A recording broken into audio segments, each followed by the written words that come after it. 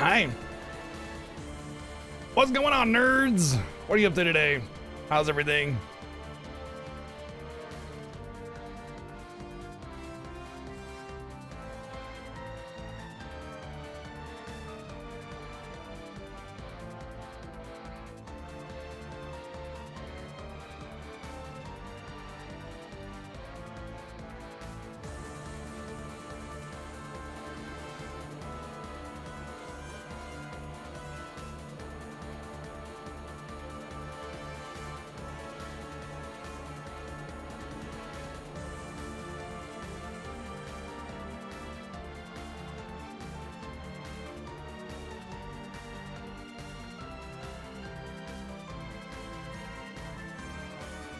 There's no other category for Trails of Cold Steel 3. Yeah. I looked, like, if you type in Trails of Cold Steel 3, that's the only entry that there's Trails of Cold Steel 4 that comes up, actually, weirdly, but not any other, so it is what it is. That's fine. Anyway, it's the only one, so it's the only one people are tracking anyway, so the idea is that if you have a category, it's not, the category isn't just because it's like you being official or something, it's for discoverability. If people search that game on Twitch, my stream will come up. So it really only matters for that reason anyway.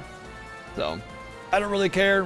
Plenty of Legend of Heroes fans out here enjoying my playthrough or not enjoying my playthrough because I have differing things to say about the games than they agree with. It's fine. I love you guys either way. So we can all agree to disagree, or, you know, sometimes we agree on the same things, but for some, that's the reason why they love it, and others, it's the reason why they don't. It's whatever, you know?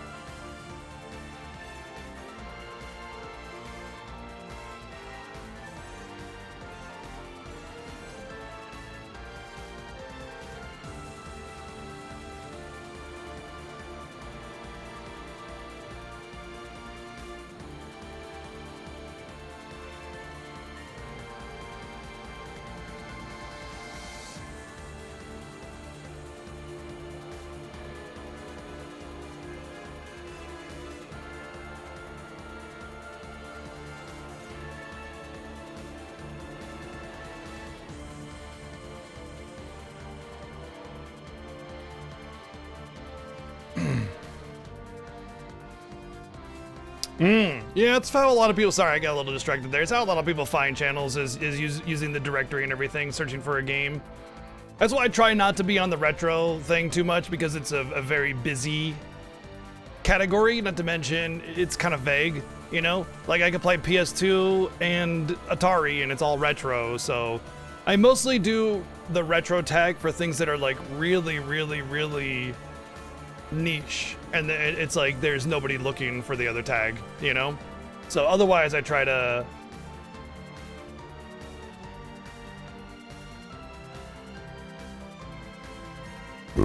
be on the appropriate category. Sorry, my mind. All right, I just needed distractions. Go away, distractions. Poof, you're gone. Okay. But yeah, hi, hello, welcome in. Trails of Cold Steel 3 coming back. I'd say we probably got 2 days with this game if I were to, I know I said 2 days like 2 days ago, but I felt like when I said that 2 days ago, it was because I wasn't sure if this was the final chapter or not, because it's kind of doing that whole thing. And I should know better with Trails of games, or Trails games, because they do the thing that they like to do. But I'm pretty sure I'm pretty much finished with chapter 3, which means we'll start the final chapter more than likely, because they did the same thing in Cold Steel 2, where the beginning that was the end was not the end. It was actually the second to last chapter, and, you know, or was that one? I don't know. Anyway.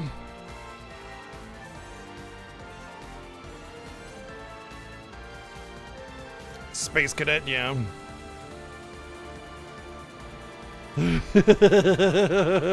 Smart, Zyfreak.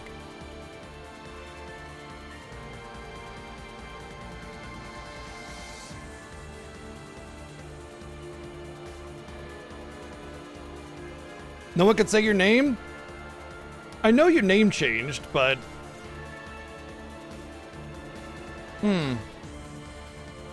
Anyway.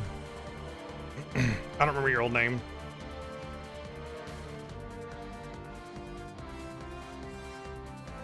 Dude, stew is, there's a reason why stew is stew and why it's considered like a lower class meal, because it's typically made with like lower costing materials, you know?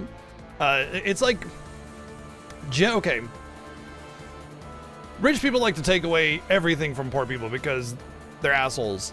And so poor people have to get really creative with how to make food.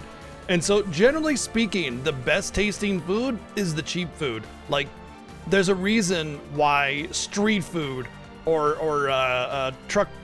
food trucks or something are so good. And it's because people have to make do with less in order to get good tasting food. They can't just like pop open a can of caviar and just chow down or whatever, you know what I mean?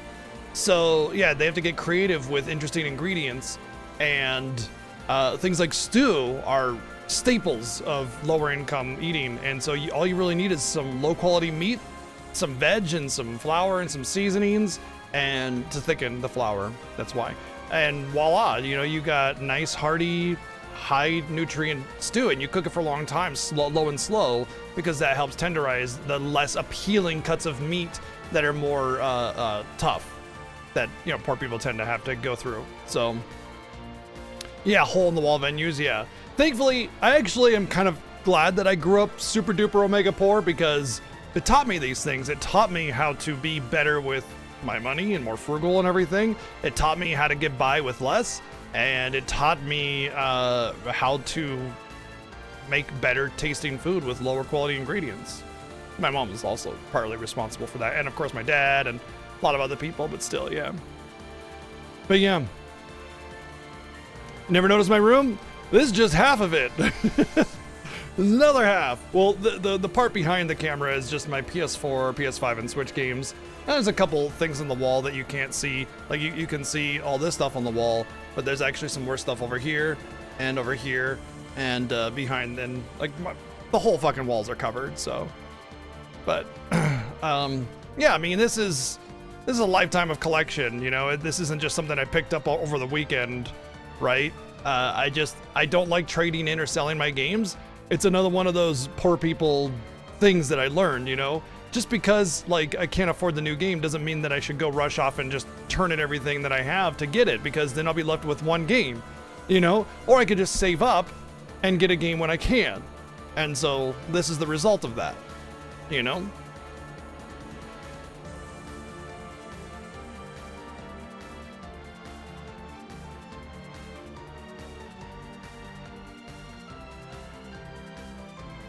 Yep. 17 inches of Sephiroth. We got Auron, that was given to me by Bloody Duh. A Pikachu dressed like Rayquaza. Some World of Warcraft plushies. Yuffie, Yuna, Cacturot, Tonberry, Stitch. Got some Titus and Yuna. Nia, Pyra, Mithra, you can't see her. Melior. Some Genshin characters. Mother 2 record album, Sea of Stars Collector Edition. And then down lower is the PS3 stuff. Right there. I don't really... Dreamcast keyboard. That's a blast from the past from Phantasy Star. Is that my entire collection, or do you have more in boxes? No, fuck boxes, man. I take my shit out and I display it. I mean, there's like another cabinet next to this one over here that's got a little bit more, but it's really messy and it doesn't really have a whole lot in it. So the framing felt better to do it this way. But I take stuff out of my boxes and I display them. I don't keep them in boxes. No, I don't have like a massive collection or anything like that. I have some cool gaming nerd shit over the course of 42 years of living that I've managed to acquire, and I show it off. And that's about it. I mean, the stuff that you don't see, that's like behind me, or behind you rather, and in different rooms and stuff, it's just little knickknacks here and there and stuff. I put the cool stuff in here.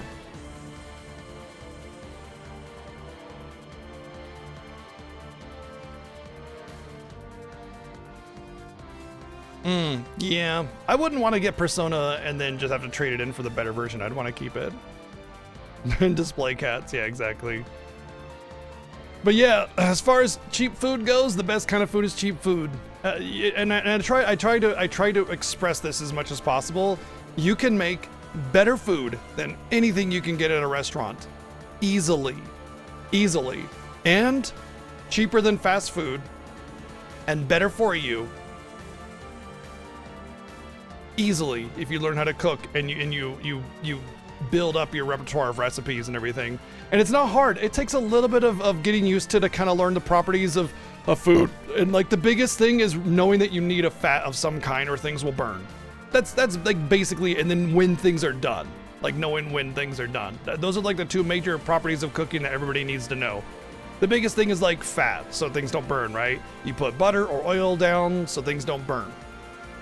Some kind of fat, and then of course the smoking point of each of those things so you don't burn those. You know, proper application of heat, knowing you need a fat for to prevent things from burning, and knowing when things are done. That's it. And as long as you don't like burn it, you're pretty much mostly good. The biggest thing is like the butter burns too hot, unless you're doing a brown butter sauce, of course. But you know, but yes. Butter has a very low smoking point, so it's easy to burn butter. So usually if you're doing butter, you're doing it for a very short period of time, or with oil, or slow and low, that kind of thing.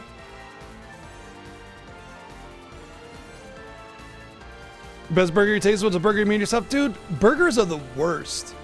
Burgers are actually the worst because nobody fucking seasons their food in restaurants, especially like the regular, you know, chains and stuff like that. It's just beef cooked. Yippee! You know, beef is kind of bland by itself. You really need something, at least salt.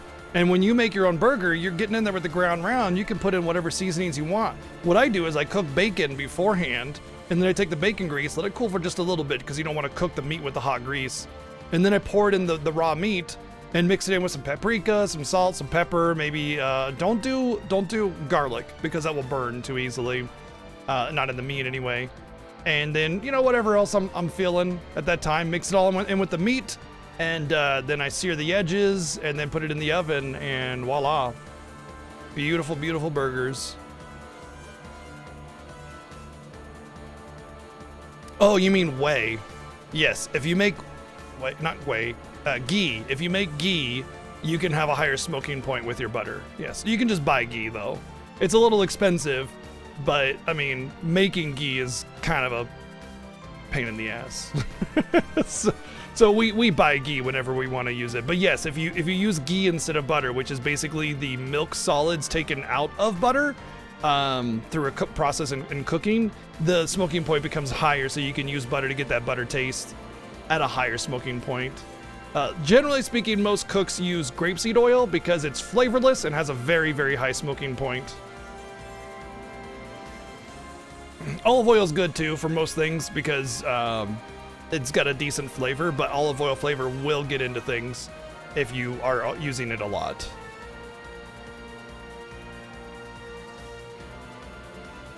But yeah, you hear me talking about cooking all the time because I like to cook, and I think everybody should learn how to cook because I think you would all save money and be happier with better food if you did. And I know it's a pain, and a lot of time you don't have time to do it, and you know it's the learning process, and you're afraid of ruining stuff and everything. Just take the small steps. You know, start with eggs. Make a not scrambled eggs. Make a over easy egg, right? You know, obviously you don't just plop it right in the pan. You know, you need to have butter or a spray of some kind to lubricate things, and just that's it. Once it's solid, flip it. Once it's solid, it's done. Takes 5 minutes, you know, easy to make an egg, and you can do it like all day long. You can make a single egg, try to make it right. If you get it wrong, throw away the egg, try again, and then if it works, you eat the egg. And you're gonna eat more than one egg, so do it again, you know.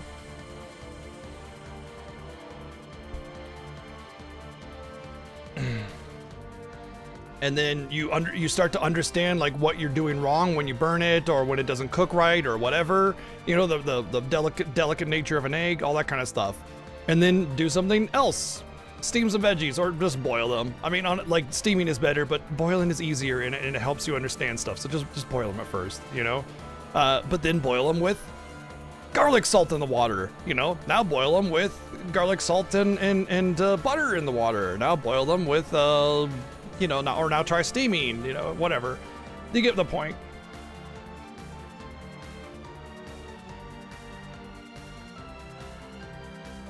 Yeah, correct, Castrol, yes.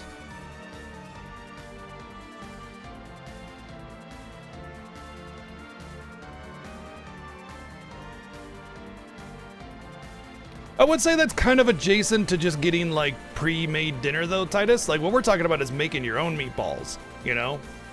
Making your own sauce. That kind of stuff. We're talking about really cooking for yourself.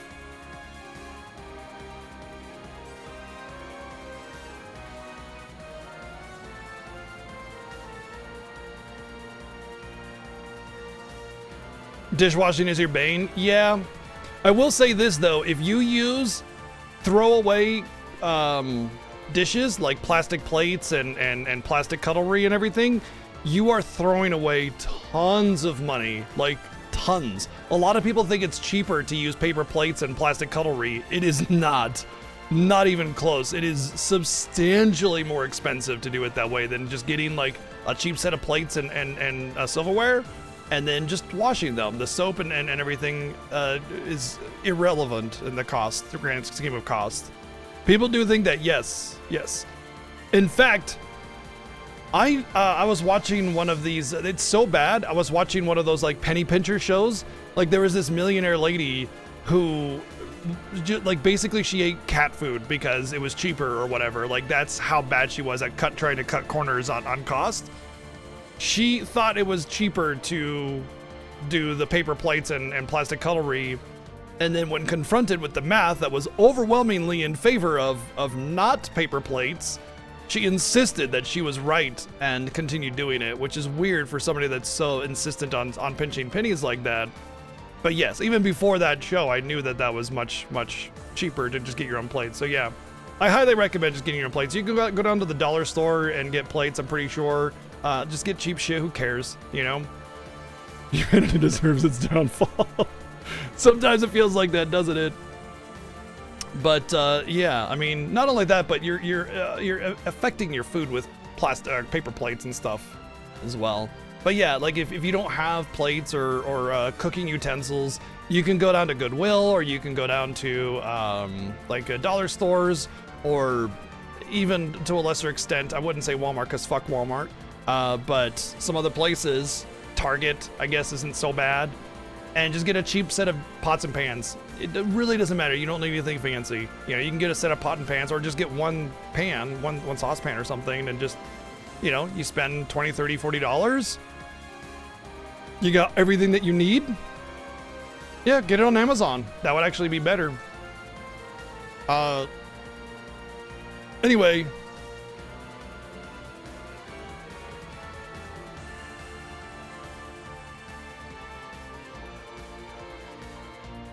A pack of metal silverware is $40. Okay, well, think about this then. Let's say you're right and it's $40 because you're going to Bed Bath & Beyond instead of like Amazon or something like that, which it's not $40, but let's just say for the sake of argument that it's $40. At $1.50 for a pack of spoons, once that's out, it's gone forever. So 30 purchases and you are paying more already, which is going to take what, half a year? Not to mention the waste. Yeah. Whereas a whole set of cutlery, knives, forks, spoons, heck, sometimes you can even get sporks, big and small, last forever.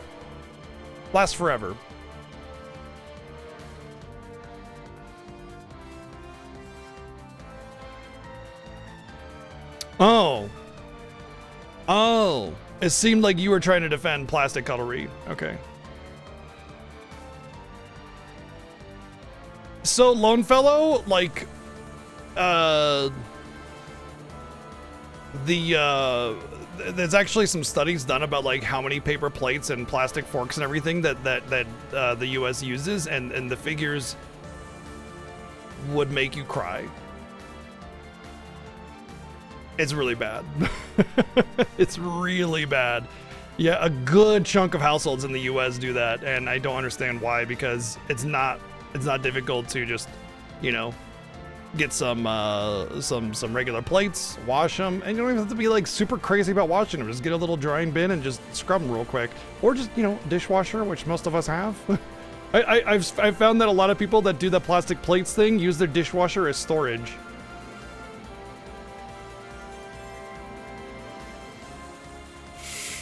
Yeah, you know.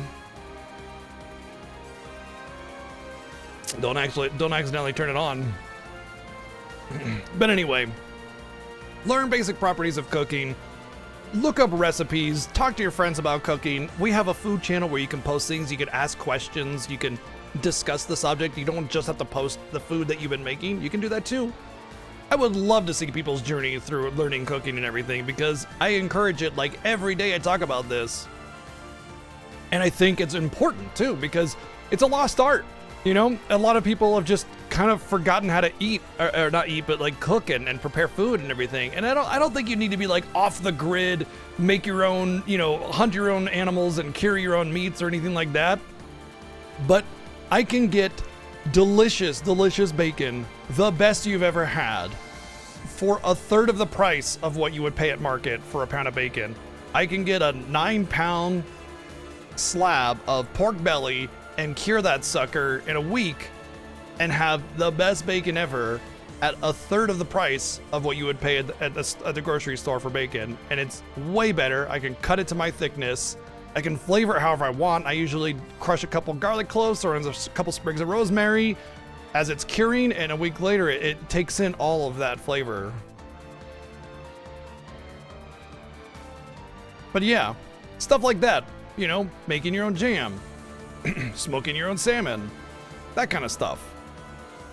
And then of course making your own sauces and preparing your own foods, and you buy the raw ingredients, and it's just a fraction of the cost. And once you get used to it, like at first it takes time. It does, but it's a learning process. But if you go in with the mindset of, you know what, I'm gonna cook something, and you just find a simple recipe that's really easy. Start with making eggs. Like I said, that's always the best place to start. You will realize how much better it can be.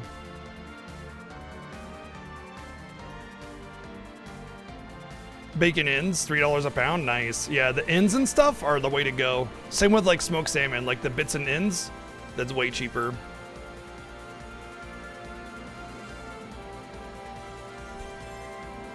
Oh yeah, your nana used to cure bacon? Yeah. No, I do. I personally have just gotten into like a lot of like making my own stuff. But I've always been interested in cooking, but now it's making me want to like, I want to start making my own stuff because I learned how to cure bacon recently. I learned how to make my own jam recently, and it's like I'm kind of I'm always on the prowl for a next new sort of project to learn how to make my own, you know, so I can take the raw ingredients and make something like that lasts over the winter or something like that, like your own cured bacon. Good Eats is a great show because it definitely does the thing that it should do with how food preparation works. It teaches you about the properties of it. No, she cooks more because I'm busy all day. I mean, it's not like she's busy. It's that I'm streaming. I have to be here all day. Her job allows her to be free and move around. So she'll cook herself lunch and dinner and everything every day almost. Whereas I'm here. So if I want to cook myself something, it's either after stream, which is I'm tired, I'm ready to go to bed or whatever, or I don't have enough time, or it's on Saturday, or I do food prep, which isn't common right now. So yeah, she definitely cooks more.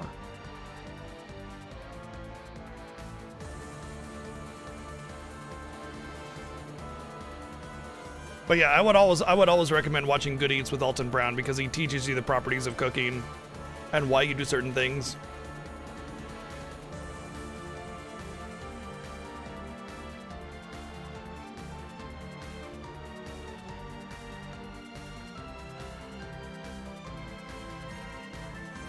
You know, alternatively, Titus, you can just cook the egg and then put it on the bread and have an egg sandwich.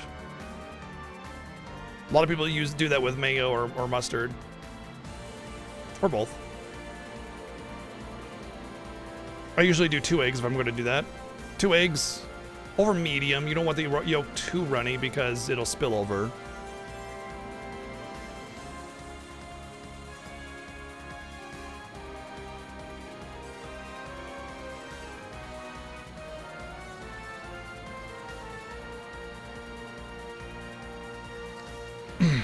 I wonder what a good starter kit of seasonings would be. I mean, salt and pepper, not table salt. Get yourself some sea salt, kosher salt, flake salt, something. Not table salt. Or the Himalayan pink salt. Those are all good. In fact, I keep I keep a pink salt on my desk here.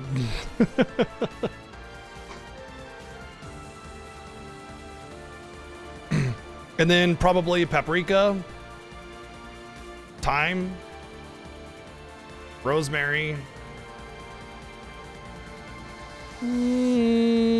cumin definitely is a staple. Why is the pink salt better? Tastes saltier. You need less of it to get the same salt flavor.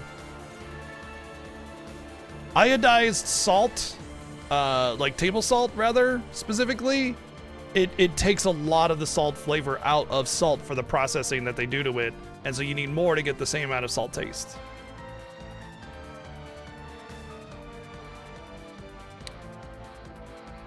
Smoked paprikas.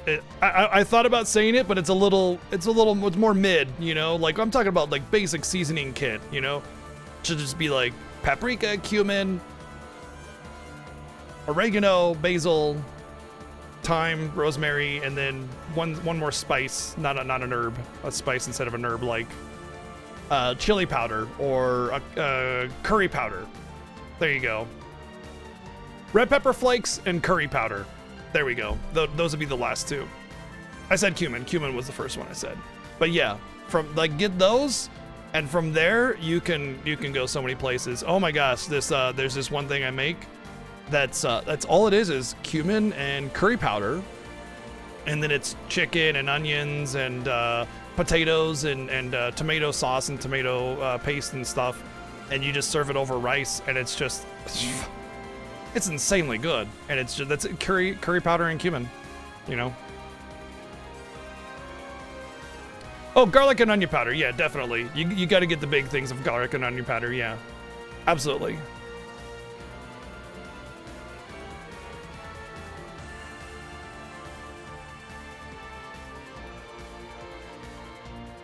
Anyway, it's a little bit of an investment. Curry is spicy? No. Inherently, curry is not spicy. Curry is not a single thing either. Curry is like a method of preparing. So curry powder is just kind of like a sort of thing that is commonly used for curry seasoning, more or less.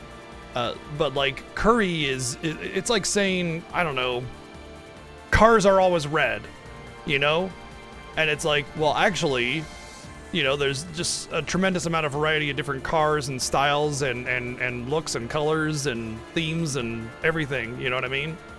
Curry is it's like a universal form, like it's not even a dish, it's not a dish. Curry is basically the process of adding strong seasonings to a mixture of typically meats and vegetables with a sauce over rice or something, usually, or a bread of some kind.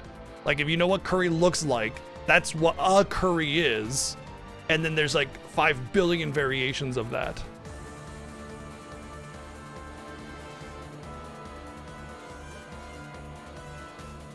Oh my God. $5 a pound for ground round? Damn. I would not recommend canned meats, just so we're clear. Unless it's Spam, you can work with Spam. Yeah, that's why I recommended the red pepper flakes, because it's not really a particular flavor. It's just adding a little bit of spice to things, and it's pretty mild. And that way you don't like add jalapenos or anything. If you just want a little bit of kick to it, sprinkle in some red pepper flakes to whatever you're cooking. You get a little bit of bite, and you're good to go. What about canned tuna? Yeah, that's fine.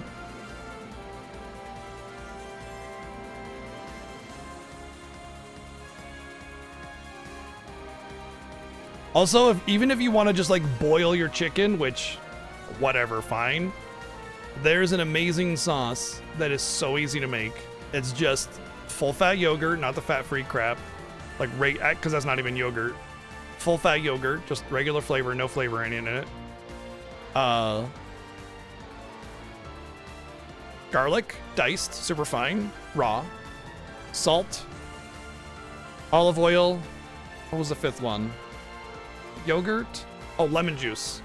So yogurt, lemon juice, garlic, salt, and olive oil. 5 ingredients. It is like the best sauce. And you don't have to cook it or anything. You just slap in some yogurt, squeeze a lemon in, dice up a garlic, sprinkle in some salt, drizzle a little bit of oil, mix it up to the consistency you want, taste for, to see what you like about it. You know, if you need to add more or less of something. Done. Put it on any chicken. Any chicken. Especially chicken over rice with that sauce. Oh, man. It's damn good. Easy. Cooking is easy. Easy. It's gotta have a little bit of flair and be interested in doing it.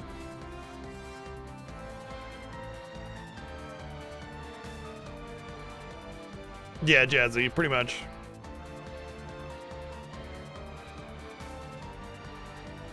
Fish in general is awesome. Fish in general is fantastic. I would say make sure you understand fish, because it's a lot more complex than just like, you know, like every fish needs to be cooked and prepared differently. So like some fish you score, some fish you keep the skin on, some fish you can't deep fry, you know, some fish can't be pan-seared. You know, it's just like you gotta look up like a specific recipe for the fish you're cooking, and also make sure that you cook it through. It's almost a tzatziki, yeah. You could dice in some cucumber, very small cubes of cucumber to make it a tzatziki, more or less.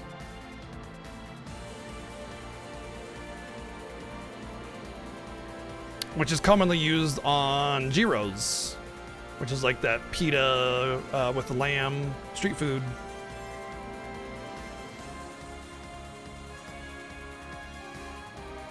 Gyro. Yeah, however you want to say it. Yes, Greek food. Yep.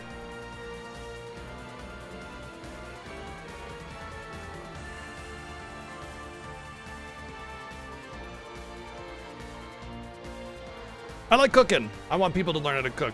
I think everybody would be happier if, you know, you just have better food, cheaper food, better tasting, happier times. Yay. All right, so we're in this, we're assaulting this place because bad people are doing bad things. Yeah, take that. Boy, I don't remember where I was. I guess, I'm up. Everybody's kind of got low craft points, so. An opening. I'm up. Take that. Ah, yes, the ridiculously tanky healing enemies. This one's mine. I'll handle this. Strike. An opening. Here I go. There. Let's go. It's down. This one's mine. Yeah. Let's go. Raging fire formation. Yeah. I'll handle this. Strike. An opening. Like you. Take that. Too slow. I'm up. I got you. I'll handle it. Woohoo! Form up. Iron will formation. Yeah, she got a big sword. I won't let you. Too slow. Now. An opening. Take that. I'm up. It's down. This one's mine. I'm up, it's Let's down. go. We're going all Raging fire around. formation. I'll handle it. Foolish. Got it. An opening. Let's go. Now. This one's mine. Like you. It's mine. Foolish. Sort of. That was a She doesn't good do that battle. much more damage, but yeah. Ooh, Diva. Oh, I can get it. Woohoo! I need. Any other baller advice for beginning cooks and stuff? Opening. I got you. Here's our chance. An opening. Let's go. It's down. This one's mine. Here I go. Ah, it broke. An opening. Yes. I got you. It's my turn. Butter chicken? Oh man, butter chicken's very good. I'll handle this. Now. An opening. It's my turn. Sit. Now. 1300, This one's mine. Yeah. 2000, Here I go. Yeah. 1400. An opening. Foolish. Yeah. Foolish. I'm up. Sit. I'll handle this. I got this. Foolish. Yes. Now. 5500 critical. Here I go. Wait a second, her attack power isn't even that much higher than Reen's. Yeah. Let's move on. Is a rice cooker working? Yes. Yes. Yes. Very much yes. You could cook rice on the pan. It's not that difficult if you know what you're doing. But a rice cooker it just takes care of everything. It's so good. Not to mention you could add whatever seasonings or little bits and bobs you want to it, and it's just done. Like we dice up an onion when we're doing our rice, or hell, whenever Common Rider sends me sardines, I'll chop up the sardines real fine and throw them in the rice cooker, and it's delicious. Rice cooker just saves on so much time and frustration, and if you cook a lot of rice especially, it's so worth it. You just, what is it, 2 cups of liquid for every cup of rice, dry rice. Throw in some salt, maybe some butter, if depending on the kind of rice you're making, and you can mix it up with whatever you want in there. Good to go.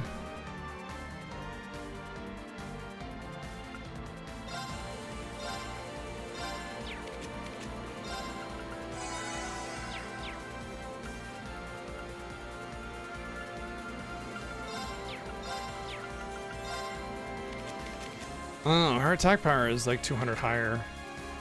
Well, I guess that really matters then, doesn't it?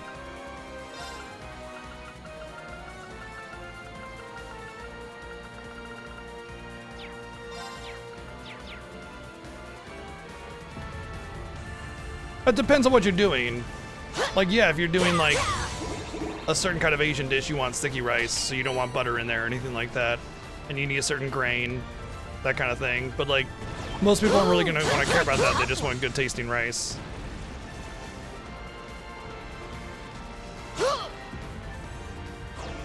That's a strong one. Let's kick its ass. Go. Let's move on. We have a we have a rice cooker, and I can't imagine not having it. It's so helpful. We got him now. You just put in the ingredients and let it go, Now, an opening. Yeah. and then you can do the rest of your cooking without having to worry about the It's rice my because turn. it will cook to down. perfection This one's mine. This is every it. time. It's mine. Destroy. An opening. Let's go. I got this. Woohoo! Yeah, it's broke. An opening. I'll handle this. I'm up. Now. This one's mine. I got it. Yes. It's my turn. Now. This one's mine. It's mine. Now. An opening. It's mine. Slow cooker is another really good investment. I have a slow cooker that's also a pressure cooker. It was like, I don't know, $50 or something. The amount of things that you can do with a slow cooker is crazy. You can make just about anything with a slow cooker or a pressure cooker, and it's easy because you just throw in the stuff and you just let it go. The hunt is Done. on. That's it. Like, that's it. If you want to do a roast or a stew or something, slow cooker is the way to go because you just slap in all the ingredients and just let it go. Just make sure you understand the properties. You know, there has to be some liquid so it doesn't burn and all that kind of other stuff. It's not just throw in stuff and let it go and cross your fingers and hope it works. You know, there are some things you have to do to make sure the food doesn't burn. For those of you that have never used a slow cooker. It's my turn. Usually, An opening. any It's recipe my for a slow turn. cooker will have the liquids as part of the recipe that you're putting in there. If you just kind of just trying to like go off the cuff and do whatever, I always like, what I'll do is I'll take like a chuck roast or something really cheap because, you know, with slow cooker, it even tenderizes even tough meats. I put like a half a cup of water or stock on the bottom, and then I put my roast in, and then like carrots and potatoes and onions and everything else in there, and just throw in some seasonings, whatever I want. Slap on the top, hit the timer for what? Usually 6 to 8 hours, and done deal.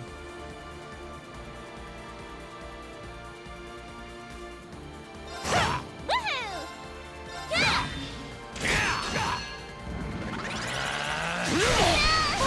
Yes. Let's go. Raging fire formation. Yes. I got it. Take that. Here I go. I'm up. Now. This one's mine. I'll handle this. Let's go. Raging fire formation. It's my turn. I got Take that. it. Not on my watch. Let's go. Arcus I activate. gotta do something. Got it. An opening. Yes. Yeah. Like you. I got this. Now. An opening. I'll handle this. Now. An opening. I'm up. It's down. Trying to build my crap points up It's mine. on these tanky enemies. It's my turn. I'm up. Yeah. I'm up. Yeah. Let's go. I'll handle it. I got it. It's my turn. It's down. This one's mine. Like you. I'm up. There. It's broke. An opening. Yes. Destroy. An opening. Yeah. Let's go. Cut. My Thanks. turn. I'm up. It's down. This one's mine. It's my turn.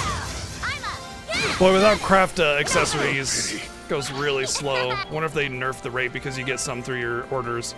I want to check something. Attracts enemies' attention. Yep.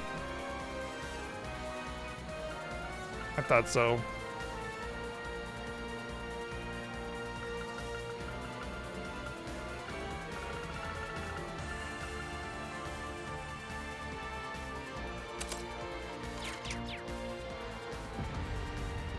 Yeah. The hunt Millium is on. isn't exactly specifically tanky. I'm like, I could see that being useful for Reen with my current evasion build, but like things are going a lot slower because nobody's attacking my evasive, tanky character. It's my you know? turn. It's my turn. I'll handle this.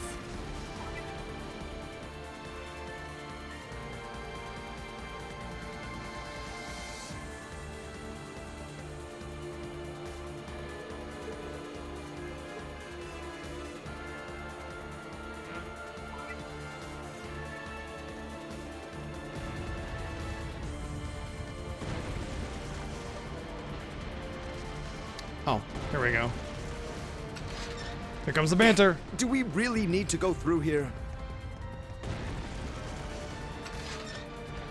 Every time. Every vent. We got him now. Strike. An opening. All right, so they should attack, Now. An opening. It's my not turn. milling him a little bit more. This one's That means I mine. get high counterattacks. Yes. Strike. An opening. I got it. Now. An opening. This is the end. It's my turn. Or they just won't get any attacks.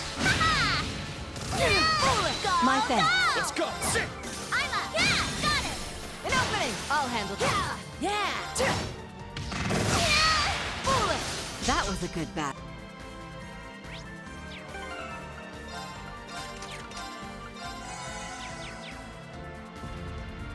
No need to vent about it. But I need to.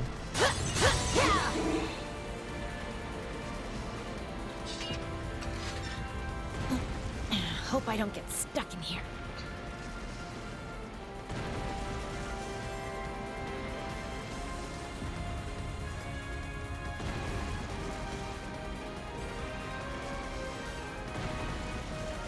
There's a big boy.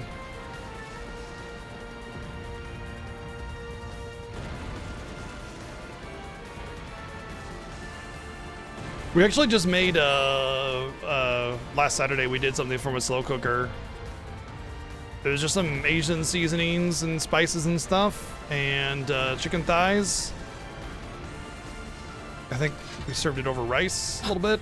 This room is... It's the fortress's control room. My former home office, if you will. It was damn good.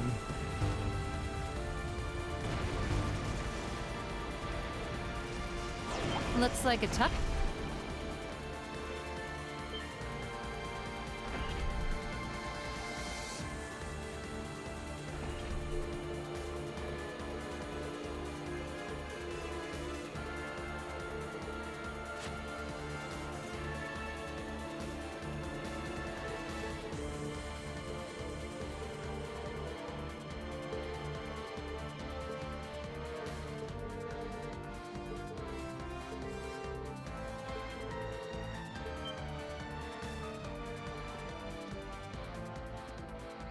Cut them all down. My name is Aurelia Le Guin. Oh, here comes all the I am the former flowery commander bullshit. of the Noble Alliance. I am the one who made a deal with the government. I am the one who destroyed your country.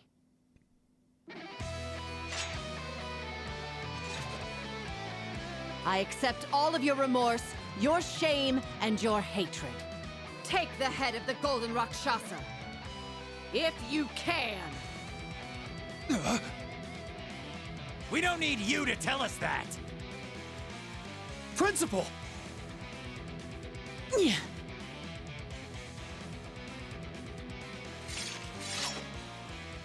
Don't get in the way.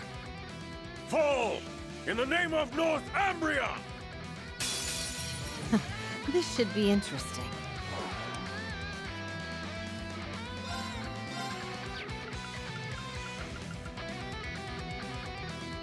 Oh, this one's way better.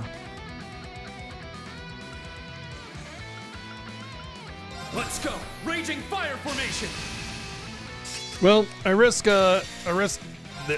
losing my craft points for a better fight, but My video. This is the blade of the 8 leaves.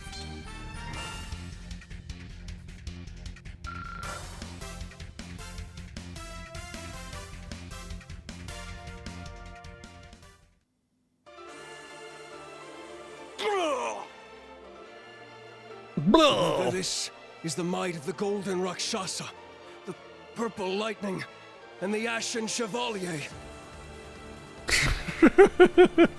All Name right. drops, man. The name drops, dude. It never gets old. Good. We were able to suppress them. Kill us! Okay. Huh? What are you? This is a battlefield. You've won. There isn't a need to show mercy.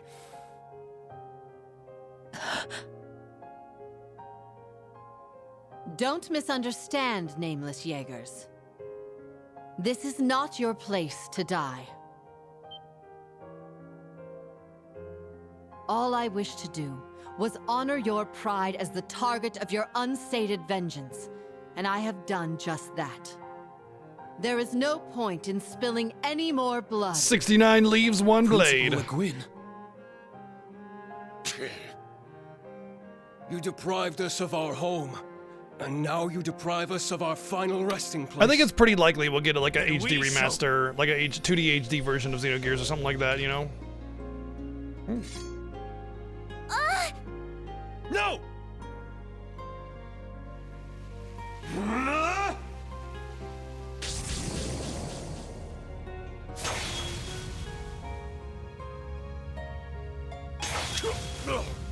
He just cuts him down and stays like, no, I will kill you instead.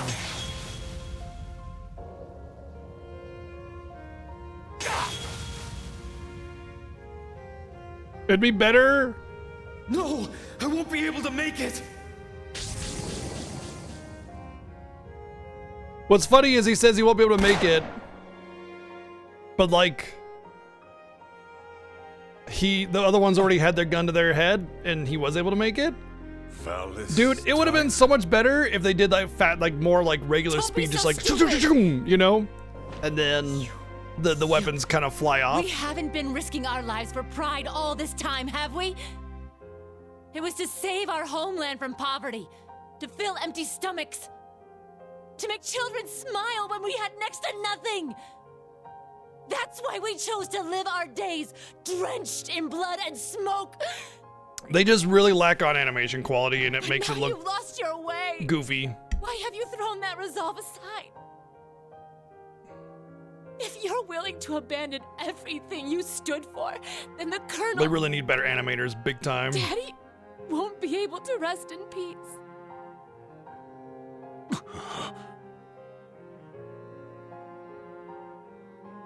Instructor. This is a very Japanese kind of scene because, like, when you fail at your objective or whatever, it's like a My meeting dishonor, was and meant so to be. oftentimes, you know, you have the whole Sarah, Sudoku daughter where of you Colonel know, Wallenstein. off yourself in shame kind of thing. Like, they want to We die in think battle we and lost glory, the and we won't Jubilee. kill them, so like, fine, I'll do it myself. It's kind of similar in that regard.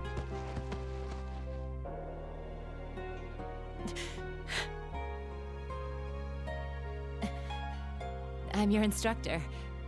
You guys shouldn't be seeing me like this. It's a bit late for that. I understand how one can love their home so sincerely. Yeah, but dying in vain is just so sad. You did great, Instructor. I'm glad all of you are here. Really. Thank you so much, General. Thank you for giving them what they needed. Not at all. I only did what was required of me. Now the clock is ticking. Let's keep going. Okay, Okay.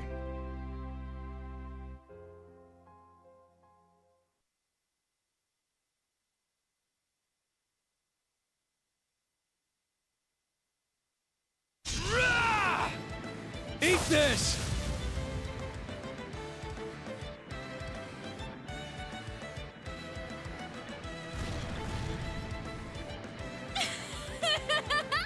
You guys are so much fun!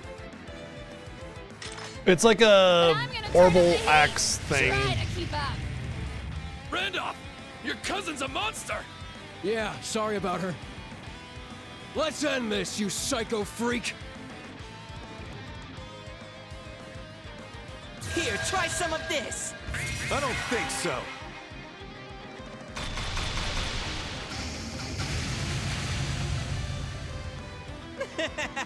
You really are fast. I don't know, it seemed pretty slow to I can see me. why she's so taken with you. Leave her out of this. We just know who we're talking about, huh? You're behind what's happening in Arteria, aren't you?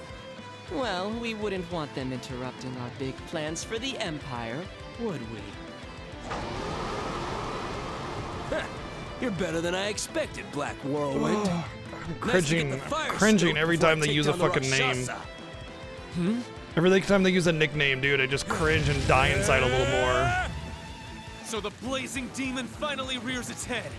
Everyone, step back! I just hope you don't burn too easily. Yeah! Die!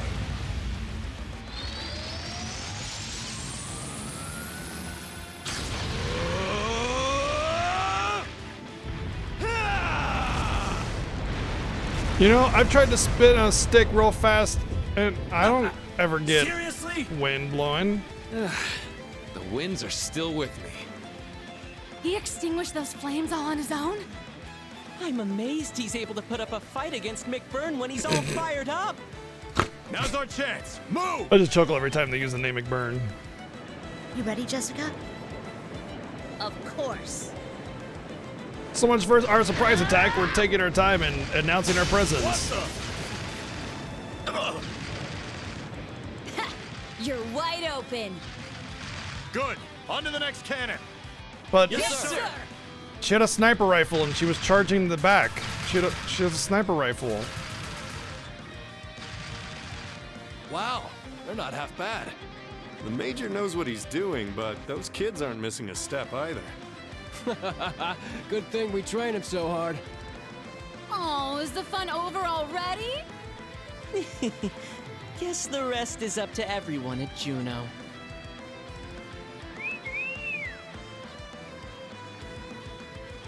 We could have at least done a little bit better with the whistling too. They're just like, instead of having like a really settle high-pitched, this another time, echoing Black kind of thing Whirlwind. going on that actually I'm makes it looking seem like forward they're to it. all able to Especially hear if you it. bring your Golden Rakshasa with you.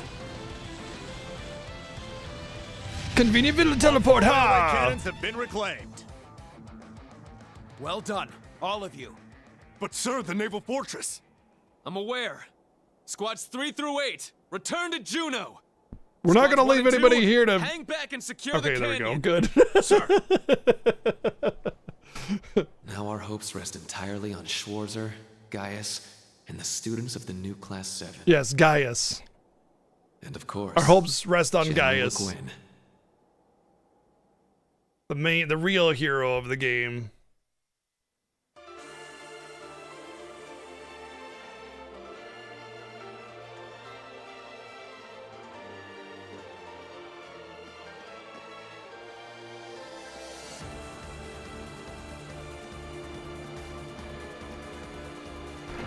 There'll be a rest point before I get a boss, so I think I can safely go through here. Although that looks like a dead end.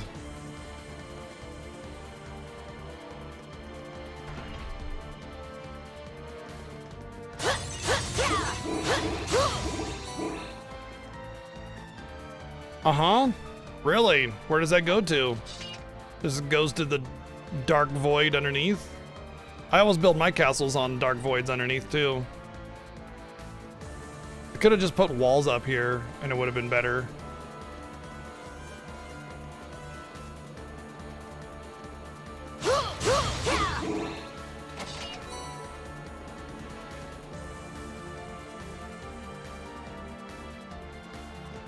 Exudesu.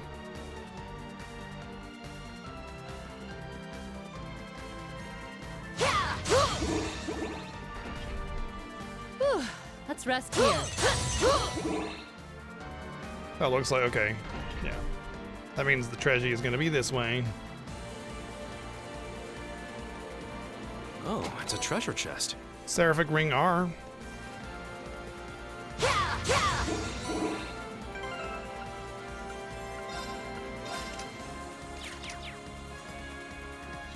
That also means I need to go back down to farm up some craft points.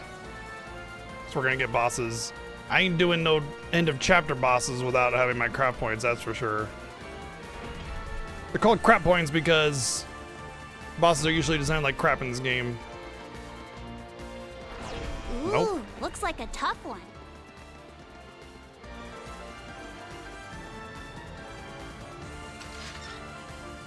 Do we really need to go through here? Do we really need to have banter in every single vent shaft?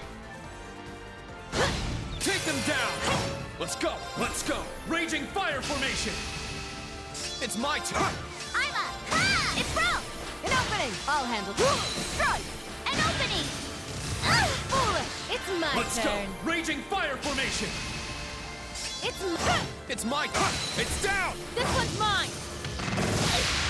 Not enough! I'll handle this. Let's go! Raging fire formation! I'll handle Not in my watch! Woohoo! There! Got it! an opening! I'm up! Sit! It's my. I'll handle Strike! An opening! I'm up! Let's go! Raging fire formation! Here I go! Yeah! It's my turn! I got this. Now. An opening! Yes. Let's go! Arcus active! Ha! My thanks. Yeah! Woohoo! Yeah! It's broke! An opening! This will end it! That was great! Ooh, Indeed. a level 7 Not Joel. bad That's the at one all. he's using too. Counterattack damage another 50%, evasion another 2%, predictable. Battle begins with insight. Insight status when battle's low and when HP is low. And it's not just a one time per battle. Every time his HP is low, he gets insight.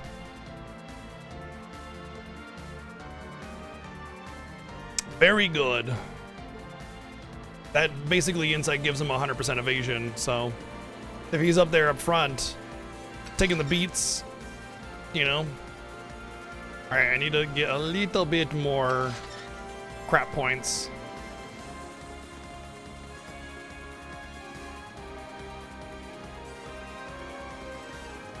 Looks like a toughie. Stay on your toes. We got him now. Woohoo! Yeah! It's my turn. It's my turn. Let's go. I'll handle this. Now! An opening! This is it! I thought I my changed turn. my pairing with Gwyn because they're both the bigger attackers and they're going to be attacking more often. Unless I want them to be paired with one another Take this! It's my turn! so they can benefit off one another more commonly. It's my turn. It's Wait, he just went from like 190 craft points to 120. What happened? I'm up! Let's go! Raging fire God formation! damn it. Dude, I I'm up. fucking hate that. It's down! An opening! Yes. It's my turn. Yes. Let's go! Now! An opening! That was cool. Hate that there are battle thingies that affect my crap points because, well, you saw. I have to farm more for my crap points. Yo, what's up, Berserk? Thank you for 19 months. Let's go! Raging fire formation! It's my turn. Yes. Here I go! Ha! It's my... It's my. Yes. Now! An opening! Ha-ha! I'm up! Arcus activate! Control! Strike! An opening! Ha-ha! Go, go! Thanks. Well done. Foolish! Ha-ha! Woohoo! Here I go! Yeah. Let's go. I'm up! I'll handle this. Arcus activate! My Thanks. thanks. Thanks. My Thanks. thanks. Ha! It's my turn! Yeah. Here's our chance. An opening! I'm up! Yeah! It's broke! This one's mine. Nikki, what's going on? That was a good battle. In Mortal Kombat, there was a theme that was based on Nordic church music. That's not entirely surprising, but it is an interesting little tidbit of knowledge.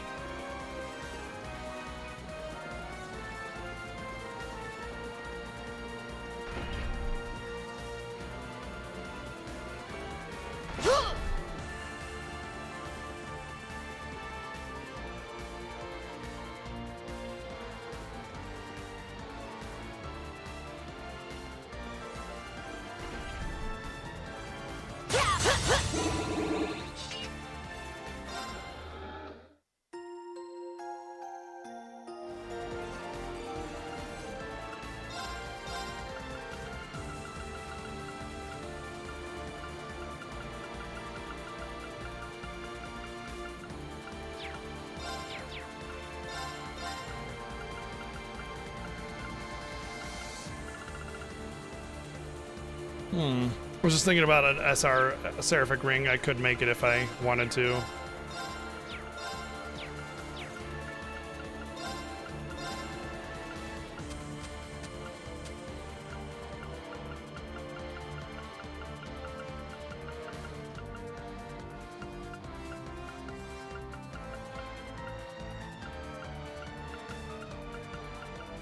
Ooh.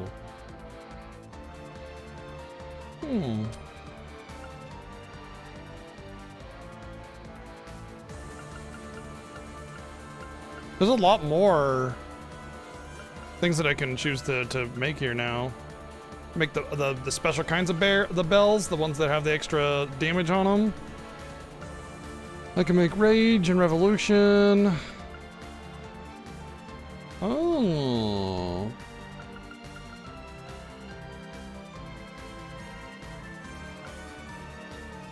Hades Gem. First attack or art art used deals 100% damage. The one I have has 50% damage. So I just need a Night Gleam and a Night Gleam 3, which I'm not quite sure how to make. Tamamo Gem. Crafts can charm enemies. Charm? That's a duty buff. Yeah, there's some really interesting stuff here. Ooh, this is good. Seraph. Fortuna Shining and Seraphic Ring. 100% accuracy, a bunch of stats. That's excellent. Quite a bit to make, though. I could see Seraph on everybody, and that would save me being able to use the HP gems.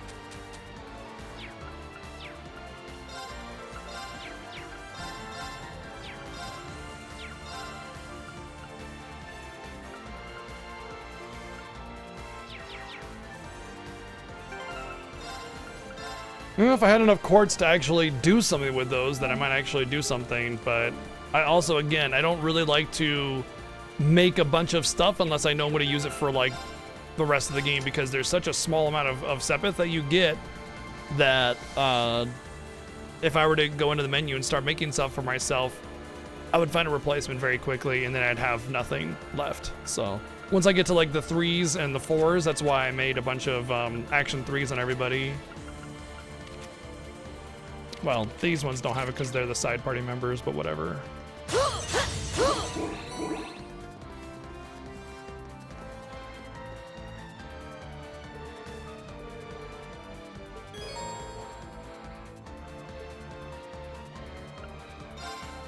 Alright, I'm not gonna pull the levers until both teams are ready.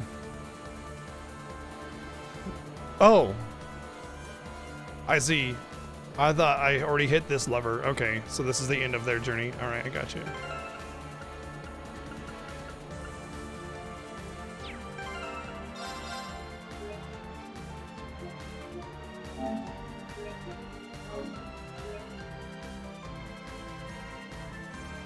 Minchi, what's going on?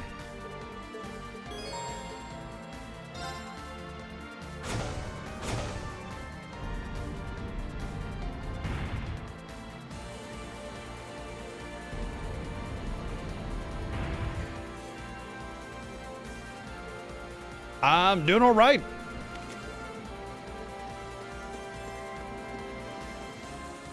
Got coffee and cats. Don't need much else.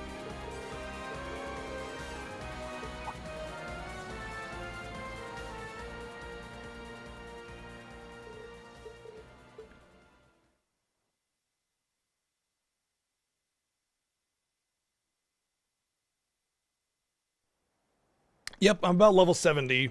I just got the tool to mine aluminum. What's going on? It's starting to get foggy.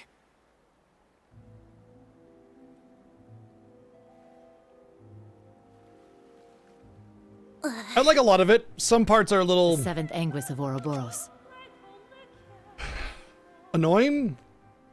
I mean, I'm all for punishment for death and everything, but sometimes I don't even know what's going on and then I die. Like, I died in that chasm place.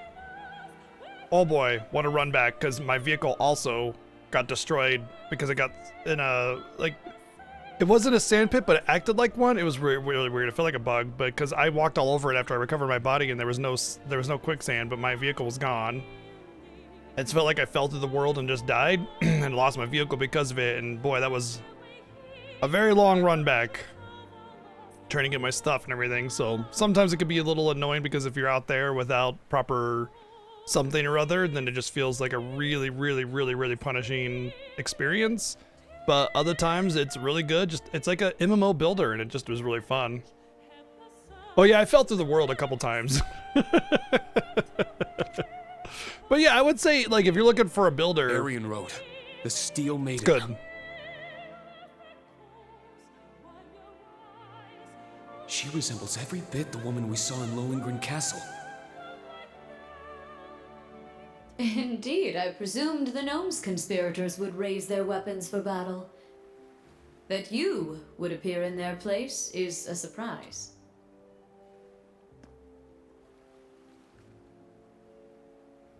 Perhaps banging down the door is uncouth, but, well, this used to be my place. It's only natural I'd see myself in. I'm Aurelia Le Guin. It's a pleasure. Oh, the I'm Golden glad we were able to Rakshasa. meet, Steel Maiden.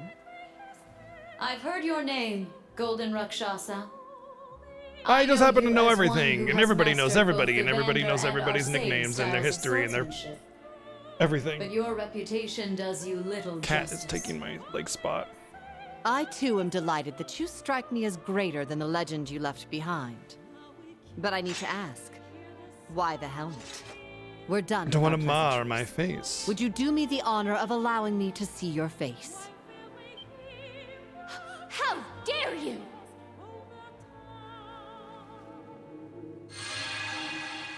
I was within earshot, I guess, probably, but definitely within teleport range, which is infinite, I guess. The Stall Ritter. We gotta deal with them again. Such a pain. But what else is new, I guess? I like that determination of yours. But you will step aside. I'm speaking to her. Very well. The Rakshasa isn't someone to be taken lightly. Very well, when you You defer fool! to your supposed Only lord. the strong may see the face of our illustrious lord. You need to prove your strength before you... It is fine. I don't mind.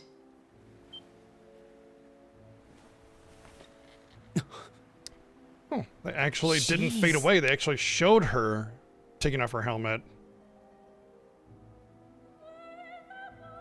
She's so pretty. The Lance course. Maiden, Leanne Sandlot. The legends weren't far off. Indeed. She's more beautiful than any legend or painting could replicate. I'm sure the same could be said of her skill with the lance. Yes, I expect much from your Crimson Blade as well.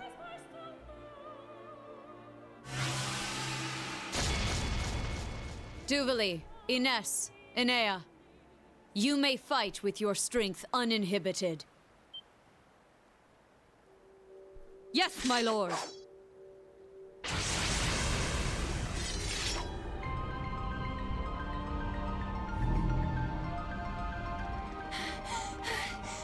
We're finally here! Whoa! You made it. The Steel Maiden and the Golden Rakshasa. What a wild day. We're about to see a fight unlike any other.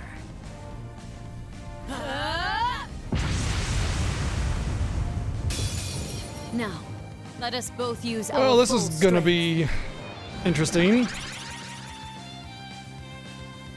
Take this! Oh, cool. She's gonna start with killing me. No, but she put all my stats down just about. Not on my watch! Let's go! Well, that sucks because all my stats are down now. All right. Well, here's where we like bet everything, right? So let's put it all out there. Wait. Can I even cast a spell before they go again?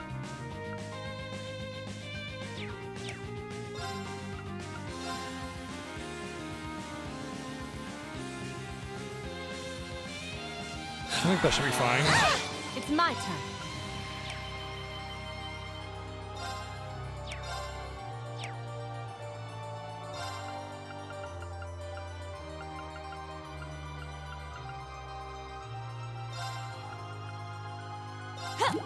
It was well prepared. Oh, shit. I don't... God damn it. Shit. Well, I forgot to do this first, so I had to take a bunch of extra hits. But let's hope we're not screwed on being able to do our full potential here. My blade.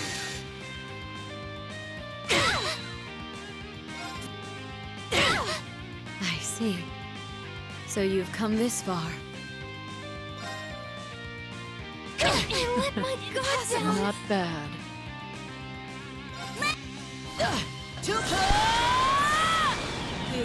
Well, we're dead. This.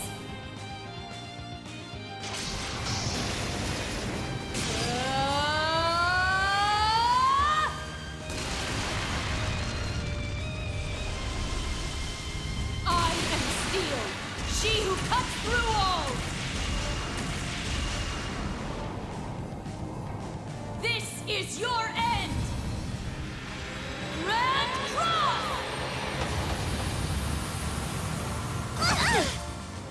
Yeah, actually, we just got one shot, like entirely. Leave it to me. I'll take over. Very well. Now the question is, can I recover without... Thanks. Oops. It's my turn. Did I use something else? I think I used Celestial Bomb. The question is now, can I... Why can't I... Oh. The question is, can I recover? Leave it to me. And she doesn't heal a whole bunch, right? Oh, you know what? I don't think I need to.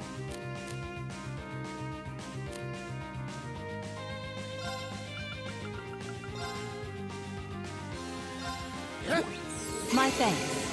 Let's go.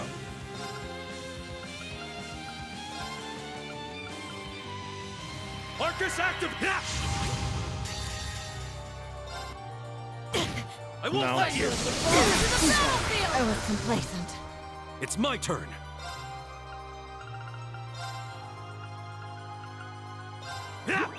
My thanks. Ready. I was complacent. Cool. I love it when games are like this. Where you can't ever recover because the enemies are so fast and just keep one-shotting you every time you try to revive. It's my favorite part of video games My ever. thanks. Ready.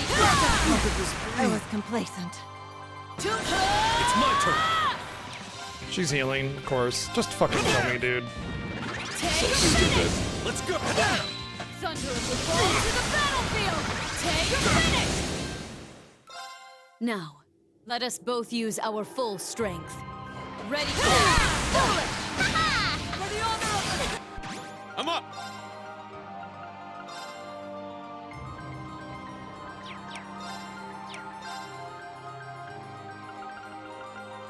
This might be better with the crit chance.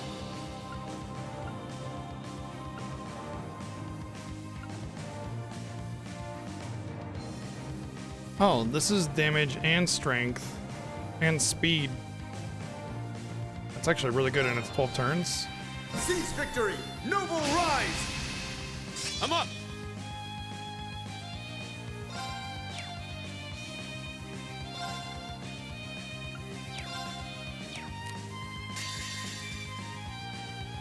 Well, they're separated. I think this one's more important because I think the others will kill the other three. I see. So you've come this far. Losing is not an option. For my lord. Oh my god! Not on my watch! This is bad. I'm up!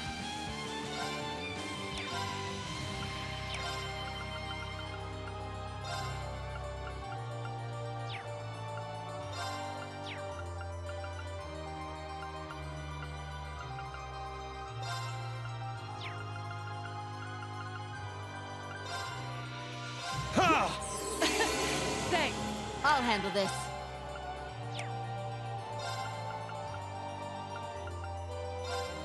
Arcus There we go. activate. That's what I should do.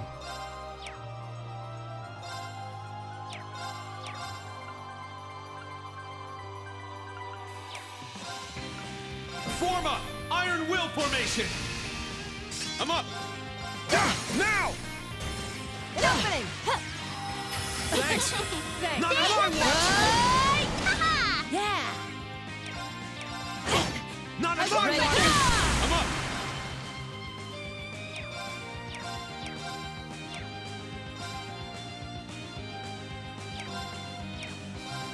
Crimson I'll Slash! handle this. Yeah. Strike. Crush that. There we go. That should be it. I'm up. Oh, she's broken. Okay. Impressive. Dunk. Got her with the dunk. All right, got it! Oh, I can. Woohoo! I need to keep getting. The thing is, I can't. First off, with all four of them, there's no way I wasn't gonna burn all my crap points at the beginning there. But second, A I battle can't between those who have wait reached the heights because of skill. Rain's first attack Still is not plus enough. 50%. No, my lord. She was brought to her knees? This is impossible. What a battle.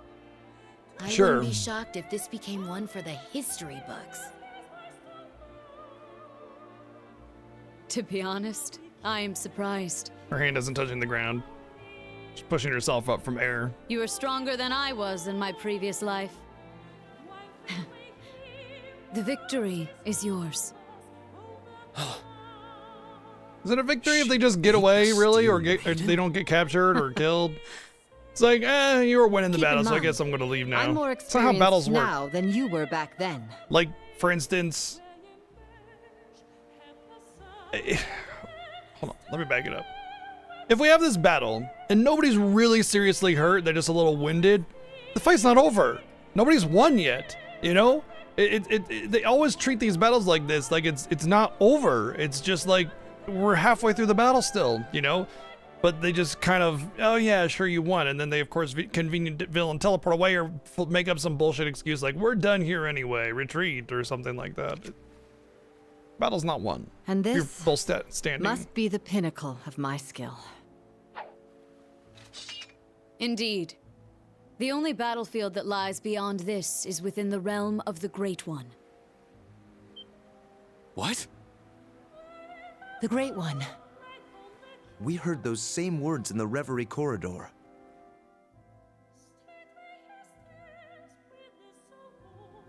Ashen Chevalier, Reen Schwarzer. And your Schwarzer. associates as well. Are you prepared? You bet are we not prepared! This is it! I'm asking this of all my students. I'm asking this of each and every one of my friends and comrades here with me. All of you, please, fight with me! Yeah! It's exclamation mark now. Heed my call! Valimar, the Ashen Knight! We're ready, Tita. 1 Hector and a Kestrel. I will set the beacon. You guys don't mind waiting about half an hour, do you, before we get this next fight going on?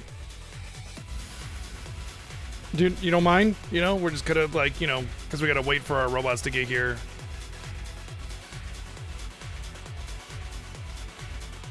Acknowledged.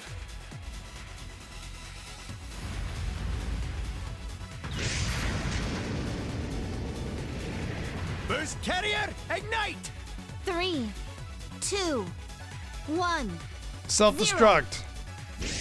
Hector Mark II, Kestrel Beta, liftoff! And then the interior of the train is like melted down.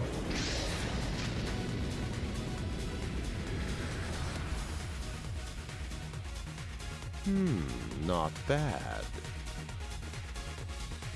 Good luck, team. That train's so hot right now. How nice of them to all wait.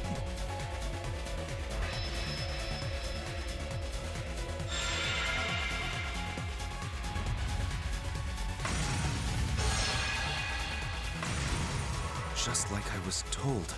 It's even more vivid than it was during the Civil War. I guess I'm in on it too.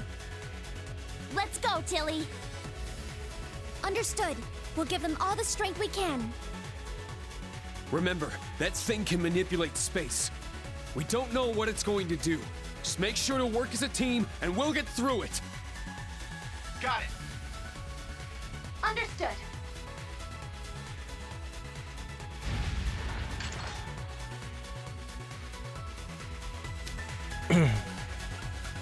You know, I will say that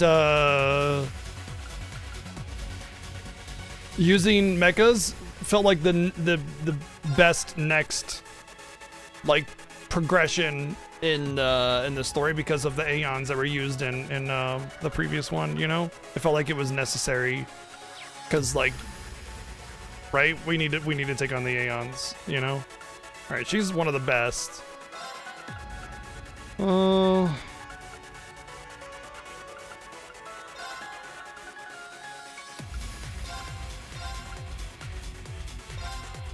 He needs defense is the least, I would say.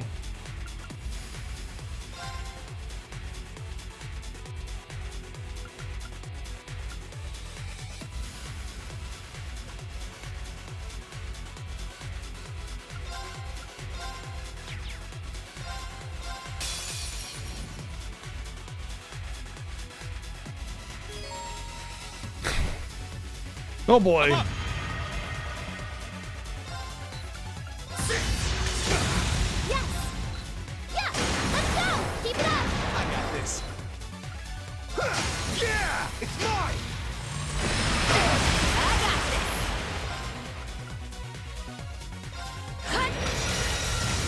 It's my turn. It's my turn. My turn. I can't read his thing. It's mine. Let's go.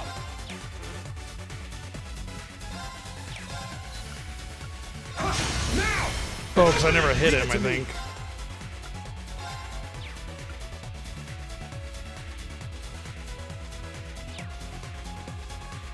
Spirit.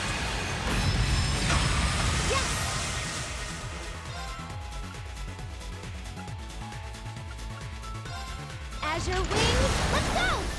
Keep it up! I got this.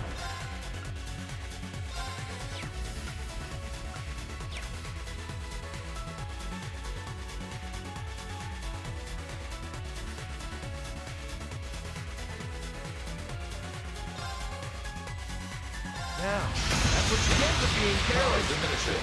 Use of spirit charge advised. Spirit! Here I go!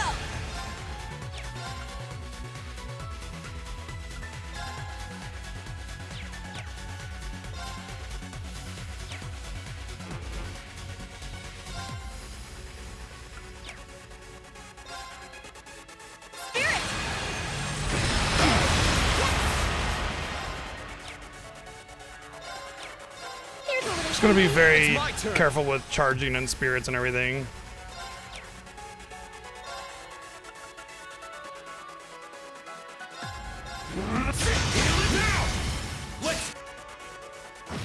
Yeah! This'll charge you up! My turn. Now, that's what you get for being careless. Alright, that seemed pretty easy. Maybe just because I got the combo very fast. Well, Rain's about to not exist.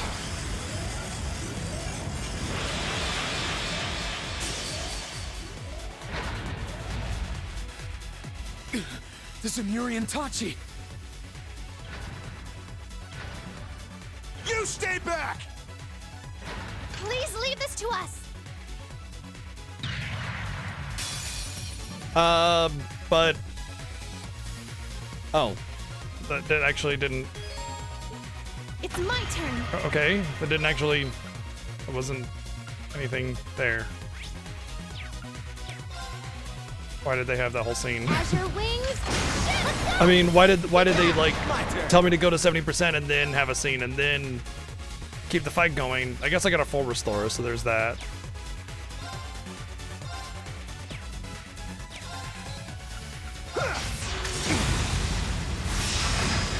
I'm up! Now! An opening! I got this.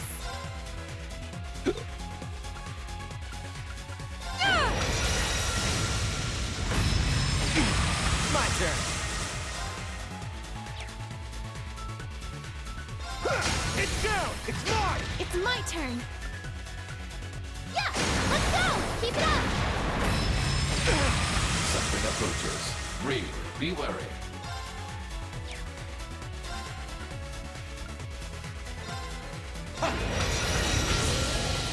Let's go!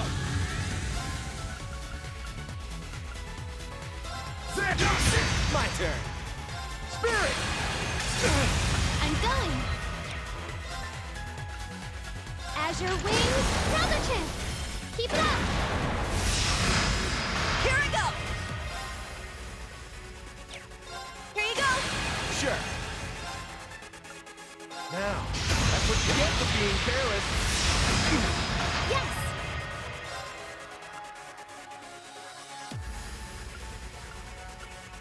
Azure wings. Let's go. All in. It's working. Let us push through. I got this. Bah! Hut. Phase over. Thank you.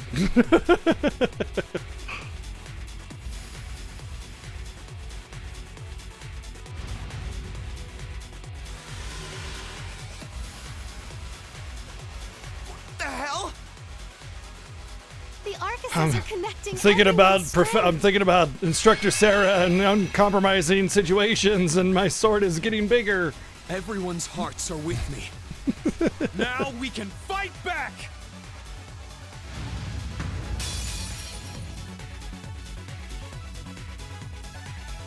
Why even need a Zemurian sword? You can just do Energy Saber. You can just do Best Friend Saber. It's my turn! I got my best friend sword.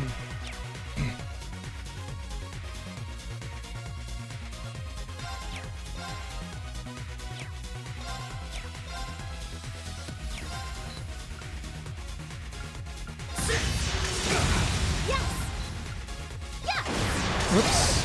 I got this. That was a mistake. It's down! It's mine! I got this. Spirit. It's my turn!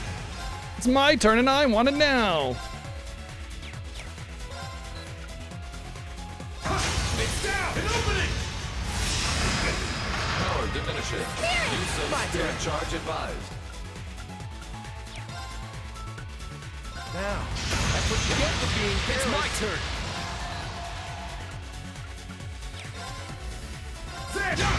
Very well. Be restored. I'm going. Azure wings. Another chance. Keep it up.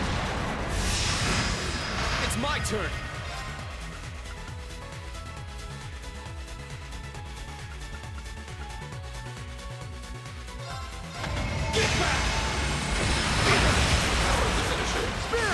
It's my Charge turn. advised. Here you go. It's my turn. Spirit. I got this. Now, that's what you get for being I'm careless. going. Yeah, let's go. Keep it up. Power diminishing. Use of Spirit. spirit It's charge my turn! advised. Recharge! It's my turn. Spirit. Leave it to me. Be restored! It's my turn!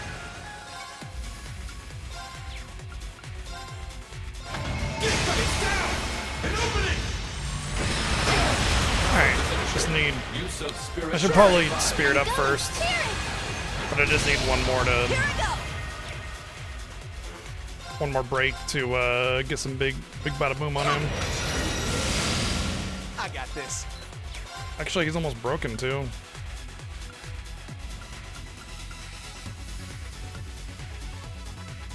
Now, that's what you get for being careless. Oh yeah, he done so. Yeah, another chance. Just a cool 120,000. Oh, did we win? The mecha battles are neat, but they end up just kind of being like sort of simple math of keep a once you're at half health, heal and keep your points up, and that's about it. You don't really need to worry about too much. Although I will say there were a couple that were like really A tight. matter of course. Whoopee!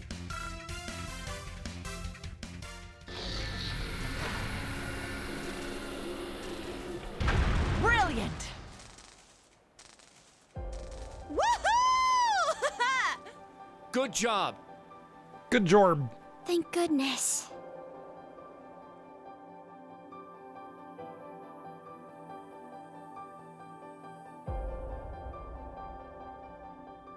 You're amazing, Muse. You did great too, Ash.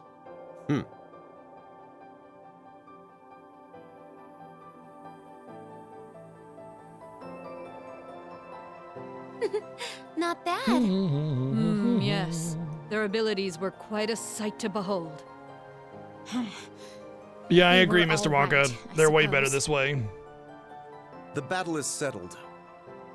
Now, since you've lost, you owe us some answers. We're not gonna arrest you or take you in or anything like that. We'll just ask you questions and you can Perhaps go on we'll your have merry you little start by way. telling us about these experiments of yours. What is their purpose? And what do you plan to do next? True. Those are the questions of the day. For sure. Why'd you go through all the trouble to fix We up asked the these old question. hunks of Let them junk answer. anyway? And what does taking back the Phantasmal Blaze plan even mean? One at a time! These ions shouldn't even be able to function. The original three could only use those miraculous powers. Yeah, I know, they right, had Jazzy? As a result of Crossbell's artificial Septarian. But she's just a normal human now. There's no one left who can create such miracles.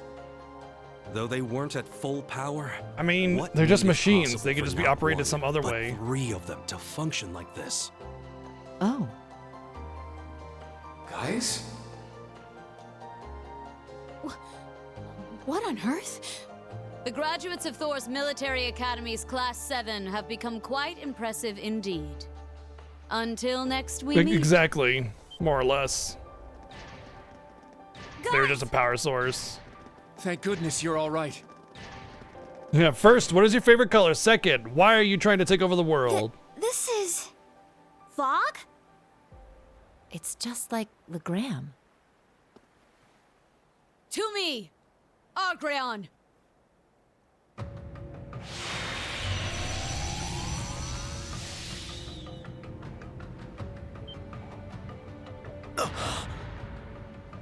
I don't believe it. What is this, my lord? Could that be?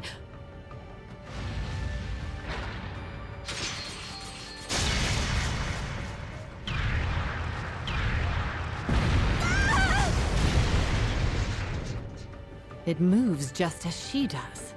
Don't want to leave any evidence behind. Each experiment has borne fruit.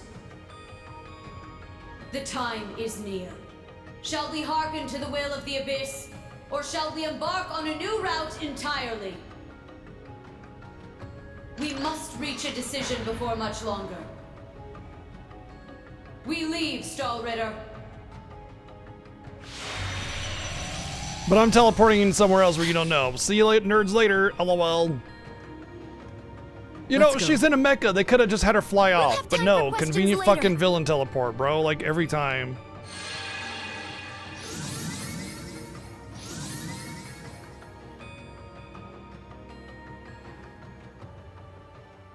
I've always said the technology level was like a too many chef situation where it's too broad, you know? It doesn't feel like a cohesive world. It just feels like 5 worlds slammed into one.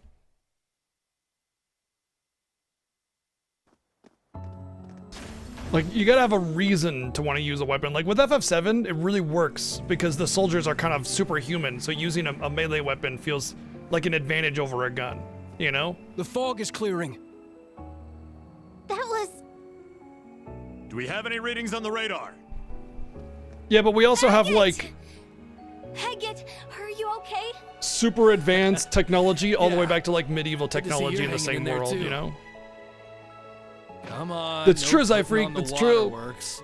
I swear, I'm fine. Good point, good point. Yeah, you have some of that, but those are Look like at the those little artifacts and stuff, lovebirds. not the things that are just like recently showing up. Just as I thought. I'll need to report Well, that's like this to the Xenogears, prince. you know? The gears of the ancient technology, and the world is built around that very clearly and elaborately. Anything. What's the plan, boss? Let's grab some drinks with Nidhogg. They didn't get paid, so it'll be on me. You two go ahead and let them know. Got it. What about you? Mind your own I'll fucking pass. business. That's cold. It's been ages since we last hung out. Oh well. See you later.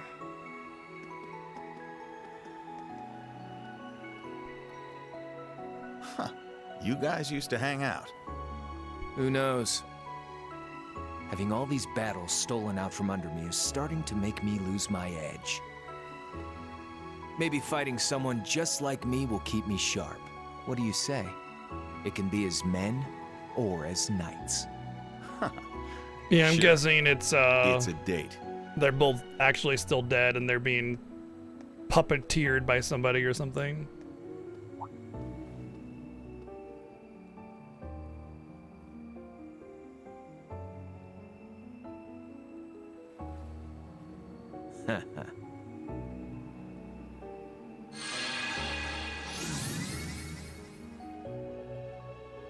I hate teleports in video games, man.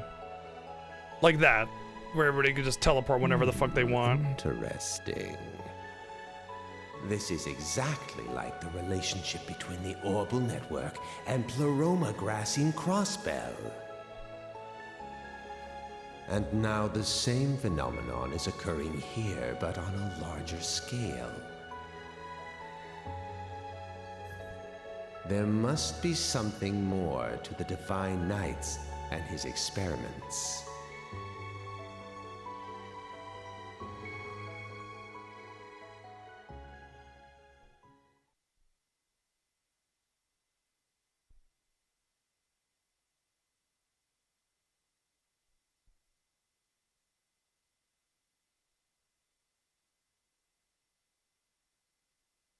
Afterwards. Brigadier General Barty has leadership restored the security of Ortis and its surrounding areas in swift order. Aurelia 2 stepped forward to assist in quelling the rising chaos. The branch campus, the guild, Millium, and Gaius did whatever they wanted. While Jesus and Angelica cooperated with Marquis Higharms and Patrick to clean up the more political side of the commotion. Marquis Bell was freed, of course.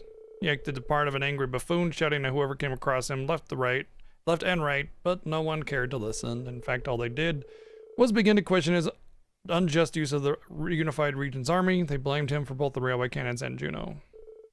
That evening.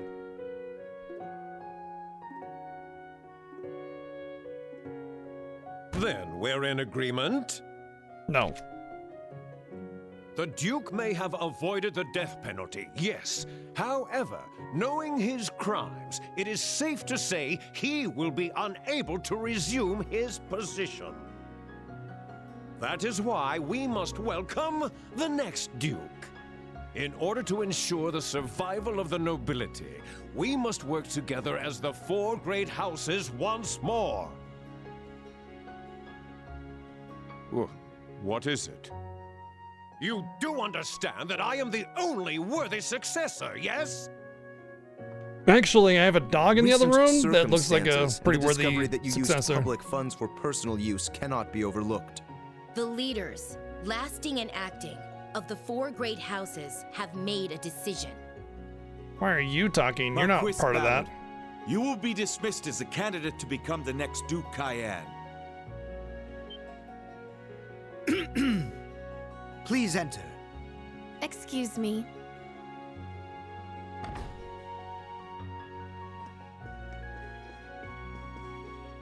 Who is this child? I did hear General Le Guin was visiting the province. What is this? Where have I seen her?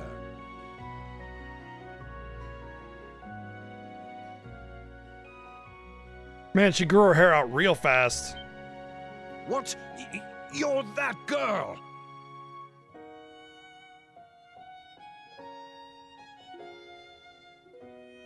I am the niece of the reigning Duke Cayenne. My full name is Mildine Uzalith de Cayenne. Have you missed me, great uncle? She is Lord Alfred's daughter. The current Duke Cayenne's older brother. May he rest in peace after his loss at sea.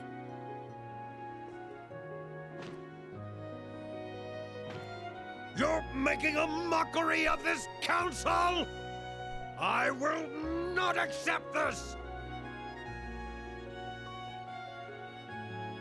If I may, everyone please cast your vote. Does anyone here object to nominating young Lady Mildine as the next Duchess Cayenne? I am in favor. No objections? Yeah, definitely not how that would work. Everyone would have their own agenda. What would make them the most profitable? They wouldn't give a shit. They'd probably all be in favor of Duke Dipshit over there.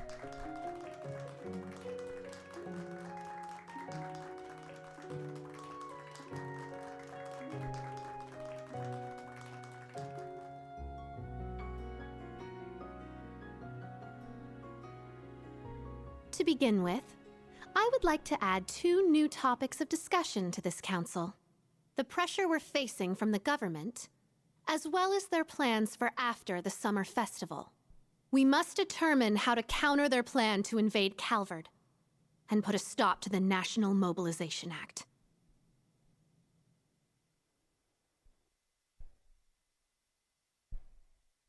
I don't know if you can change your last name, but you can change your first name to like Paprika or something. Change your name to Mrs. Dash and then your last name. Your first name is Mrs. Dash. So when people refer to you, they call you Mrs. Dash.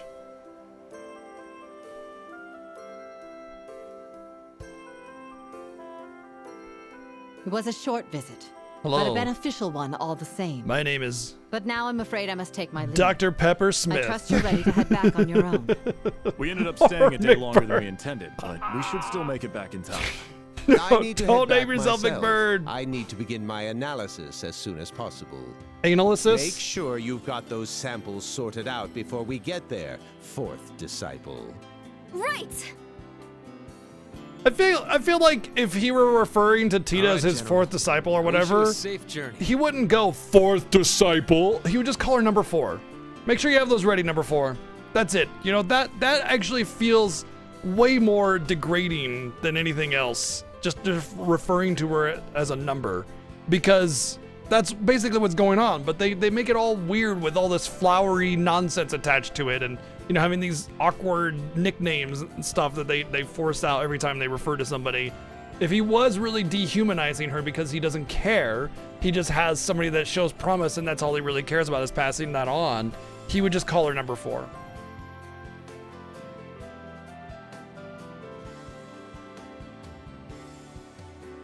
Your last name is Mrs. Dash? Or I'll see you McBurn? again soon. Or number 4? Of course. We can exchange stories then. Farewell, everyone.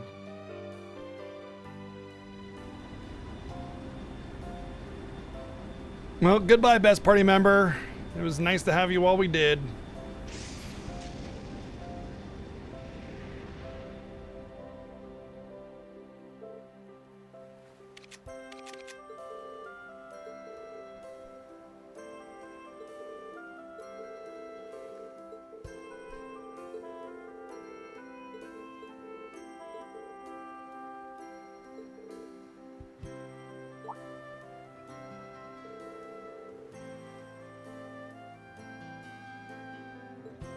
Maybe he's a professional microwavist.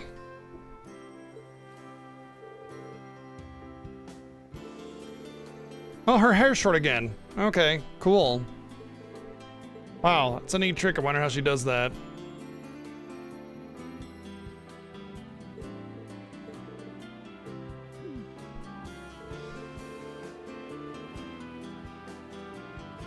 A long line of microwavists. It's a family tradition, a family art that's passed down from generation to generation.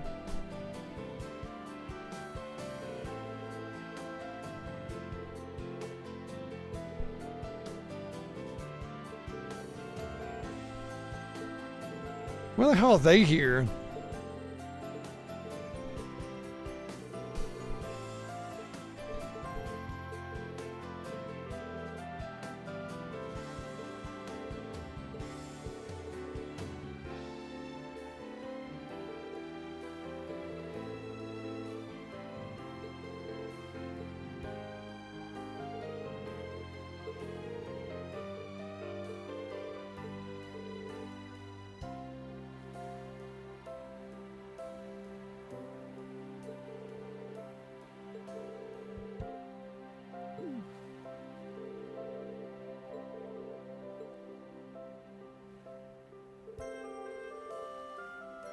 What are they just waiting in line? There's like a line to say goodbye to glorious hero protagonist, cool guy that's awesome and cool and everybody loves.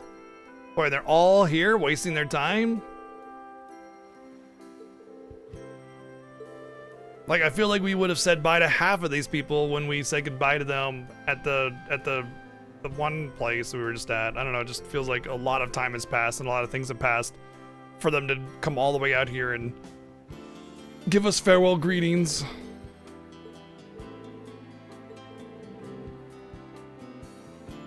That's another thing I really dislike, is every character that has a unique model has to be part of the whole greetings and goodbyes and everything. Like, it doesn't work like that, you know? I feel like the writer is trying to do a one piece where they really are excellent at keeping track of every character, their motives and their history and everything, and bringing them together in a meaningful way. But instead, all they do is just like, it's like carrying all of your toys. You know, it's like you can't decide which toy you want to play with, so you just take all of your toys out of your toy box and you're just carrying them along where you need to take them. You just plop them on the ground and just go at it, you know, instead of like making sense with what you're doing, right? Does that make sense? Because why the hell is everybody here? The Duke especially, or whatever the fuck. Patrick, I doubt, would be here. The General would be long gone. Maybe Toval and Agate might be here to say goodbye to us because they're part of the whole nitty-gritty day-to-day kind of stuff. The rest of them, we would have said our farewells a long time ago, and not to mention, we don't need to. We don't need to say goodbye to every named character. We really don't.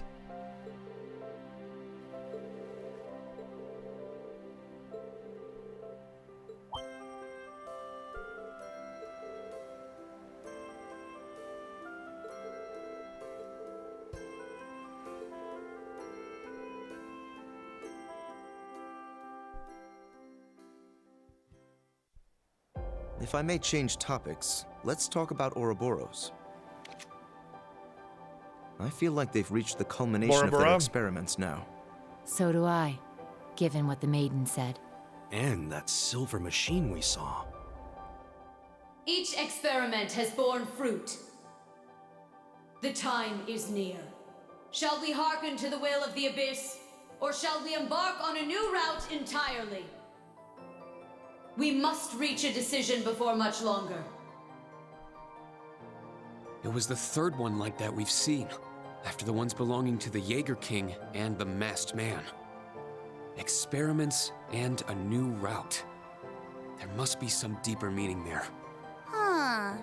It is pretty weird that all three of them have similar machines. I mean, aren't Ouroboros and the Black Workshop supposed to be on different sides?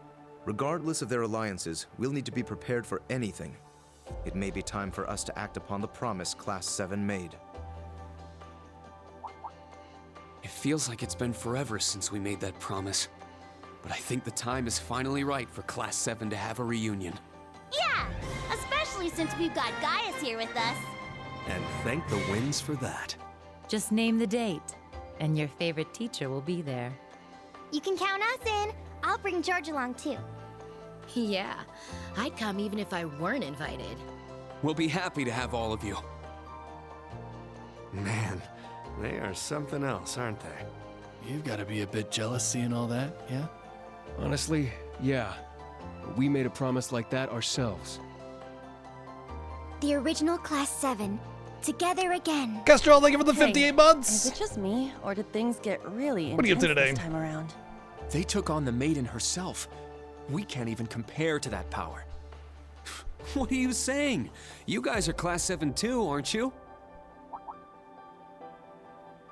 There's no way we could have gotten through all of this without your help. That's right. I look forward to working alongside you all once more. As a fellow member of Class 7. It's truly an honor. This is all kind of overwhelming. Don't usually hear Yes, such nice words from the head of one of the 4 great houses. I've said that before, Demi. I'm sure you've heard me say it, how like a lot of cutscenes, characters will just finish each other's sentences, which is really awkward because it's like a singular idea, but they all just talk as if they're one unified mind, because they're all written by very poorly, I think. They're all written by with the same personality in mind, and they're written it's written that way because they're trying to keep each character relevant through the entire story. Oh look, this character still sit here. See, look, they had lines. You know, a lot of RPGs end up having like you recruit a character and then they just disappear from the story. You know, Tales of games are really guilty of that. I want to say Star Ocean games are a little guilty of that. Suikoden is excessively guilty of that. And a lot of other games, most of your standard RPGs are really, really guilty of it. They join the team, then they're forgotten until their particular moment for the game. They have their own little sub-arc within the main story. You're forced to use them usually. You resolve their backstory, then they disappear again. And it's very difficult to keep a character interesting as well as keep them plot relevant. And you need a good motive to keep them there, and then you need to have a firm understanding of their personality and how they would react to things. When you're writing a story, you can't just be like, here's the information that I want to get across. You have to really, really think about the situation and put yourself in the shoes of the other characters and think, how would I react here? How would this character react? How would they respond? Would they respond at all? Sometimes maybe they're like currently very distant because they got a lot on their mind, so they don't say anything at all, you know, that kind of thing. But instead, it's just every character is one character, and they're all just written in the same exact way with the same exact personality with slight little variations here and there, and they all just kind of like hive mind finish each other's sentences. Maybe they're a collective. Yeah, exactly. So I feel like that's probably the biggest flaw in the writing, is because every scene is like this, where it's just one person being written, talked with the mouth of all of the characters one after another. Every time you get into a scene, it's almost like they have to like have a checklist of making sure that everybody says something, you know? And also they have too many characters. Yeah, I don't think the writers have enough ability to really make a story with so many characters. There's too many moving pieces, and I think they struggle with keeping them together. And so they have vague concepts and ideas where they go, I guess this person will be here. Let's just throw them all in there, and then they all just kind of act the same and have the same personalities. And the only thing that really makes them stand out from one another is the voice talent, you know? Oh, I agree, Zyfreak. It's not a criticism so much as they bit off more than they could chew kind of thing. It's a extremely difficult thing to do. That's why most games tend to have a little bit more of a focused cast, so that you can keep that together a little bit more, you know? Yeah, sorry, I didn't mean it to seem like it was like a major criticism. It's just like, it's more like they don't have the ability because most people don't. It's an extremely difficult thing to keep track of 5 characters and their personalities and how they would act, let alone dozens, you know? And not to mention, you need to know things. Being a writer is more than just writing stuff on the screen that moves the plot forward. you need to have the expertise and the history and the knowledge of every character that you're writing, or at the very least know somebody that does, so that you can get into their shoes, get into their head, like really get into their head, and not just generic anime trope get in their head, like because Millium is always gonna run and jump and hug you kind of shit. That's generic anime trope that's like one-dimensional personality, you know? Just because what's her name? The Mishi fan from Crossbell series, I forget her name, it's like Toa or Leah or Mia or Moa or whatever the fuck, Tio, likes cats. And she likes hacking, and that's like her entire personality, you know? Like, you don't just respond with that in mind. She's more than just her one-dimensional interest, right? So you have to get into the shoes of this girl that has the history that you predetermined for her and what that effect has on them. And not just be like, yeah, I guess they'll be sad. I mean, like, actually study psychology and understand what a troubled past does to a person. Typically decide from the get-go what their personality traits are, and then really try to figure out how they would act. That's a well-written story. That's how you do that. And usually it's the process of many people coming together, because most writers will consult experts on a subject and go, here's my character, here's their past, here's their personality and their interests. How do you think this character would act in this situation, given the plot elements that I want to impart on the story and how I want the plot to move forward with that? Then the expert will give their advice, be like, okay, well, if you want this plot to move forward this way and you want a realistic response from the character, this is kind of generally the thing that they would do in this sort of situation. And then you go, do I want to keep that, or do I want to move forward with something else, you know? And then you change the way that the plot moves if it doesn't move the way that you want it to, with that in mind. That's what good writers do. This writer feels like it's just writing from the perspective of a single person and just slapped onto other people, because it's all like hive mind style of writing.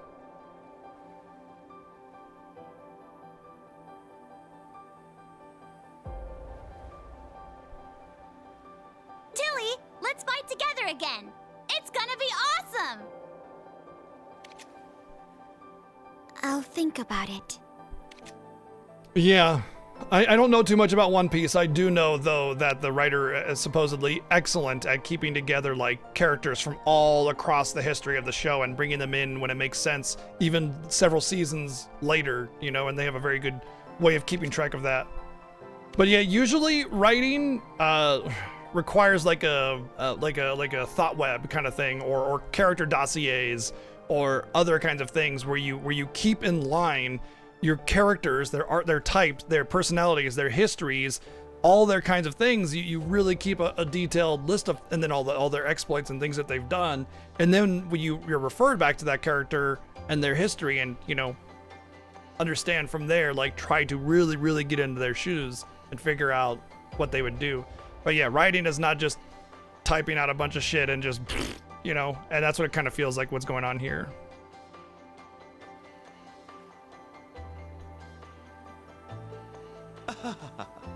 Oh yeah, complex relationship charts, yeah, all sorts of stuff like that.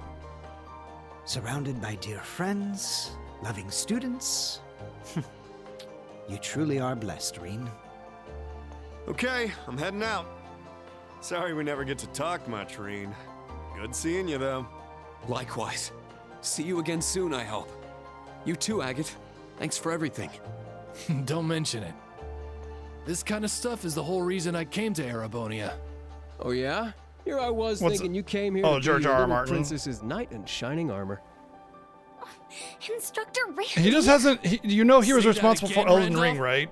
That's why he hasn't finished the last book. I mean, it's taking a long time in general, but also he was on the Elden Ring production development team for building the story and world and lore of Elden Ring. So he was pretty busy there.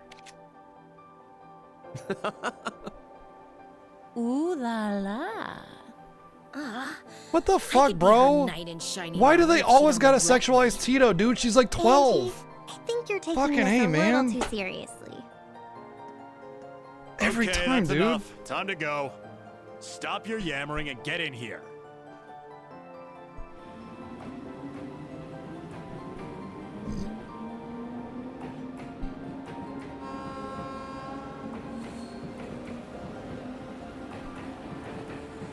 Munchie. I see you down there.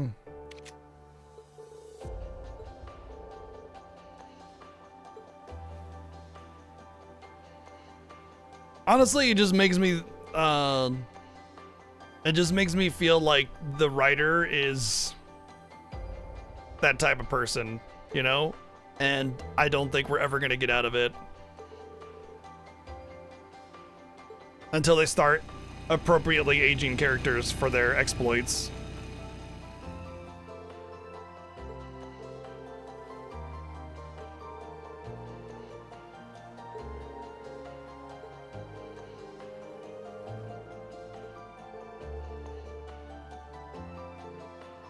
I think it's funny that Sarah's taught Class 7 for 1 year and then just like peaced out again.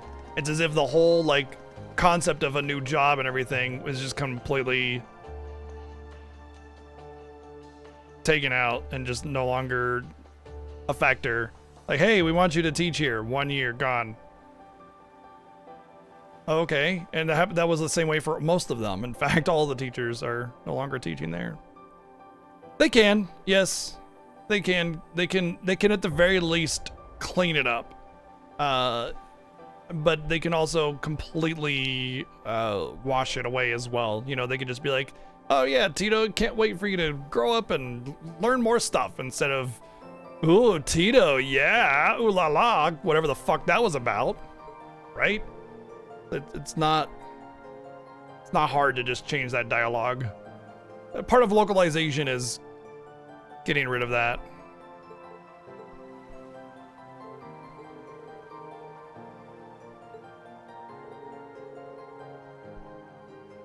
You might invoke the wrath of the community by changing things around in the localization, but I feel like if you're mad that there's no heavy pedophilic intention in your game, dude, like, bro.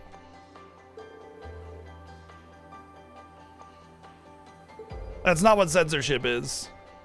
Censorship would be government mandated.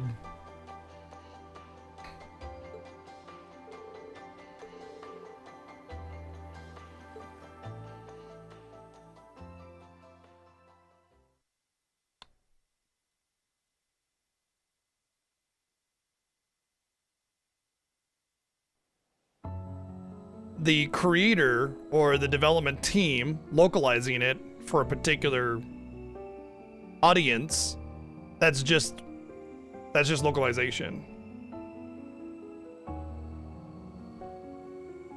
I'd rather they edit that kind of crap out. We've recovered personally, the diagnostics equipment because from the Sleipnir units. we really don't need that or want it. So if they changed it, then good. I mean, you know, the OG experience isn't necessarily the best experience, right? Like it's like really bad games. If they were to, like, I don't know, remake Bubsy 2, would you want them to just like make the exact same Bubsy 2 experience because it's the OG experience, or would you want them to make a good game instead, right? Like the OG original experience isn't some sacred, like, holy altar that you need to adhere to 100% of the time. You know, you can localize around questionable content or dialogue, or fix bad designs and balancing in a localization or a port or something like that, you know?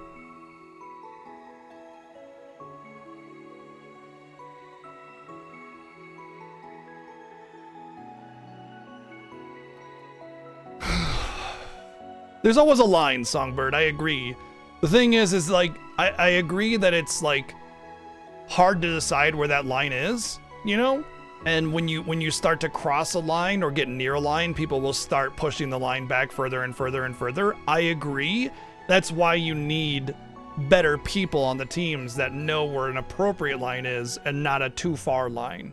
And it's all part of the experience. It's all like, look, I understand the debate because you don't want it to get so far that all of a sudden it's indistinguishable from the original, but there's definitely some shit that should just not be in there. And when you glorify something like that, that's a problem. Having it, if you want it as a hard-hitting subject in your story, that's fine. Obviously, rating appropriate, you know, it's an MA kind of topic, but like, glorifying like they do in this, I think that's a bridge too far. I think that's the line where you need to push it back a little bit. Also true, Songbird. I agree, like just getting it out of the original experience is the more important thing. And I agree that when you start to localize too much stuff out, it can muddy it. But I feel like there are pretty easy topics to not glorify. You know, I'm not talking about like go super puritanical and only just happy-go-lucky things. In fact, I prefer harder hitting subjects.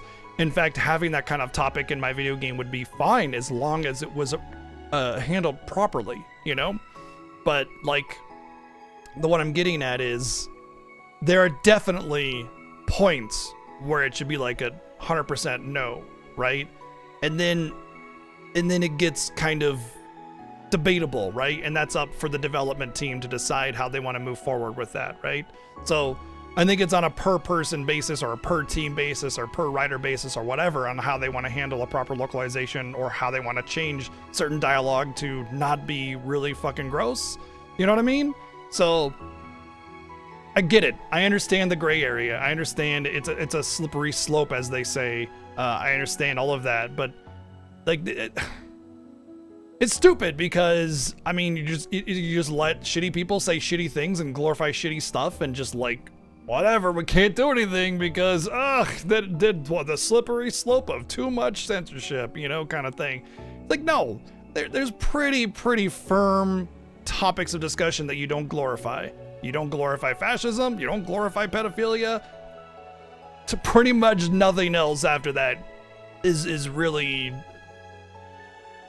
that big of a deal. I mean, it kind of sucks for some things. You really should be not glorifying, but like those two things, aside from that, you know, I mean, would you fucking want like some mega nationalistic crazy fucking story about like wiping out all foreigners and all this other crap? You'd want that localized out too, wouldn't you? Or at the very least, like, not released ever, you know? If it was glorifying it, I mean, is what I'm getting at, right? Like, that's a line that if you cross it, it's like, whoa, you know?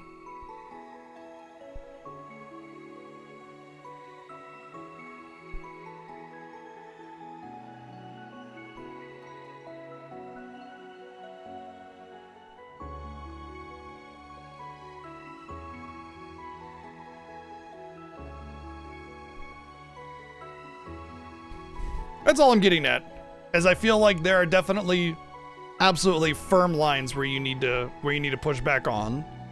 After that, I think it's up to the development teams to decide where they want to go on it, because the localization teams are part of the development team. Obviously, sometimes they're outsourced, but you can definitely have communication between the two teams, and I feel it's the responsibility of a localization to be like, hey, this is a little bit questionable on the content and the material. How do you want to move forward with this? Because we don't want to write that in there.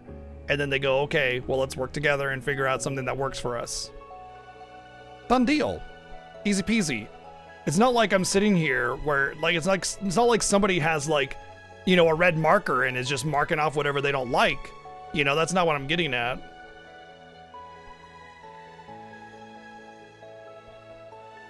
We'll repair and analyze them on the Glorious.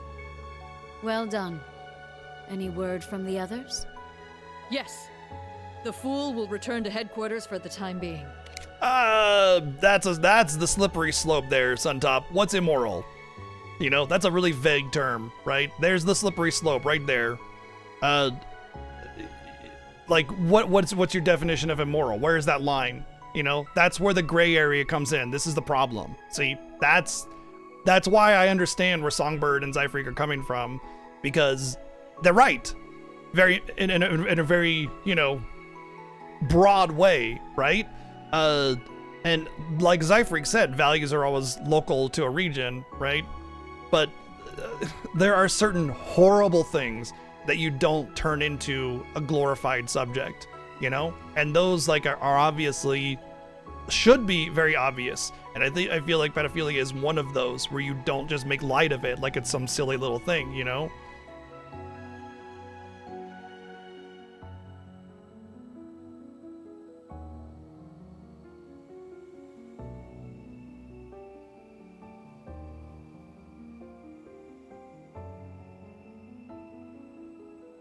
it is hard to find the right word. Which, once again, is why I understand where Zyfreak and Songbird and everybody are coming from, because these are like, again, it's like you pinpoint some subjects and then people go, well, what about this or anything immoral or whatever? What's fucking immoral? Gambling, prostitution, those things are fucking fine, both of them. Like, I would say gambling is worse than prostitution, if anything, you know? Like, take that out versus that, because honestly, seriously, who gives a fuck about a woman's choice, you know? Like let them, what I mean by that is let them choose, you know?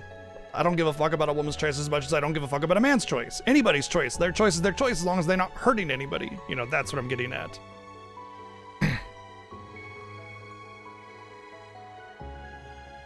Out of context, that could be taken very weird, so I was trying to elaborate to make sure that my point was understood. What I'm getting at is, a lot of people would say prostitution's immoral. I would say, I don't give a damn. It's fine. Let women choose what they want to do. It doesn't hurt anybody. Both parties are in agreement to the act. Done deal. Nothing else needs to be said. You know?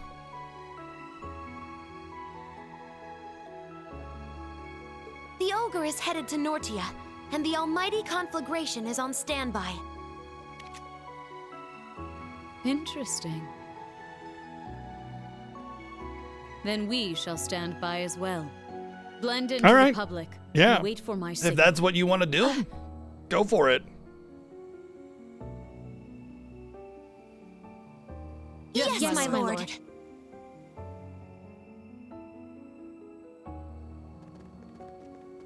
Some people legalized bum fights.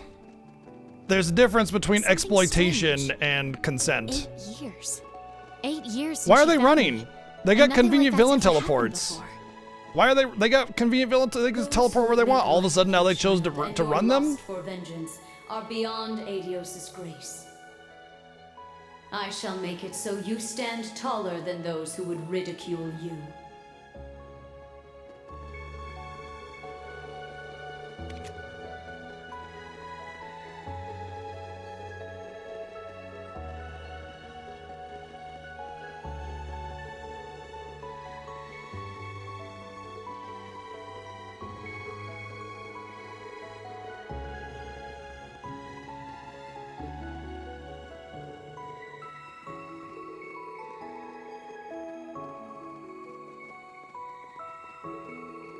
Her spear that pierced the evil, and yet she's serving it. Okay. Once again, they're glorifying the bad guys.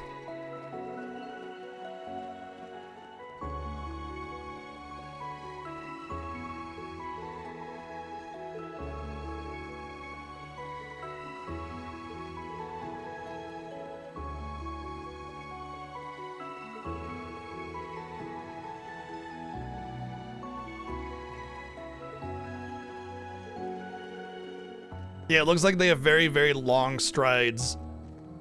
Like they're moving faster. Their legs are not moving as fast as the ground is moving underneath them.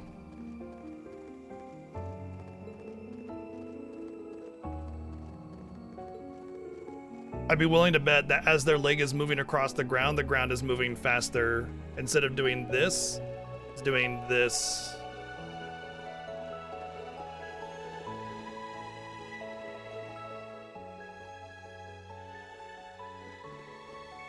Despite all that, not even we're doing voice acting now. Machine.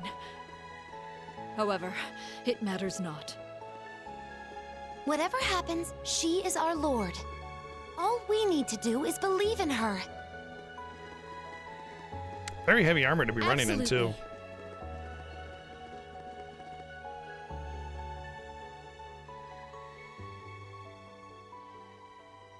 You are the same as you ever were, Leanne.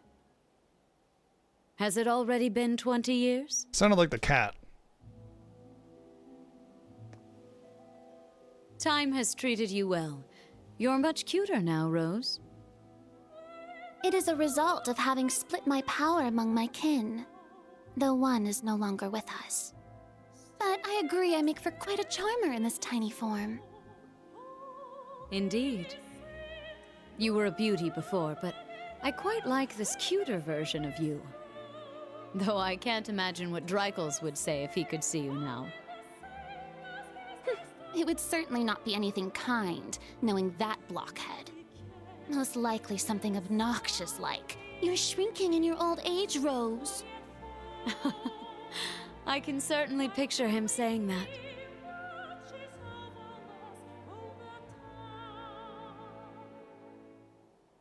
But enough pleasantries.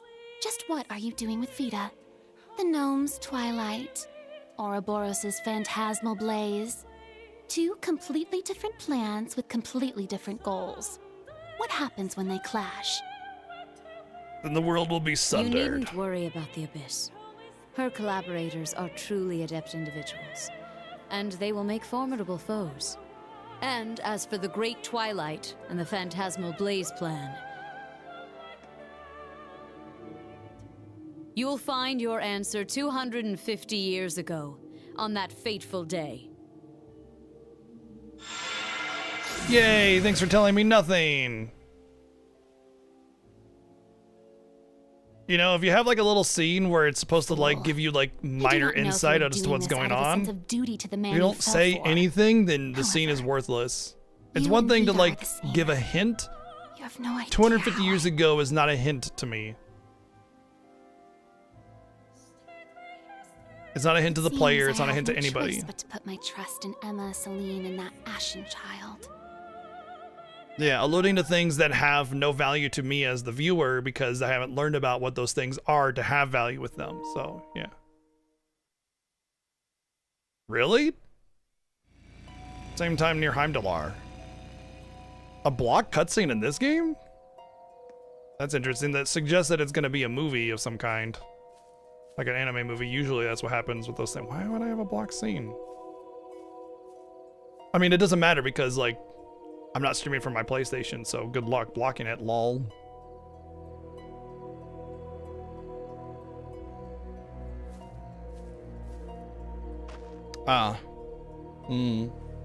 Just gonna dig him up.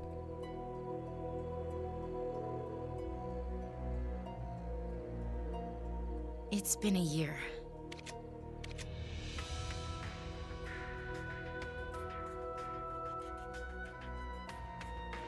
Man, if I'm wrong about this, I'm headed straight to Gehenna. I like this. I feel like she's gonna find him there.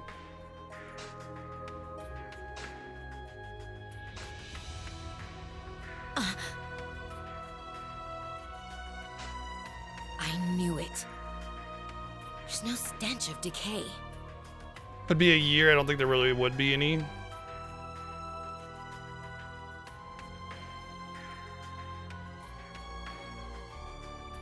It's not just a wax doll. And he isn't in suspended animation. It's an elaborate dummy, down to the bone structure and joints. So, you found out. Oh my fucking god, dude. Are you kidding me? Yeah. You were the one who arranged his funeral. When we handed the Azure Knight over to the military, you were there as an engineer. And you said after you visited all the workshops, you'd gone to Calvert to see Professor Hamilton at the Vern Company. But he had left the country by then, and there's no record of you ever having visited. Nobody ever Now that I dies. think of it, It's your not even some teacher kind of like was one weird of the higher-ups resurrection in power Calvart's information or a agency. duplicate or something. was Straight up, he just careless. didn't die. I Spite didn't think you'd personally go and check. the big hole in his chest. Hey, George, what's up? What have you been doing these last 3 months, George?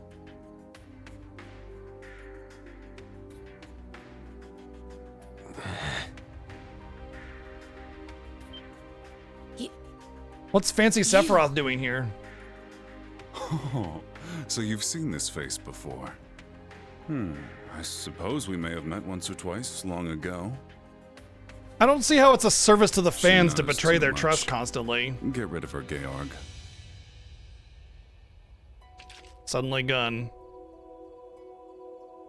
George.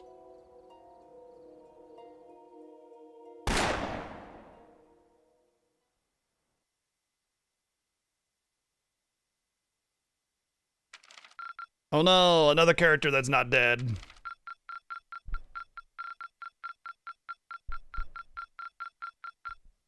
I see more training is needed.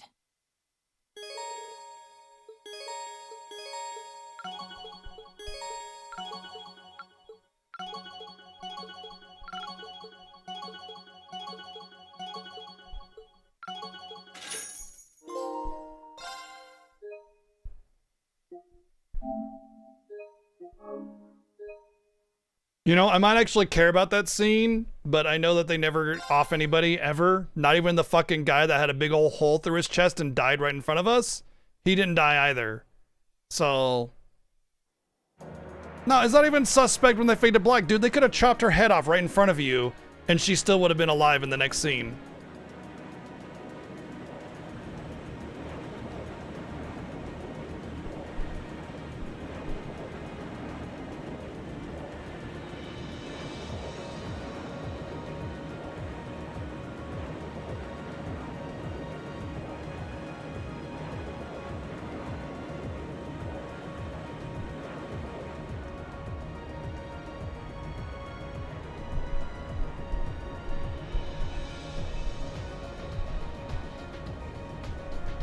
I mean, the game story is written for a preteen audience. They're not really written for anybody over the age of what, 16 for the most part. So maybe, I don't know. I feel like after this many games, if you haven't caught on by now.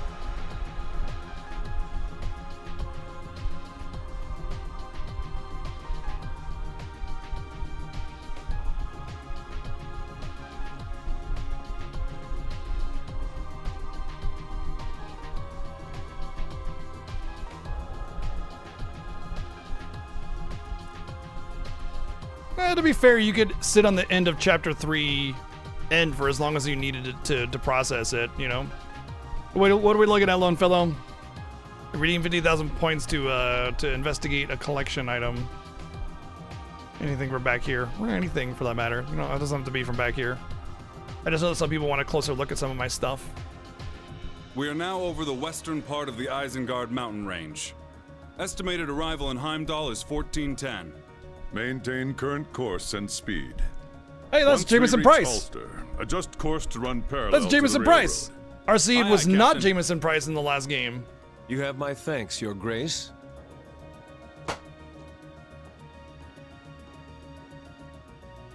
Do you mean it's rated MA in Your Germany? assistance this past week has been invaluable. Think nothing of it. This is the Crimson Wing's job, after all. I've no doubt your first bout of field exercises in Northumbria saw you even busier than I. It is I who should be thanking you for your hard work. To be honest, Yeah, I'm my- having a difficult time my box deciding how doesn't to say what the proceed rating as a is. teacher. Perhaps that is a sign I of have it in this General box Craig's still, so... influence. I would advise you to follow your own convictions for the time being. That way, you may... Ah, instructor. Yeah, it's the same thing with Persona 5. It's rated MA here, but it's rated like for teens in Japan because it's a game made for teenagers. Cadet Arner. Greetings, my lord. Seeing it up close, the Courageous is truly amazing. And though it was barely used during the Civil War, its main cannon is certainly impressive as well.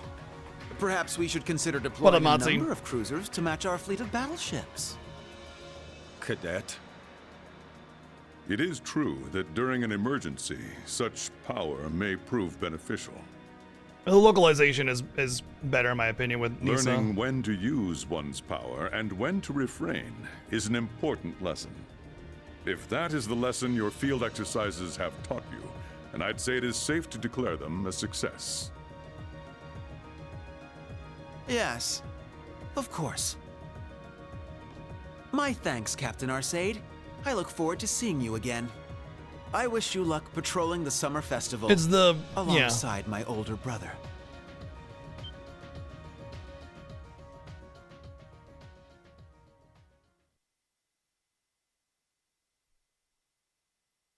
My most impressive collector's edition?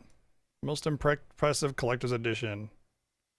All right. Most impressive collector's edition. Most impressive?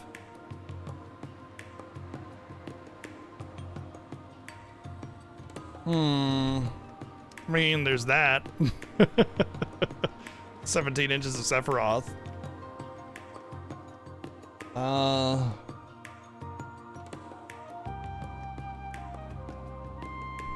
Bonuses, artwork, boxes, whatever. Okay.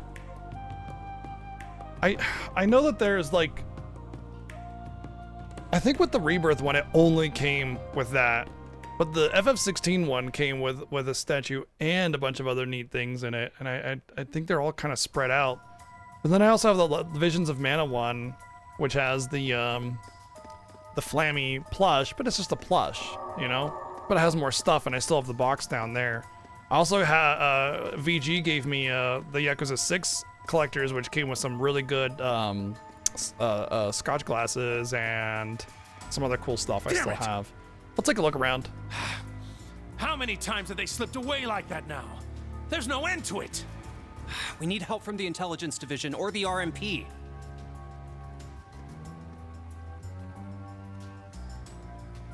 Man, it'd be nice if all we had to deal with are those half-wits. All right, let me see. Let me turn on my camera here and I'll take a poke around and see what I can find.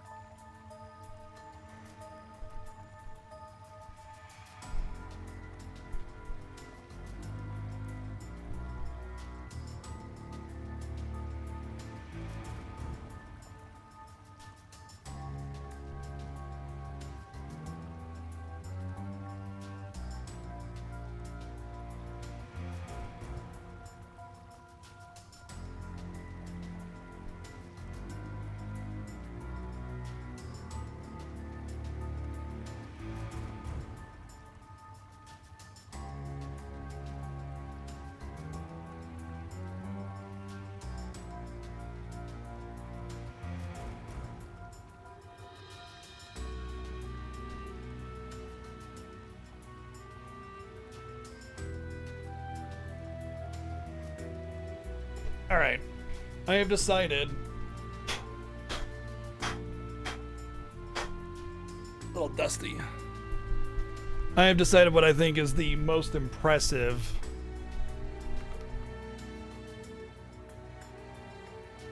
and I think it is indeed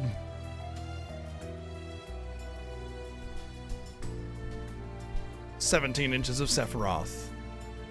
This is the so the FF7 Rebirth collector's edition came with the deluxe edition of the game. So anything that comes with that, it has a steel book case and reversible cover and the mini OST and stuff like that. That's stuff. But this is the thing that it came with, which is the 17-inch tall statue of Sephiroth. Part of it is because he's standing on this big rock pillar thing, but I mean, it's pretty rad.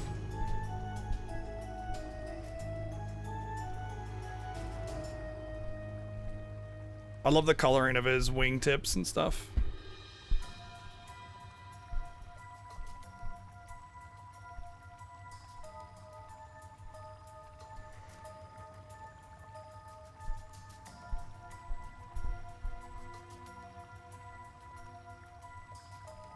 But yeah, I brought something else though, along with this. And then it's another very, very kind of like you said, impressive, right? Something impressive, something kind of uncommon and rare is kind of what I was getting at. Because I debated, I have the Diablo 3 Collector's Edition right there, which came with like a huge art book and all sorts of neat stuff. But this is kind of adjacent. It didn't come with the Diablo 3 Collector's Edition. What it did come with is the goodie bag at one of the BlizzCons I went at. And this is the Diablo 3 Miniterial. You know how I said I take things out of the box and I display them? I got this like 10 years ago or more, back when I didn't do that and didn't. So this has never, ever been opened. There's no like folding on this ever. It's never been opened or anything. So I can show you what it looks like. It's a little Miniterial, 2011, you can see. Premium BlizzCon 2011 souvenir collectible. These are actually rare. These, there's not a whole lot of these ever, and I'm pretty sure they have a decent amount of value. I'm not sure. I haven't really looked into it because I don't really give. Hi. She just decided to climb up. I don't really track the value of my collectibles. I just know that very few people have this because it was 2011 BlizzCon, which is one of the first BlizzCons. Not a whole lot of people went to them. I think it was like the third BlizzCon ever because I went to all of them. I didn't go to the first one, but I went to the second, third, fourth, and fifth one or something like that. Anyway, this is a really cool, rare, but it's not a collector's, collector's edition of a game, but it is game adjacent. So there you go. I thought that would be more interesting. I thought the Rebirth statue is awesome, but it's like, I don't really have like a super impressive collector's edition thing. My private collector? I don't resell my shit, if that's what you mean. No, I collect things because I like games. Games are my passion. They're my life. They're my history. And is that Auron? Yeah. This was just in the way of Sephiroth. It was given to me by Bloodida, and this is a shampoo plush that my wife gave me. It's just, I just moved him out of the way because I needed to get to Sephiroth.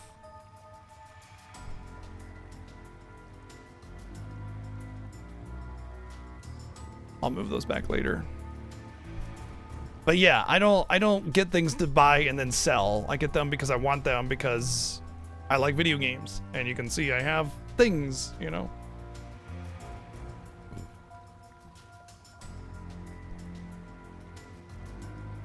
I hope that was of interest to you. No, it's okay. Let me go put that stuff back before they get knocked down by cats. So I'll be back in just a minute.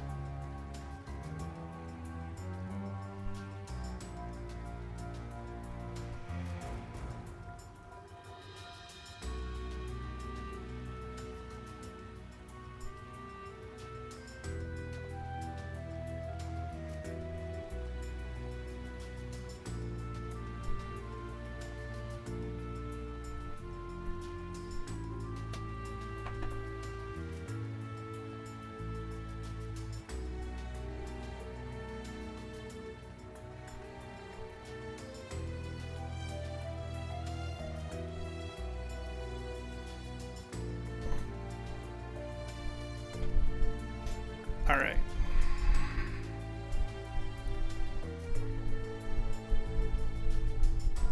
Oh, I forgot to move this back. That's fine. I'll just put it down here for now.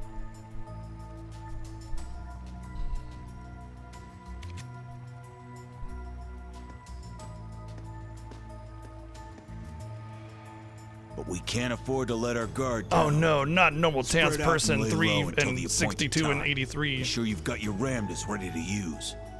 Roger. Your Ramsas? Recommencing mission. Hey, it's what's his name? Patrick Seeds.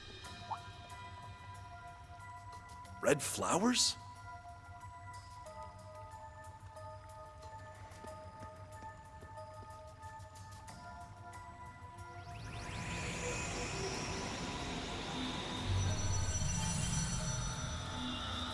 I don't think so.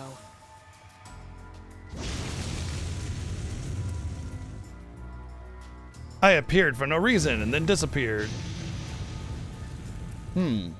Interesting. There's no end to them. Oh, right, of course, her. The eyes which served as the vessel for the bringer of miracles. It's But Vita when the Cloaca. flame consumed the mirage, the fairy tale became that of the Empire. So as a professional, how do you intend to intervene? Oh, was I that obvious?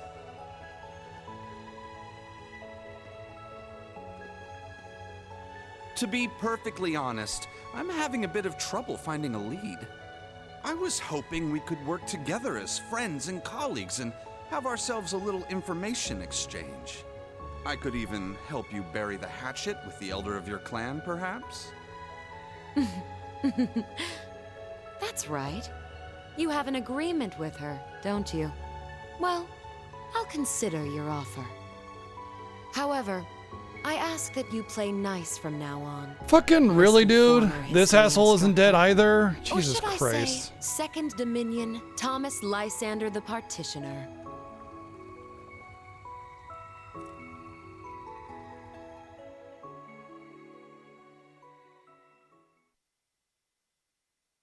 So stupid, dude. Just when I thought somebody actually, like, dude, he got executed. Point blank, man. Oh no, that's right. Didn't they let him go? They said, oh, you can have him. I forget. He was just a no-name back then, though. He didn't have a name.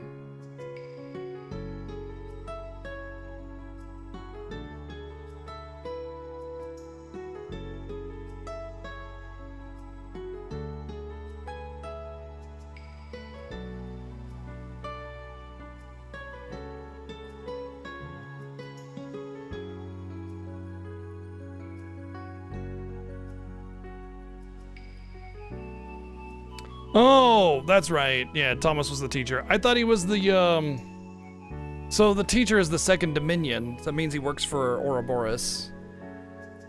Right? I don't know. I'm having trouble keeping track of the terminology, but which would be stupid because he fought for us at Cold Steel, so it just feels like that's at the school. But it just feels like a retcon. I thought that guy was the one that we fought in Cold Steel 1 that kidnapped the princess. I got confused. Dominion is Grail Knight. Oh, right, okay. Yeah, they fucking have just basically, like, ignored that aspect of the game for, like, I don't know, since third. Olivert would be missing the party like this. Like, they had a really strong presence in third, and then just totally ignored it, and then just went off the rails with all this. With the Crimson Wings safe. Yeah, mixing up Gideon and him, that's... I'm sure the citizens will feel That's what it was. Yes, but I can't help but feel bad for him. I wonder if he's been upset over Cedric's actions of late. Olivert isn't the type to let that get to him. You should know this barely. as well as I. They barely mentioned that kind of stuff. It was just No, you're right. You know, it was a spit in the wind. Just kind of barely existed. He was only a young boy when he lost his mother and was adopted into the Imperial family. I would have understood if he hadn't accepted me, given his early life. But he gladly welcomed me as his stepmother and was truly happy when Alphen and Cedric were born. Yes, that is the virtue he possesses. It's easy to believe he has friends. Not Yeah, it simply was across like a Erebor, tiny little part but of the whole entire thing. Continent. Yes. However, recently, even though Cedric once looked up to What I'm his older talking brother, about he...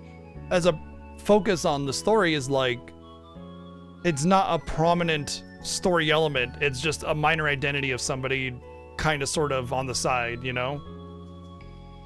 It's been like 3 games since we even heard anything Pardon about me, that. Your Majesty. Let alone had any kind Chancellor of Osborne would like focal an point on the audience. plot with it, which was only in Very third. well. Send him in.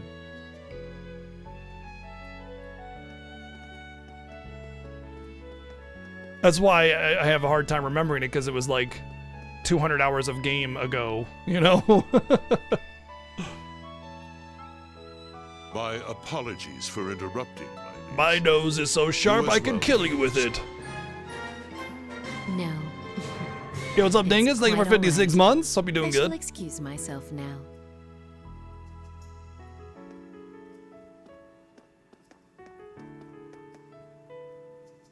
She seems to have some worries about the prince. It is to be expected, so long as she sees things differently from you. Understood.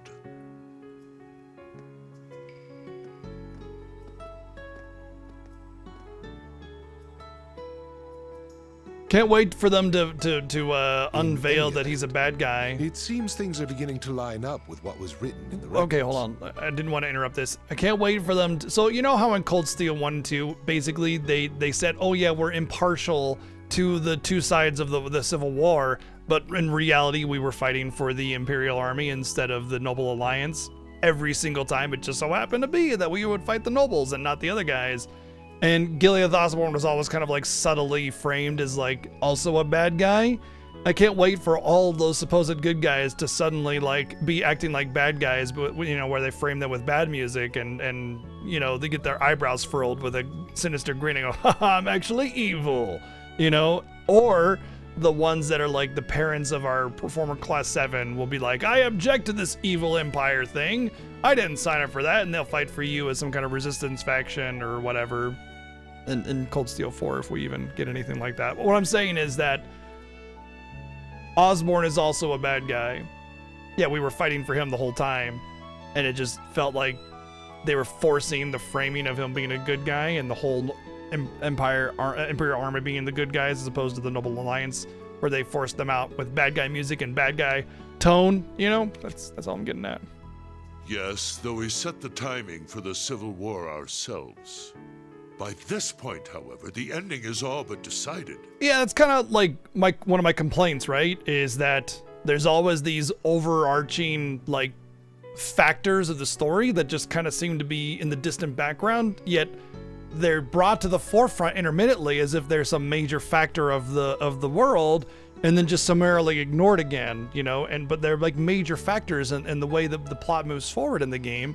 Ouroboros being the more prominent one. But the church still has a major hand in like the whole artifact situation, and yet you just kind of not there, right? I don't know. Like, I feel like with the way that they set up the stories with Trails in the Sky, there was an opportunity to make both Ouroboros and the church like major factors with the whole artifacts and the whole like ancient tech and how they try to keep it under wraps and control it.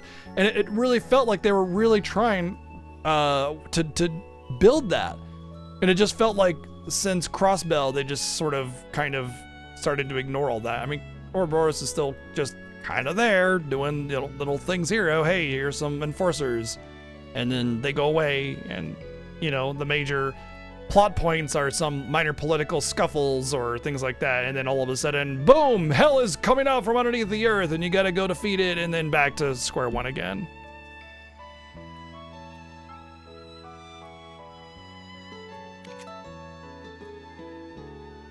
But are you certain this is all right? Leaving everything in my hands? As I told you 14 years ago, if there truly is no other way to avoid this end, then I shall leave it all to you. It may place a great burden on my sons, but could not the same be said of you? Yo, if I had a palace this huge, I feel like I would need like a Segway or something from get to, you know, point A to point B. It's like time to go to the dining hall to get dinner. It's only a half-hour walk from my bedroom to the dining room. You know, like give me a Segway or a golf cart or something.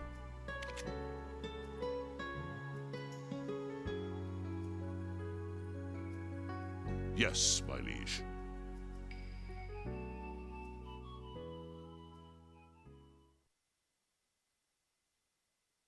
Chapter 4, Radiant Heimdallr. Well, if this doesn't say final chapter, then it might not be the final chapter. Oh boy, is this game much longer than I originally planned?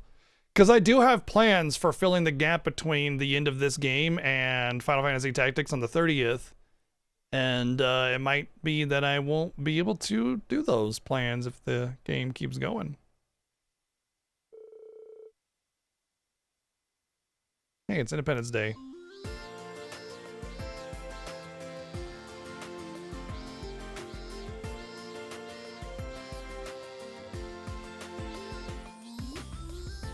Convenient Emperor teleport.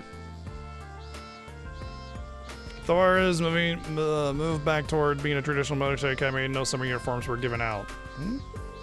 Students at both the main and branch campuses were only allowed to remove their inner lining from their normal uniform. That's terrible.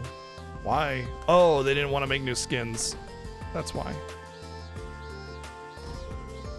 As students across both campuses were wilting under the sun's harsh rays, a certain event was about to take place that would bring them all together.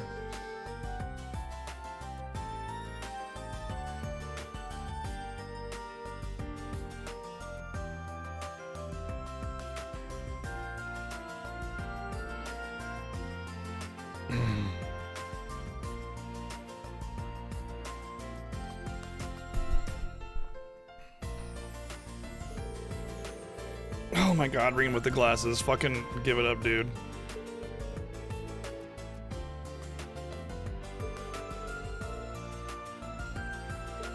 Why is Tito in class?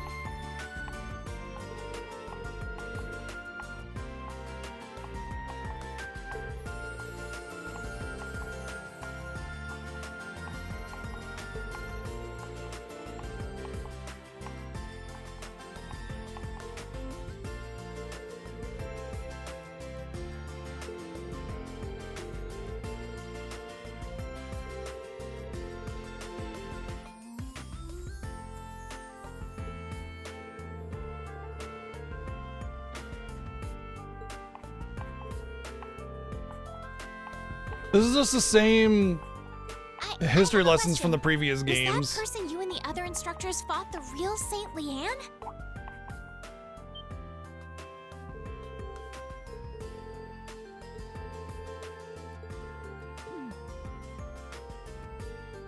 Without a doubt. She was tremendously strong, and that aura of hers certainly seemed real. But it's possible one of Ouroboros' members is just posing as her. Let's put that aside for now, though. Interesting. Stingy. Wait, July 4th in this world is also an important date? Do they call it an Independence Day or a Subjugation Day? 'Cause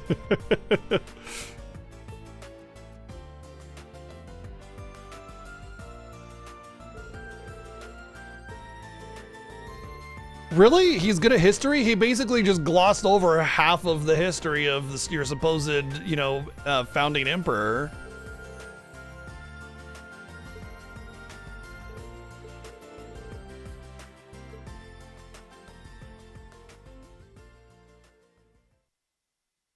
Nah, insulation hasn't really been invented yet, I don't think. Not for housing, anyway. All those old castles are probably just stone.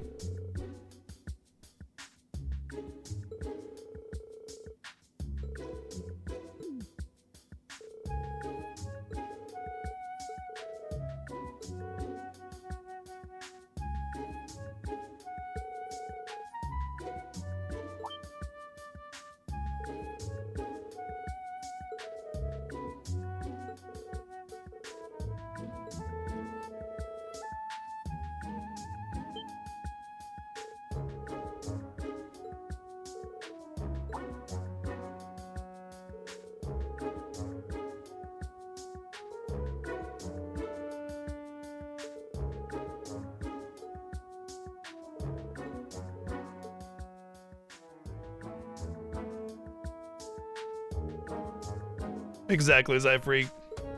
50-foot walls, 100-foot wide hall, like rooms.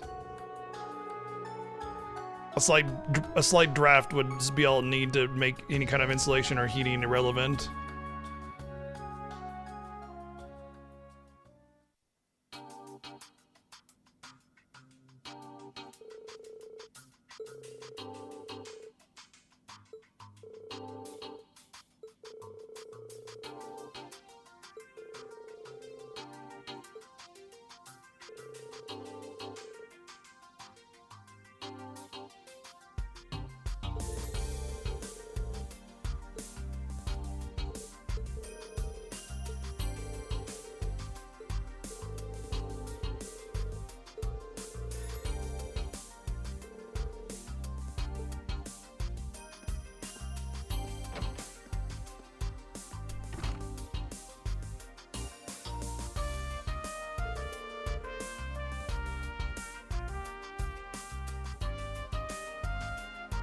The outside rabble.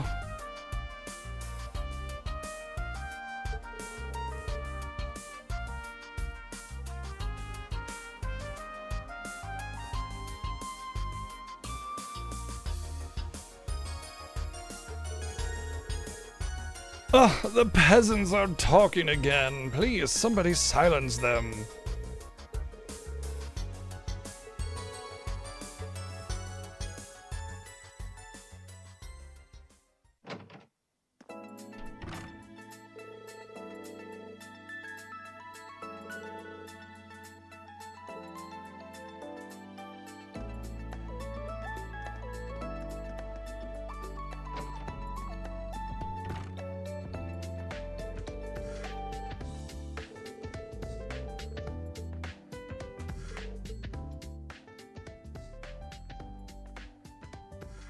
Interesting how he always reminisces about the thing that happened a month ago, right after a class a month ago, or a month later, and not like, you know, the day after that we don't see.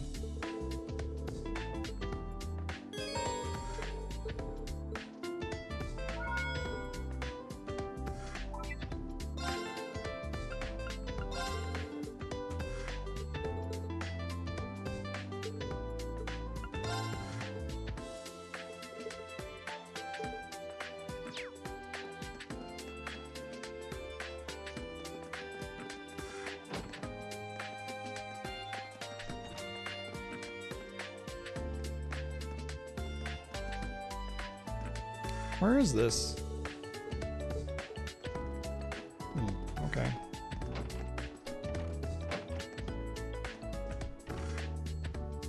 Haha, joke's on you. I haven't seen the intro yet.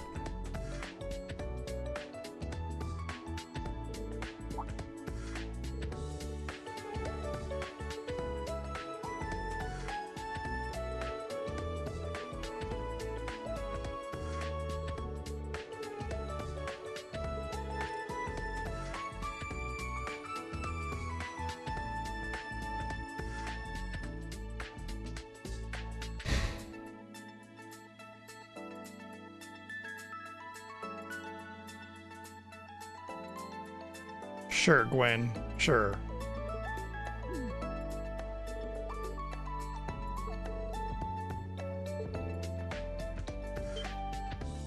Oh, I didn't know you wear glasses. Oh, it's because my vision is so good that I need glasses to make my vision worse.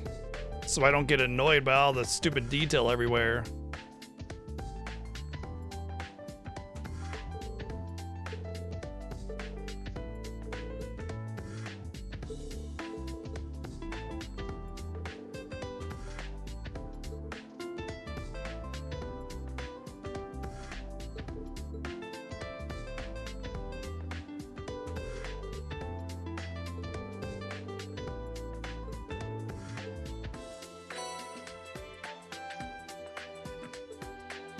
Where's the Bikini Aurelia? I don't want that crap.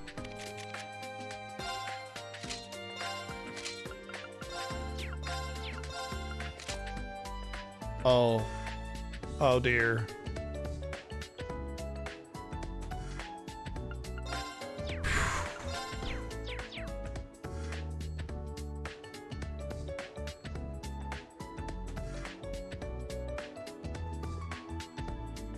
Yep.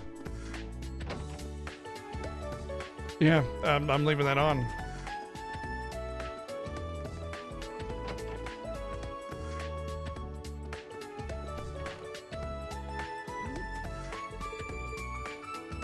Oh, what?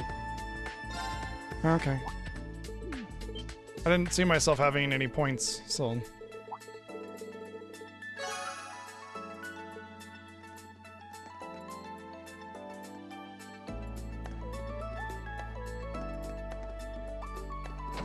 It stays in most cutscenes, yeah.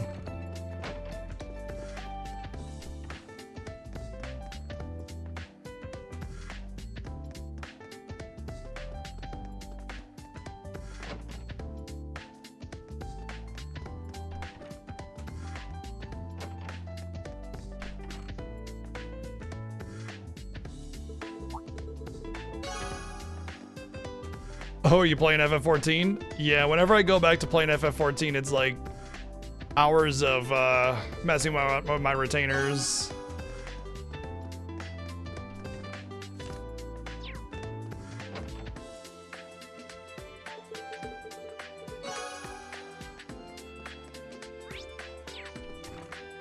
I don't think I'll ever go back to FF14 though. I still have a sub, and I should probably cancel it. Every time I start up my sub, I start to play, and then I realize how much I have to do and to catch up. And then whenever I realize that I got all those jobs to level up, it just becomes overwhelming.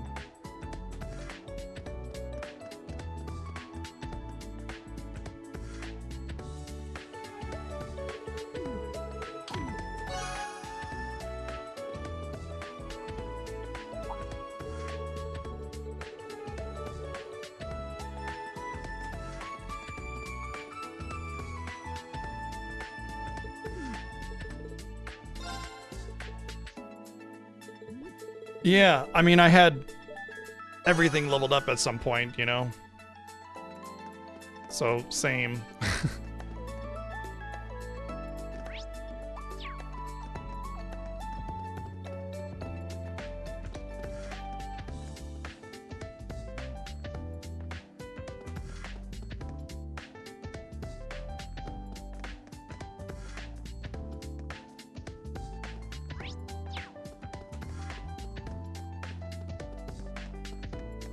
But what if I don't want the cosmetics off during the cutscene?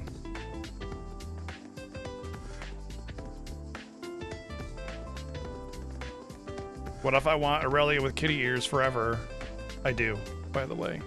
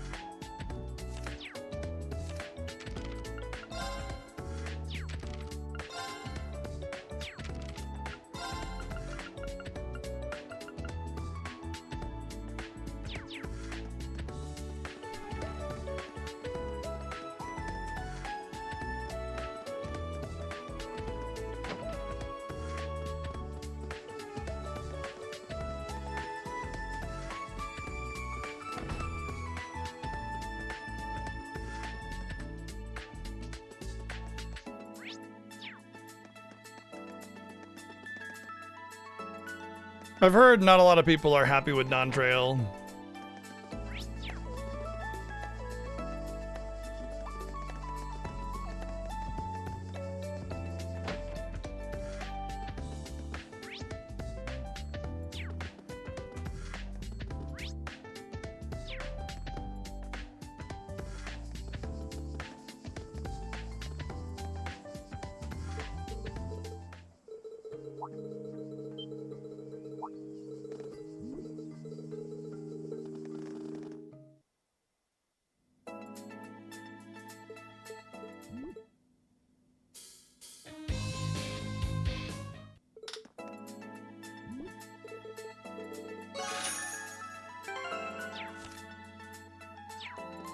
Sweet, they gave me $5,000 for helping them talk through their problems.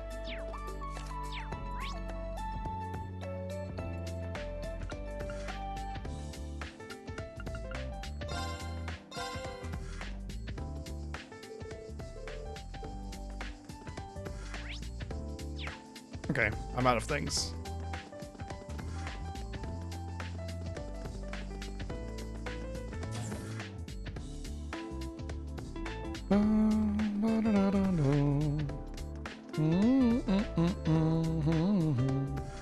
What up, Professor Schmidt?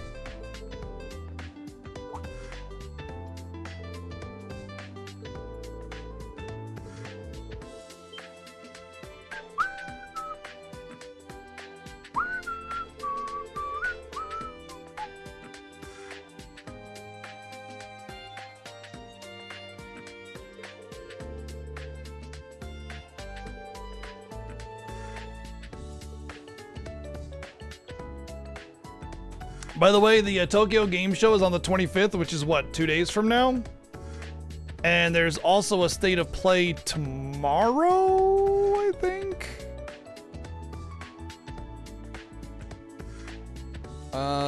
Yeah, tomorrow. What do you guys think? What's gonna happen? So here's my, before we talk about it too much, I want to say something. If a developer wanted to have a demo ready for Tokyo Game Show, it would do them very good to announce their game on the State of Play tomorrow, and then have it on the floor the next day for people to try out. So, now what do you think will happen at the State of Play? Are we expecting anything big? Well, who can say? I mean, there's a lot of developers doing a lot of stuff. As far as Square stuff goes, we have a toss-up between Dragon Quest XII, Kingdom Hearts 4, and Remake 3 as a possibility. My money is on Kingdom Hearts 4, if anything, because Square still doesn't have a major release for this year. And Nomura had an interview where he said Kingdom Hearts 4 and Remake 3 are still perfectly on schedule, and they already have scheduled announcements for their reveal. So there you go. Which means, like, they have, what that means is that they've scheduled their announcement. But what that really means is it has to be a thing that already has a scheduled time. So, like, at worst, it's like one of the State of Plays coming up. We don't know when the next one is scheduled, but it could be the one after this one. It could be Tokyo Game Show. It could be the Game Awards. Those are all scheduled events that they know when they're scheduled. We don't yet. So, which means, like, what that means is those games are making announcements on scheduled events, so they can only be so far out before their announcement.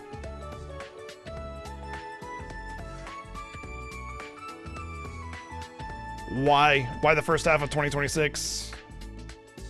Why would they be worried about that? What specifically?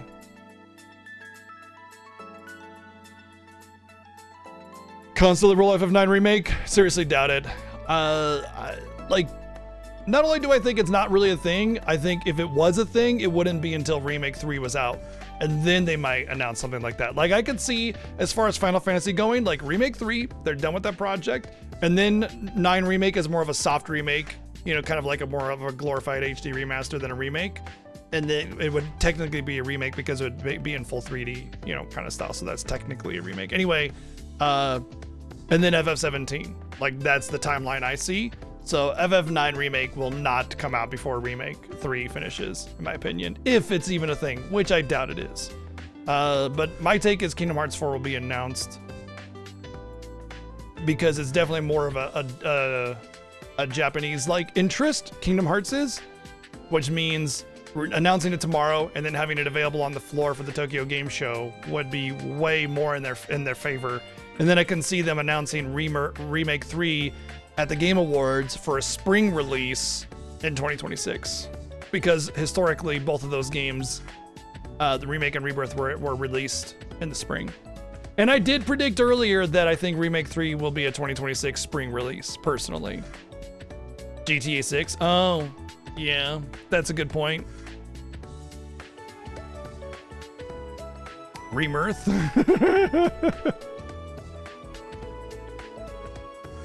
Oh, okay, my Tachi's just been repaired because we just magically made more Zemurian ore appear. That could have been an actual plot point, but okay. RGG Summit. Yeah, that's just Sega stuff. I mean, we might get an announcement for a new Like a Dragon game, but I mean, that's only RGG, right? So, you know.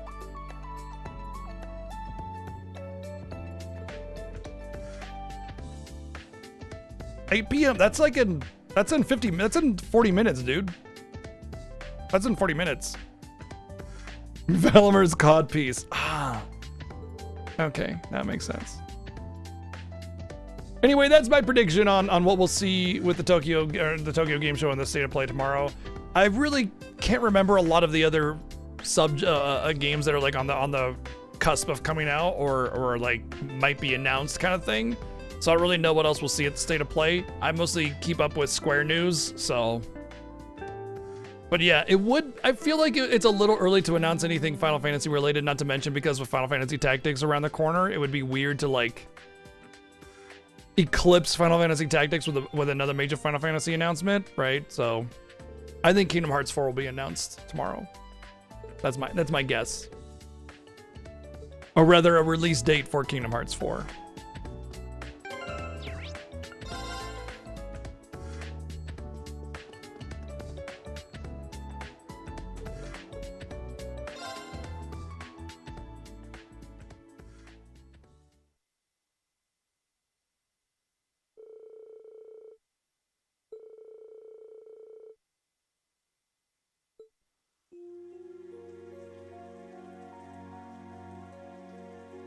FF7 will come out before 2030? What makes you say that? Are you memeing or?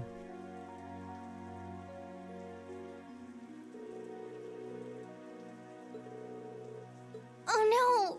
I didn't think it was raining this hard.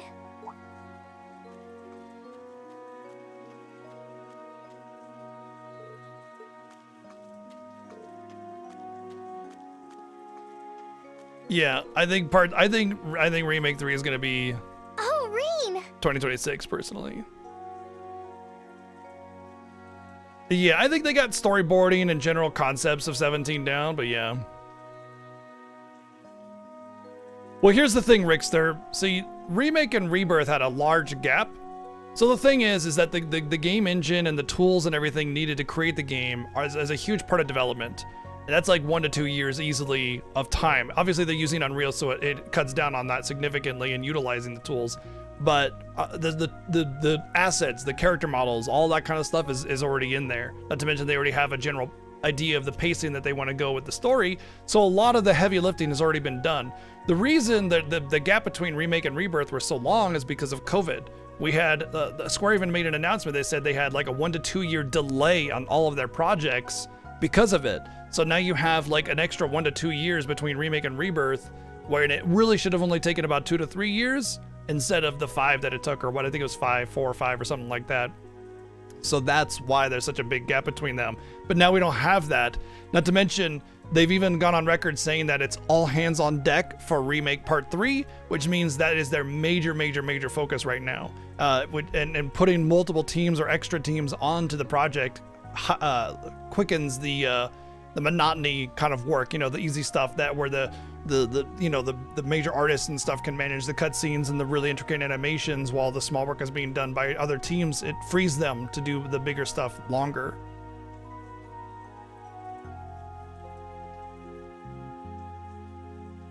Yeah, but you have to understand that there's overlap on development, right?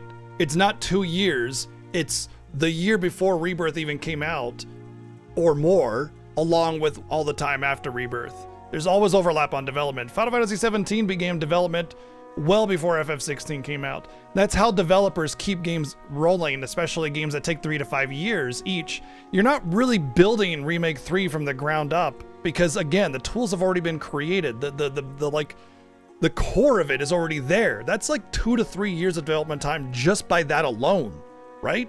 So the rest of it is, updating the combat system to be a little bit more unique, and then story, and then the cutscenes and the dialogue and the recording,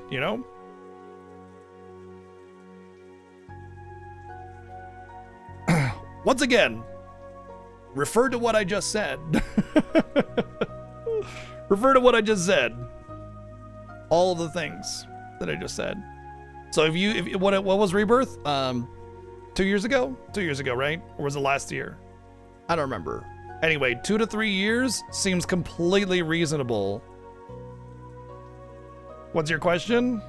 I don't see a question. I see a lot of comments.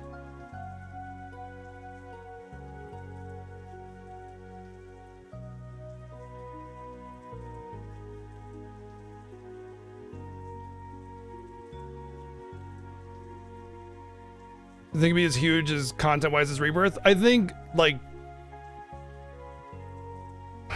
I think that they needed middle games and middle things in a trilogy are always the hardest sell because there's no clear beginning and there's no clear resolution. So they're always the black sheep of a trilogy. It's really hard to make a second one, a good one. So I think they wanted to go all out with Rebirth and really just give it tons of meat and potatoes for there to be that content dense wow factor above Remake. So I think the third game, while it will have a lot of the same, meatiness of the other two games, I think it will be toned down a little bit.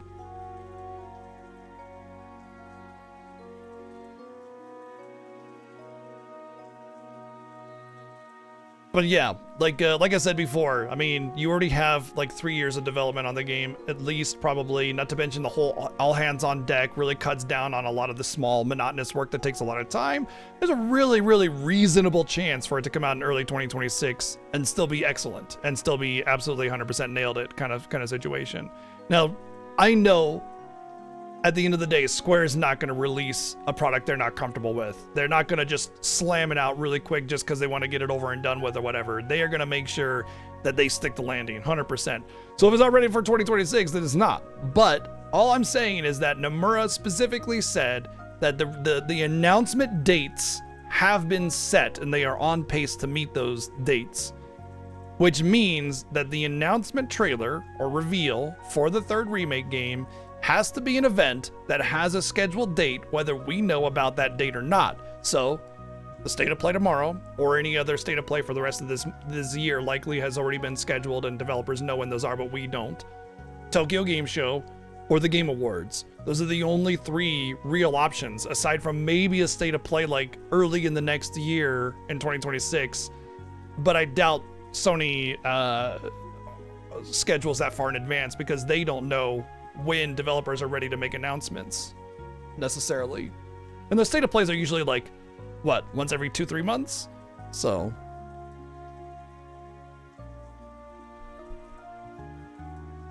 yeah, I'm trying to use real world examples and logic as opposed to just being like, oh boy, I sure hope they make announcements.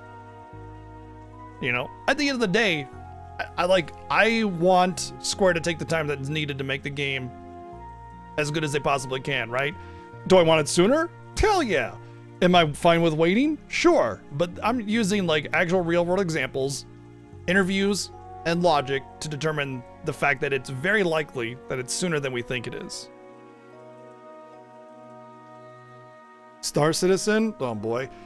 From my understanding, the whole Star Citizen thing is a total con. So that's why that's never coming out, as far as I understand it.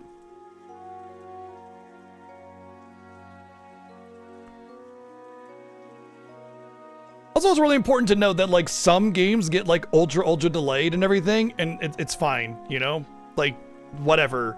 With the whole Duke Nukem thing, shit happens. Projects get canceled, things get changed. Whatever, it happens, So you can't use these examples of like extreme extenuating circumstances as like, points where that makes sense for other projects. Was it your turn to lock up today? Thanks for taking care of things. Anyway, if you have a question, Rickster, by all means, I'm happy to answer them. It's okay. It's not raining that hard.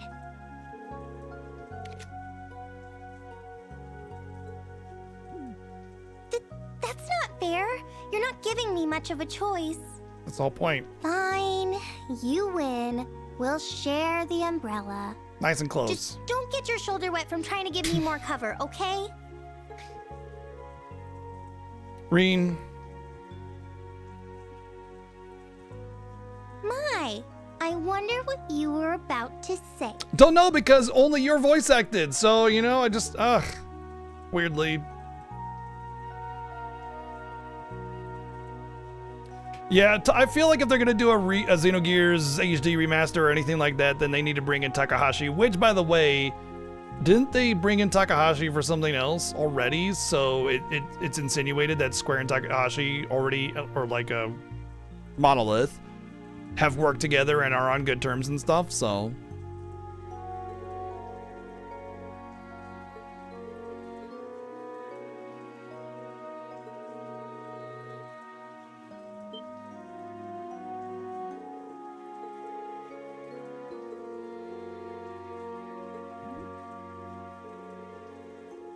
Oh, that's what it was.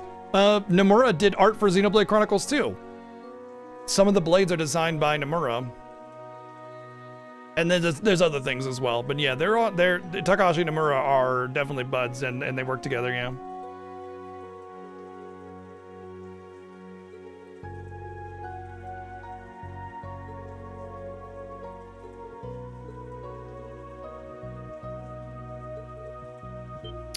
The ones that he designed were, oh gosh. If you go to your Blade collection, it'll tell you who the artist is. But it's the ones that, like, what's his, Atos or whatever, the guy with the glasses, and all of his buddies and everything, all of them. I don't want to say too much because spoilers, but I think his name is Atos. I forget, it's been a while since I played Xenoblade.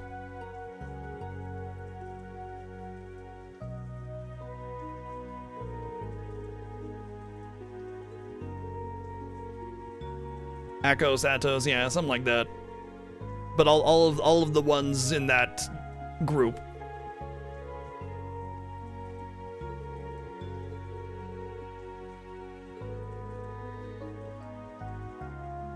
In these games especially, usually 20's fine. I mean, look at FF16, you have a much older protagonist, which is awesome.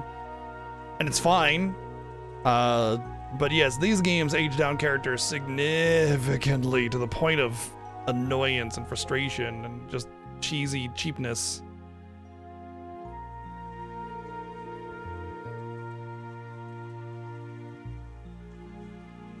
I don't want any Xenosaga. If they did some Xenosaga soft remakes, maybe I'd be about it. You know, re-editing the cutscenes to be a little bit more snippy and nice, because holy shit. It's like 5 minutes of dead air, no music, no sound, as they just pan over everything before people start talking. Yeah, they need to create some new music as well, because even the final boss just had regular boss theme.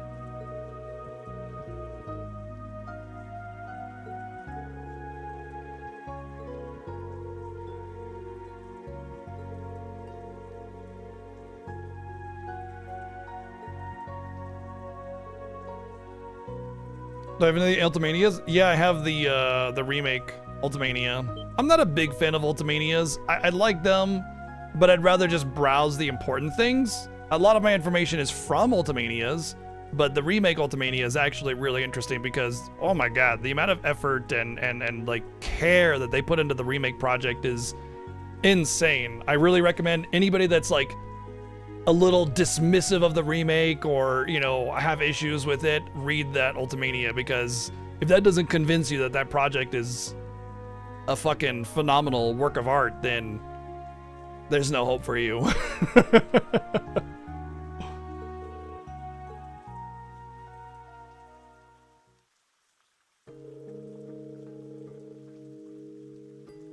Ha! And then you watch me play it and you were like, oh.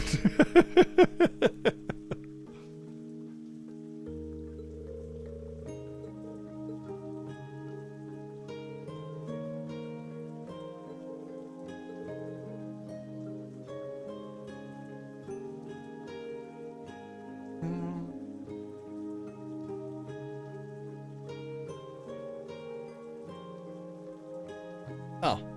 You can see my Xenosagas. They are right there.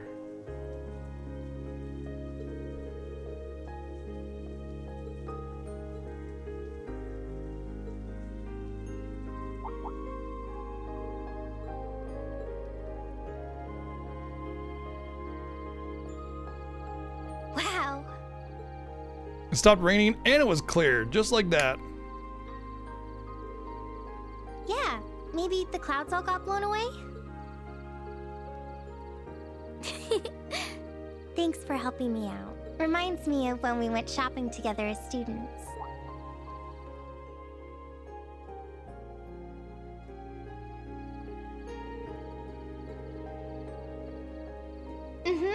And then I showed you the video of our concert from the year before.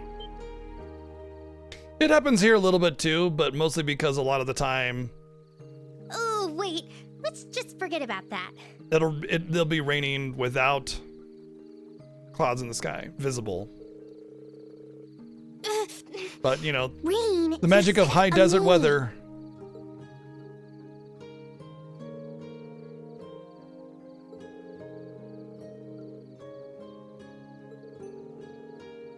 Her hair's bugging out. I think it's becoming sentient. It's about to jump off of her head. Of course. I'd love that.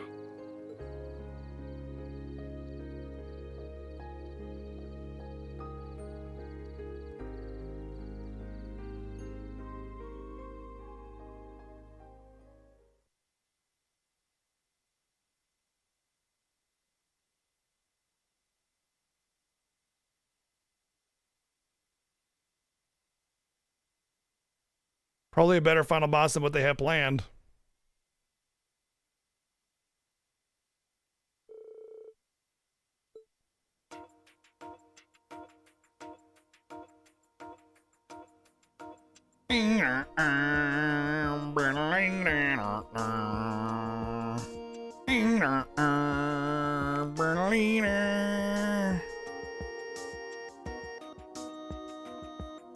Damn it. Got something in my eye and it's bugging me.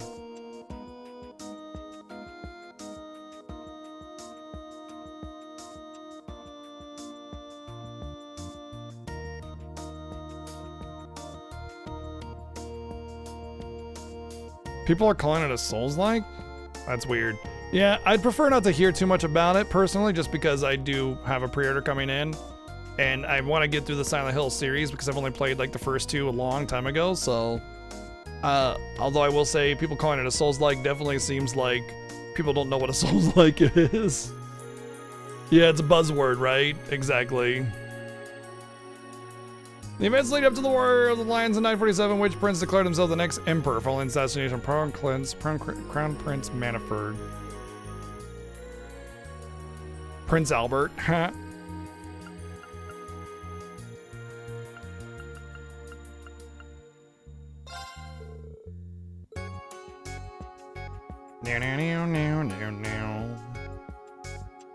Possibly Chrono Crash. I do have Silent Hill 1 on the viewer choice list, but I know who gave that game to me is a personal friend of mine, and it's not really gotten any votes, so I could take it off. Which is following statements about the effect of gyroscopic spin on bullets is true.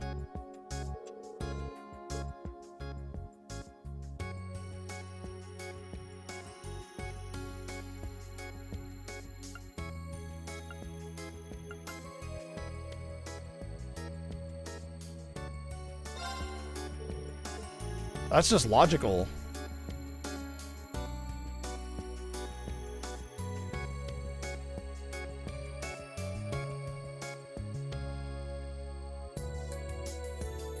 How much would I need to get a Prince Albert? There's not enough money in the world.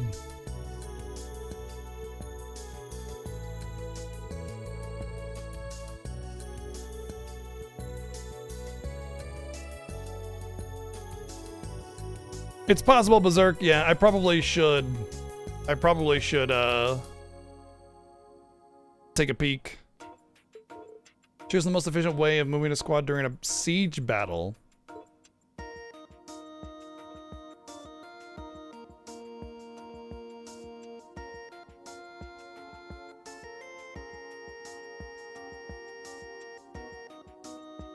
What? Okay, a siege battle would basically be laying siege to a castle, right? Trying to kick down the door. Before engaging attack from far away was probably the answer because you want to... Well, no. Let me think about this. There's definitely a logical answer. I'm not a tactical genius, so I don't know the answer right off the bat. The clear answer is teleportation. That's what the Gralsritter did, or whatever. Not the Grail Knights, but the Steel Knights, or whatever. They just teleported in. So if you're before engaging, if you attack from far away, then that means they're up on the walls, being able to attack from far away much more clearly because they have height advantage. So that's bad. Before engaging, attack from behind. I could kind of see that because you're distracting a lot of people up on the wall with another force from behind. But I mean, you don't really always have that choice. That's like, it's like saying just attack from behind. Dude, what if they're like built into a mountain? Attack from what behind, you know? While engaging attack from far away. That seems more reasonable because as you're attacking and pushing against the door, you have other people attacking from far away, which gives your troops cover as they're pushing against the door. I'm gonna say that one. Oh well.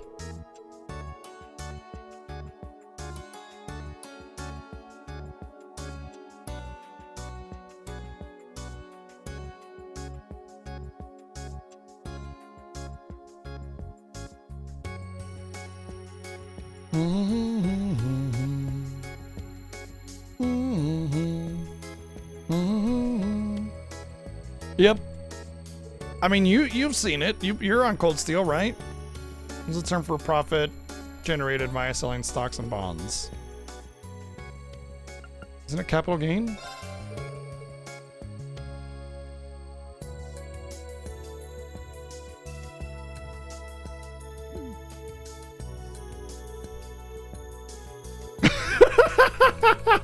Amazing. This part of the exam will be a listening test. Give a name to this song based on what you hear.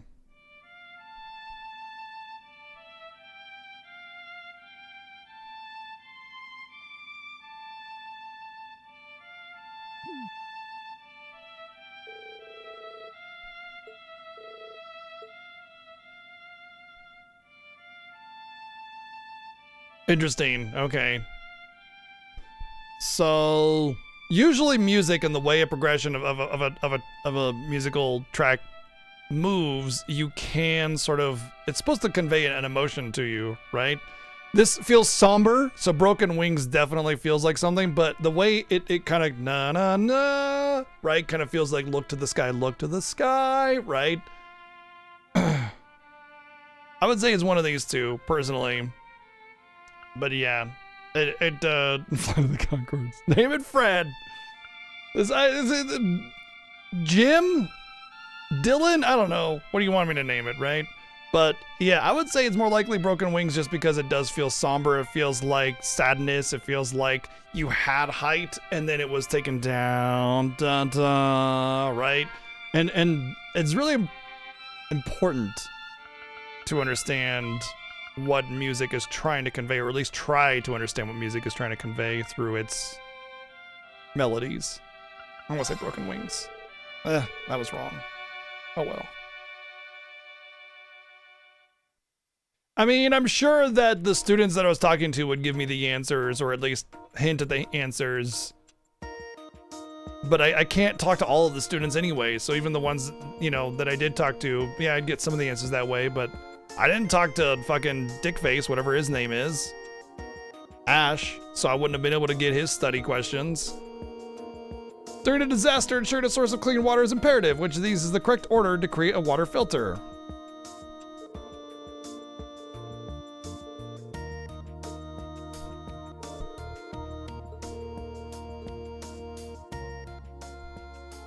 Oh.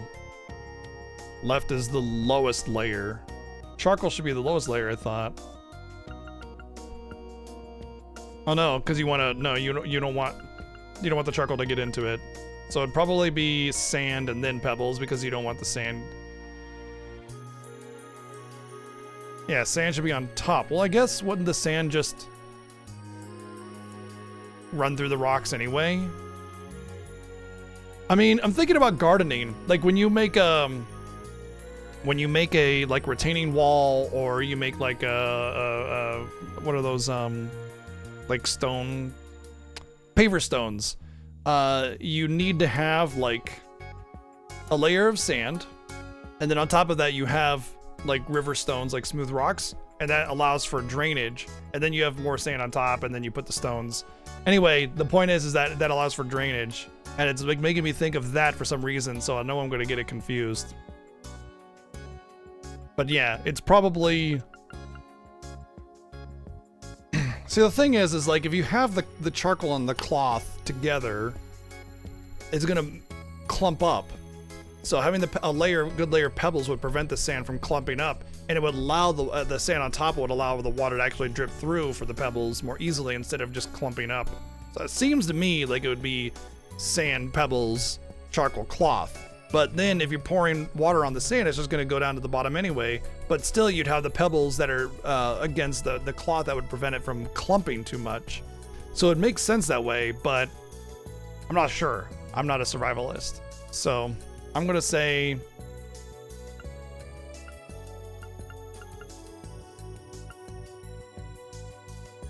that one. Oh well. I'm just making guesses here after all, so...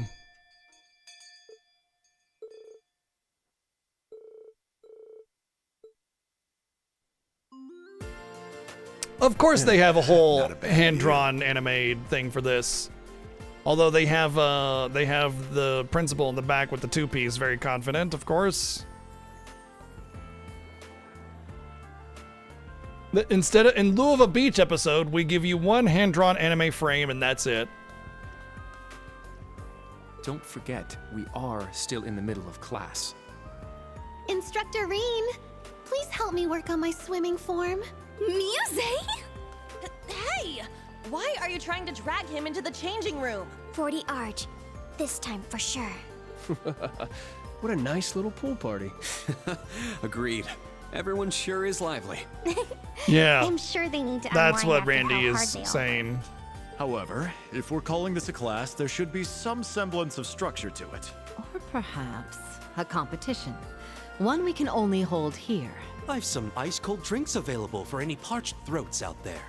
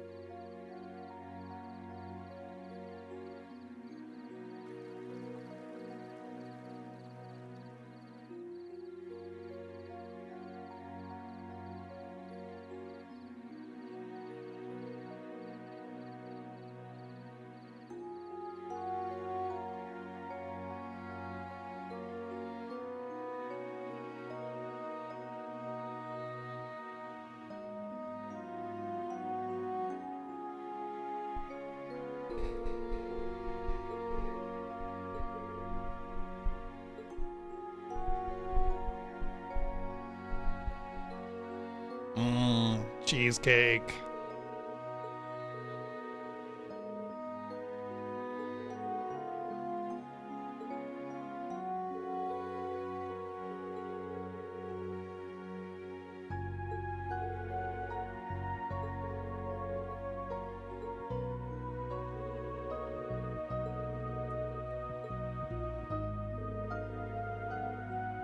My favorite part about high school is how we talked about the intricacies of cuisine and how they pair with a particular time of day, season, or beverage. Don't you guys love that part of your high school years? Yes. Teenagers famously known for their refined palates.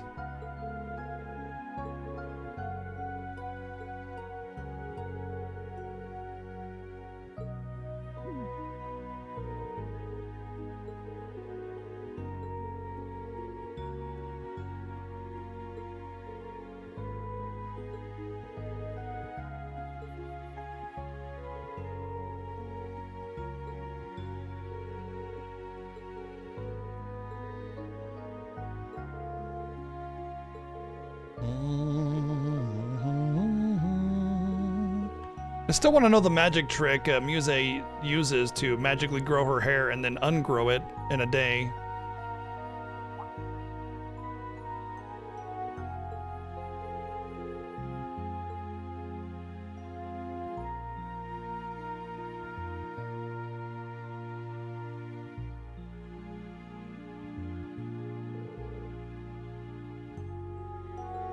Bro's got a golden fucking fork over there. God damn, living in some high society, dude.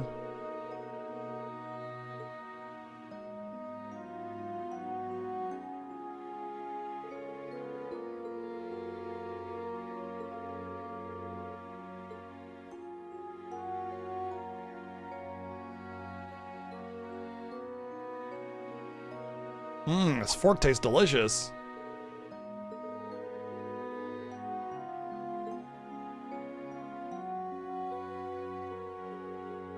Did he lick the plate? I'm pretty sure he licked the plate.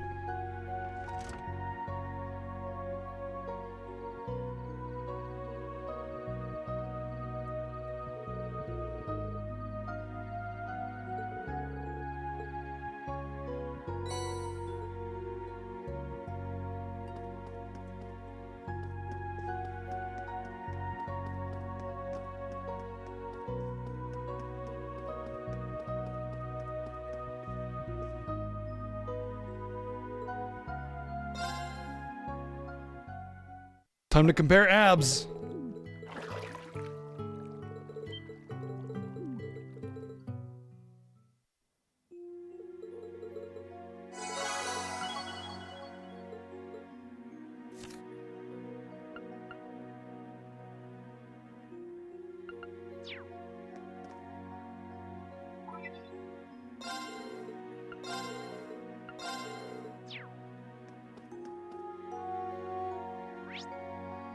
That's what I was thinking. It just made me feel like I'm not Reen anymore. I'm just the students. You know, like who's the damn main character, right? I don't think there's really anything I can do. Just that event and that's that.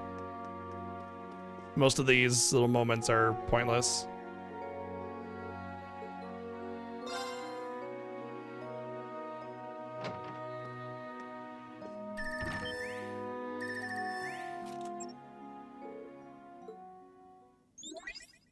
Hey, you two. I knew it was you before I even saw you pop up on the screen.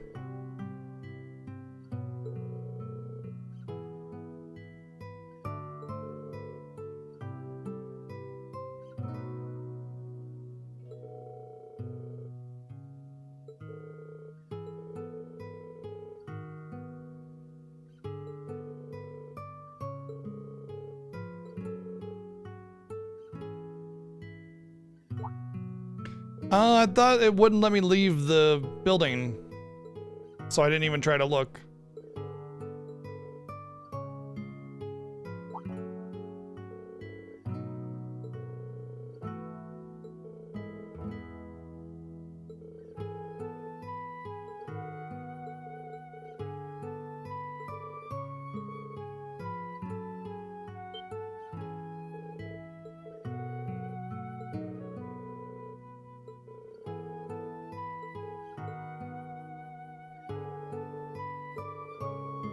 Any other predictions for the state of play tomorrow and the Tokyo Game Show on the 25th?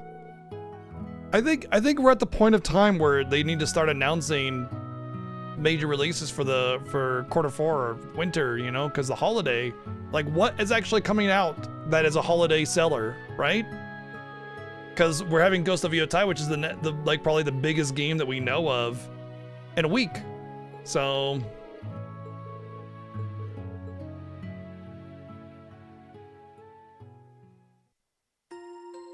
They're going to showcase a Metroidvania. It's just called Metroidvania, and it's a collaboration between Konami and Nintendo.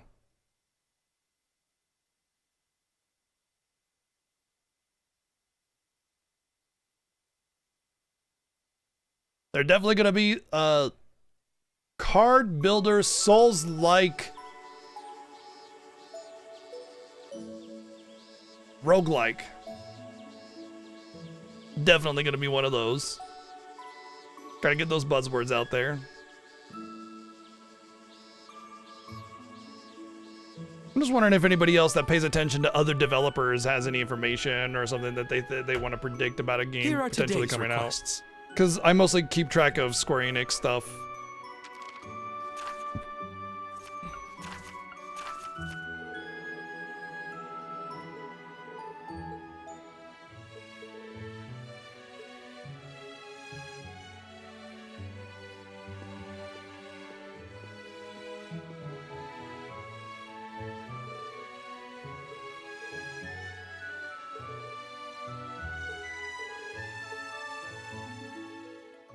Time to do everybody's dirty laundry.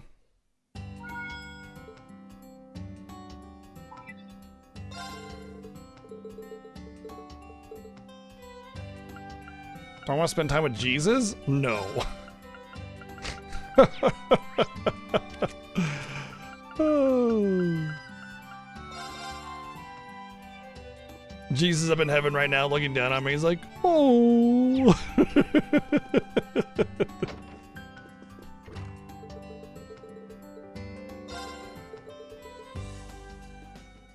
Arm Fantasia? I don't think we have any like actual firm dates or anything on Arm Fantasia because of Penny Blood's situation. I thought it was because of the double Kickstarter, it's a double release, isn't it? Do we have an Arm Fantasia release date? I'd be very happy to have it this year.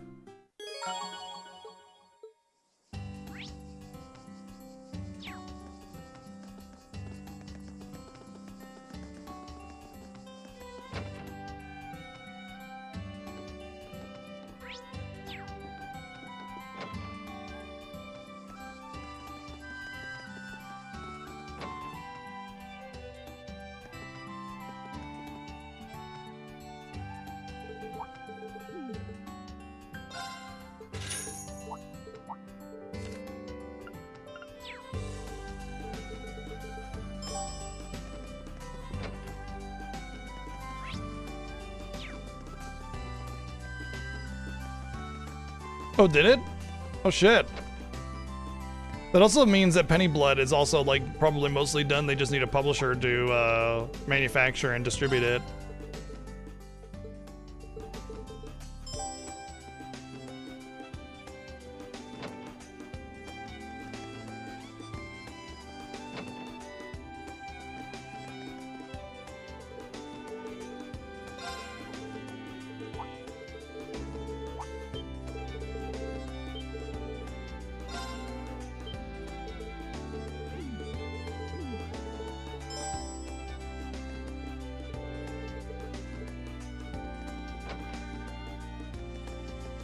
But we don't have a date though, so that's interesting. Like we know that it's Q4 2025, but we don't have a date and it's already September, so you know?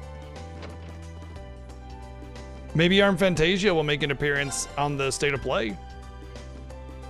Because I mean, how else are they gonna get the word out, right? They need some money for advertising.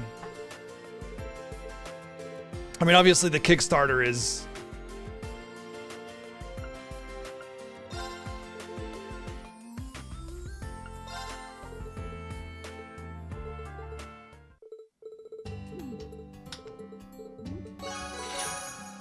Ooh. I got the shinin!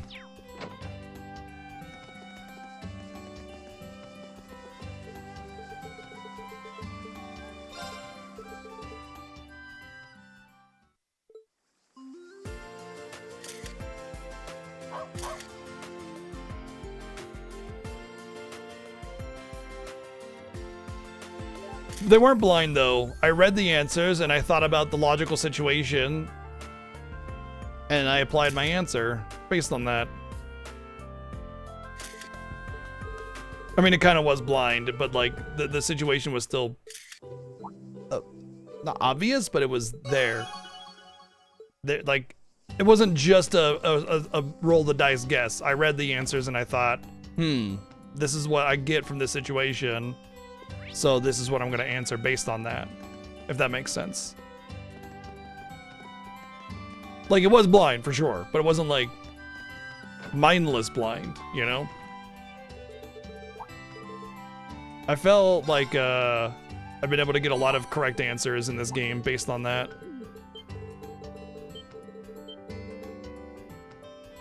Sure. Thanks, bud.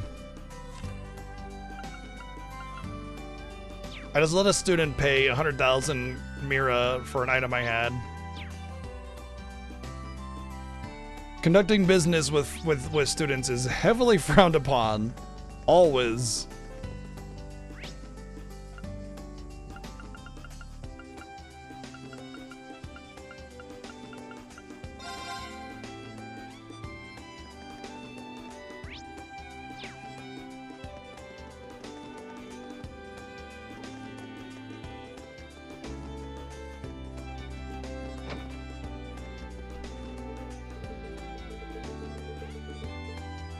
Exactly. That's exactly why you don't do that, because it could be interpreted as a bribe or special favoritism or all sorts of stuff. Pretzels? Of all the things that could have been made, you made hard pretzels. You didn't even make soft pretzels. Did she just... Bro, Reen, no. Bad. Bad, Reen. Bad. You do not head pat the students. Especially a side head pat that looks more like a caress, you fucking creepo. Bad, Reen. No.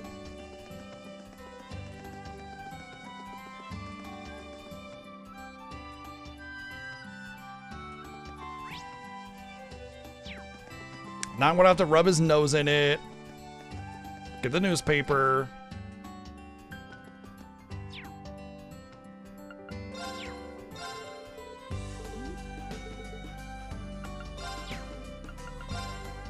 Trying to eat the damn sandwich. Thank you.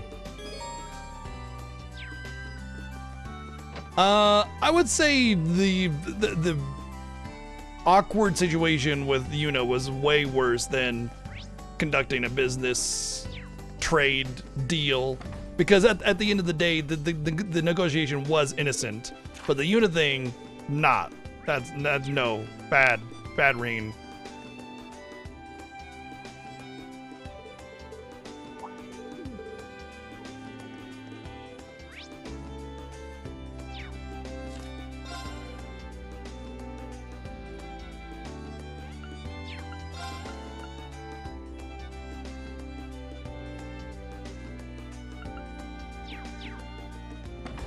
Alright, the only quest I have left is to find the places in the writings.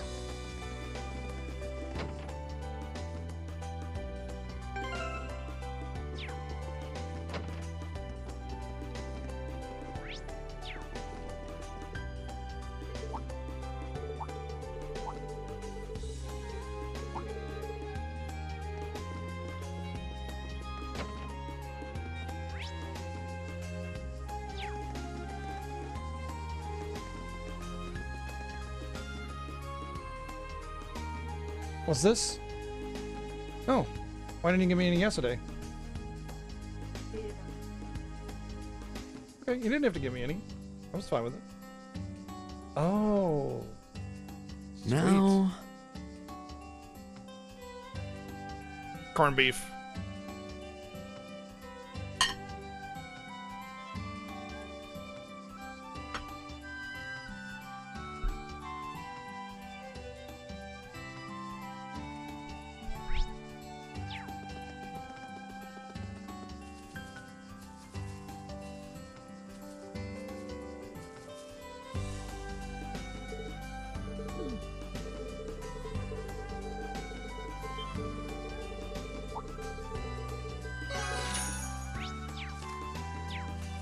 Wife made a corned beef roast for herself for her own meal prep.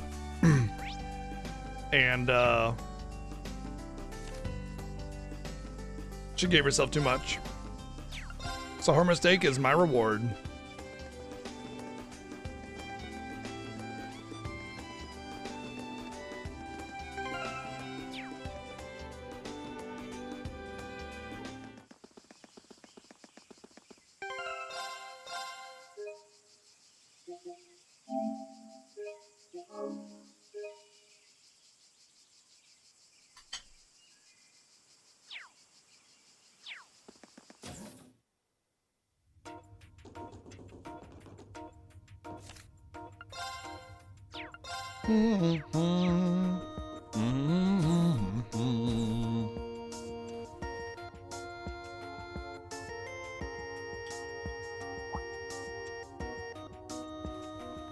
Nice watch, bitch face.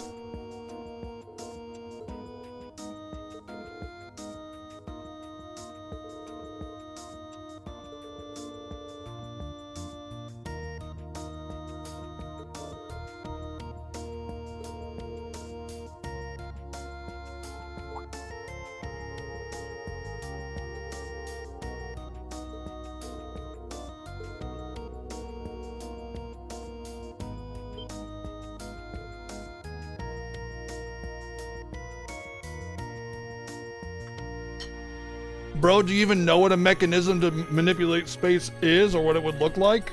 Come on.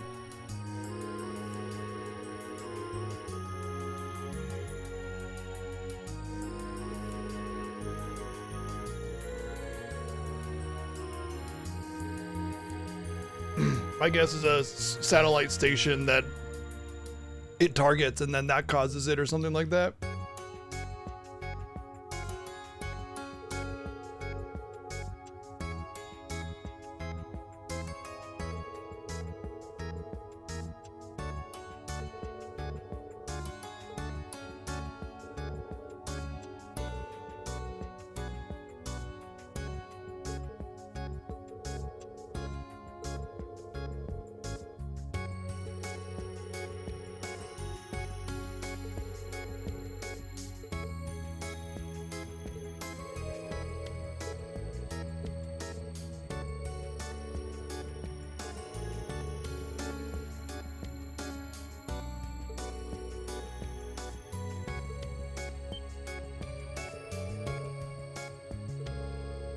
Oh yeah?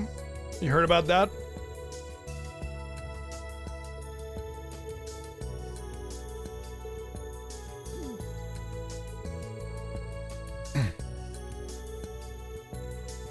I heard about everything. Becky's cousin's younger sister's brother. I heard about the drama between her and him and Dylan. Whatever. I know everything. I heard about it from a bracer, somewhere. Everything. I heard everything. I heard about it from everybody. I heard everything from everything. All the intimate details of what happened in Liberal? All the intimate conversations between Estelle and her party members? I heard about it from a bracer.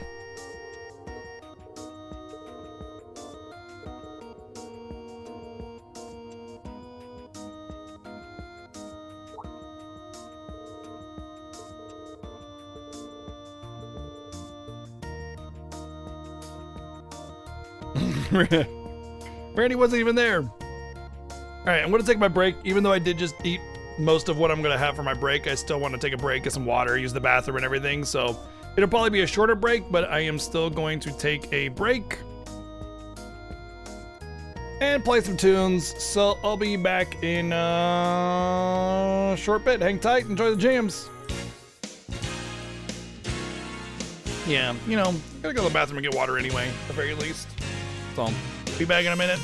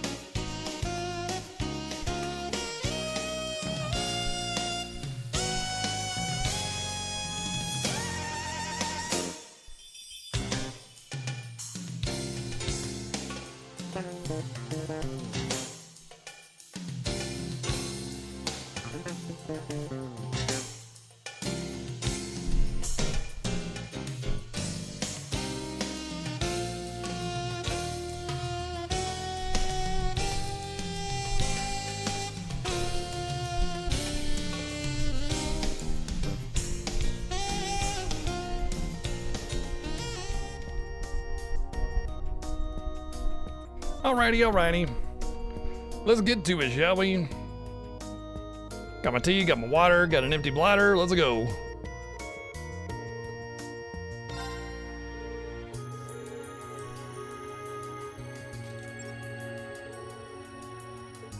I just realized the pens in his lab coat are part of the texture of his lab coat.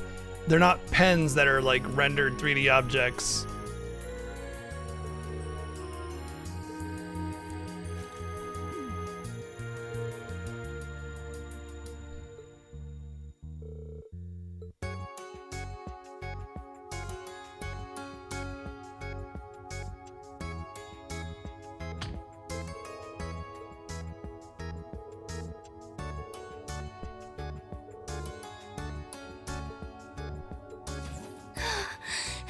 Let me guess. Thank you for waiting. Tito's gonna be a party member.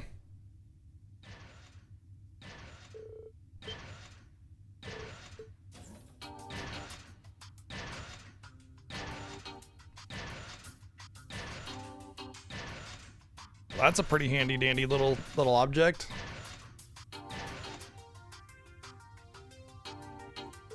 Although kind of pointless if you can just be like without any protection, not for combat anyway. It would work great in a warehouse or something.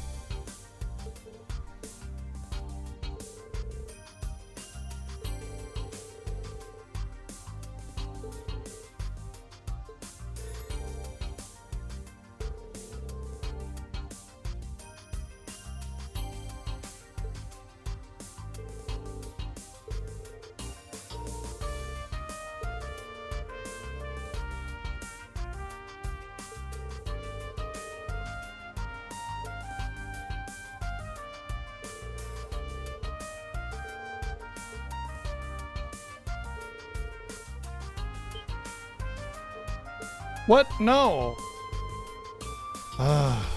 Fine. Damn it.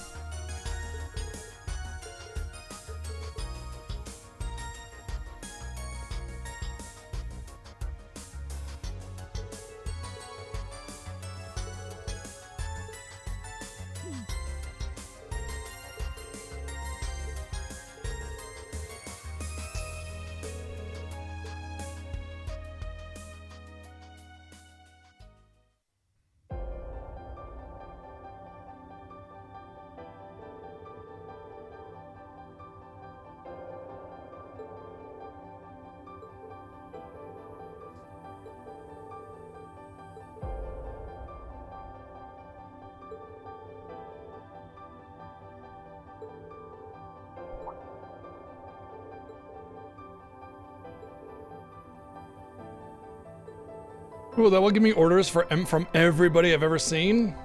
That would be great.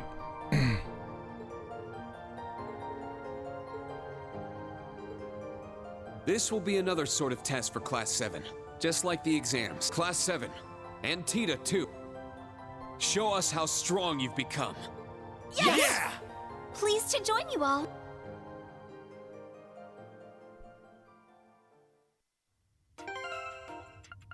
Yep. Oh, temporary. She apparently has 16,800 HP.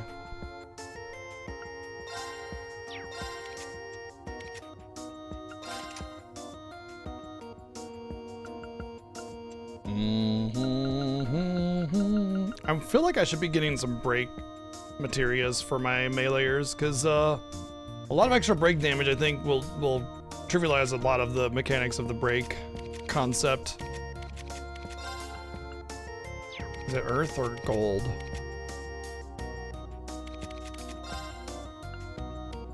Yeah, I don't really have anything yet. Funny that I've never seen anything though. I didn't even know that the break materials even existed for the most part.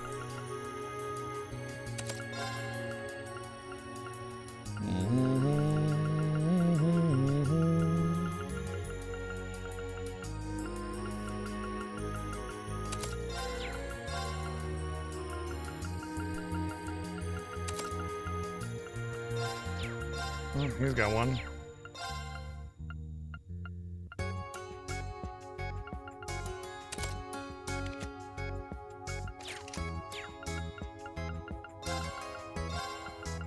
Oh.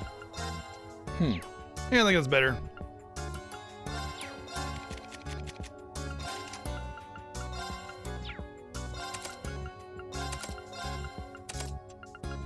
Keep the res bud.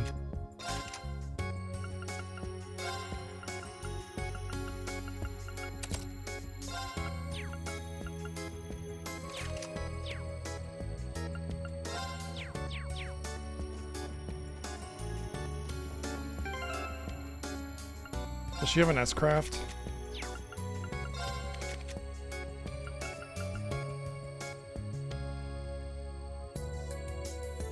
Ooh, 40% damage increase and strength up. Nice.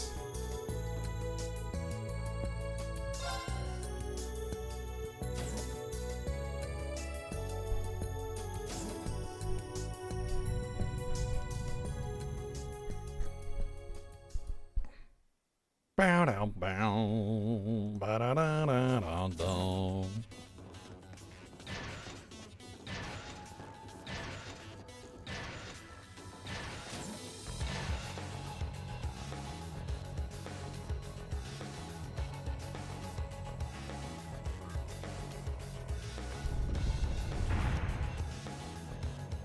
Treasure.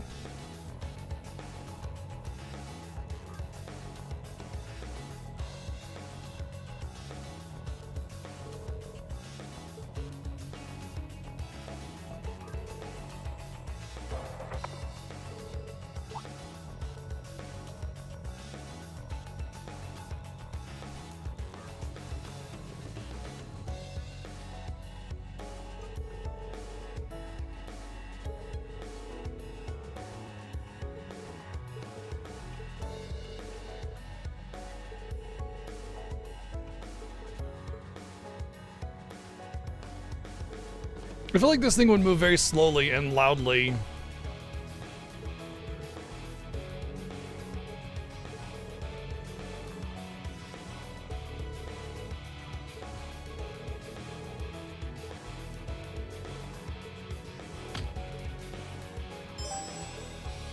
There are two main paths, one of which is a dead end. I won't go easy. Arcus, activate! Now. Arcus, activate. Yes! I'll support you. Thanks. Yes! Restore 60% HP. Self? For self, I think? No, area. Wow. Okay. Delay plus 20. Wow. If it actually works. Just AoE and an AoE. Okay.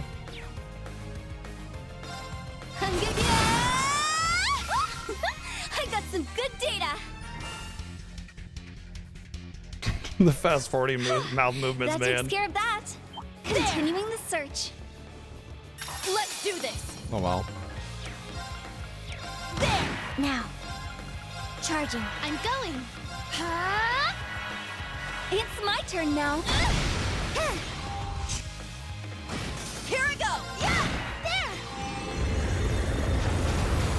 Pew! Charge up! Oh, did we win? What? Yeah, fuck that box in particular.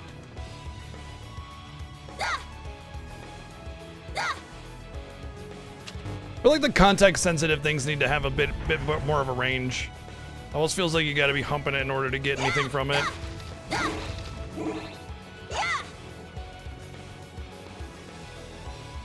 Chapter 4.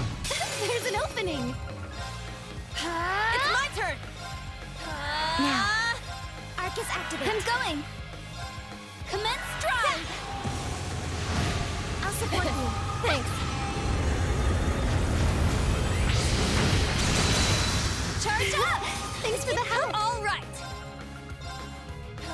I'm going. I shall go. Arcus activate.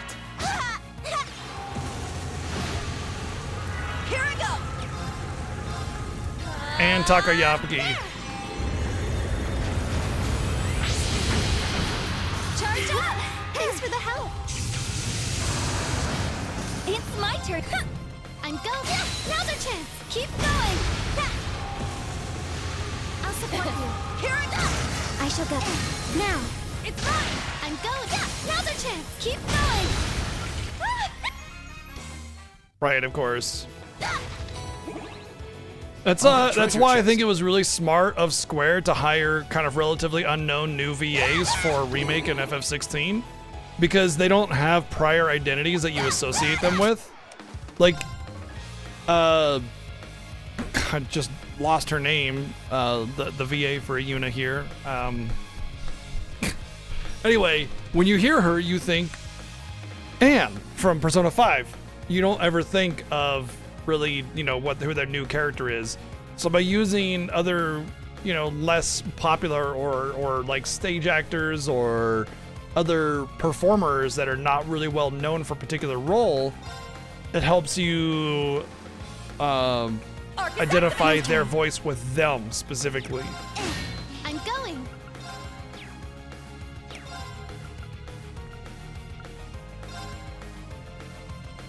All right, it's that thin line.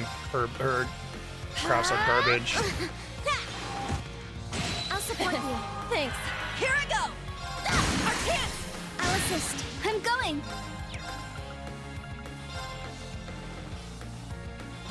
Sorry.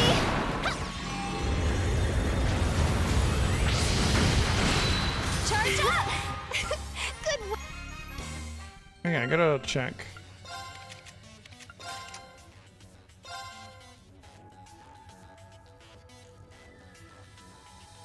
Right? Is this the one I wanted? It's the 50% crit, but I know there's other ones that I was considering giving her.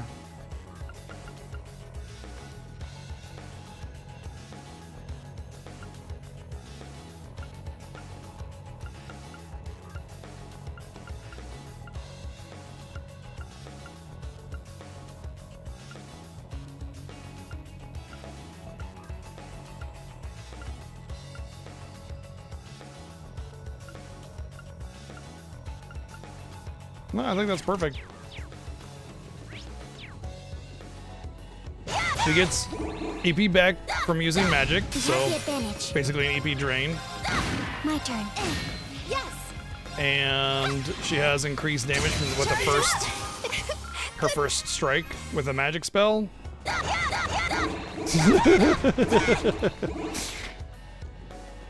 And increased chance of crit. 50% chance. Yeah, they have Rena supporting role right now. I wonder if I could hit that again to get a different path. Nope.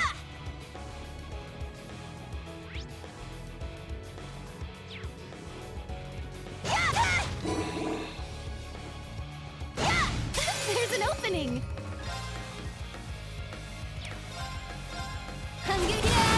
Here I go. Wide open. Did she say I'm Giga? My turn. There. Yes. Arcus at there. Here I go. I'm going. Yes. Yes. Oh, did we? Already basically getting garbage XP from these enemies.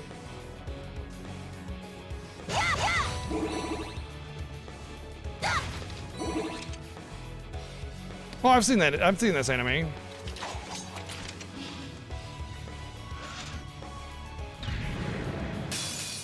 Look out! That one's strong.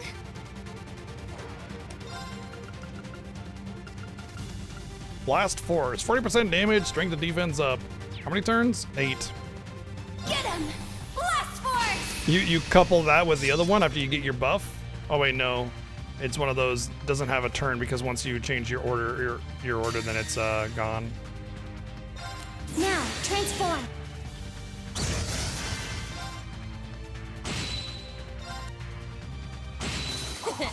Well, look at that. Chrono Cross Crusade. That's the loot I got.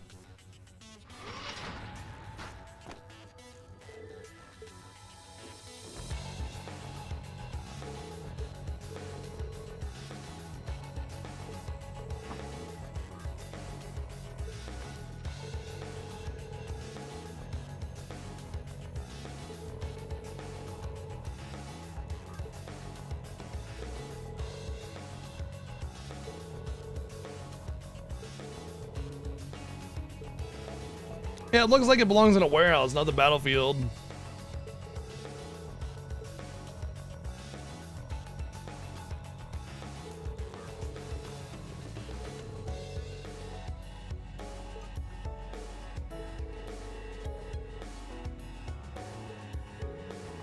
It's rude, but also I'm asking the question too.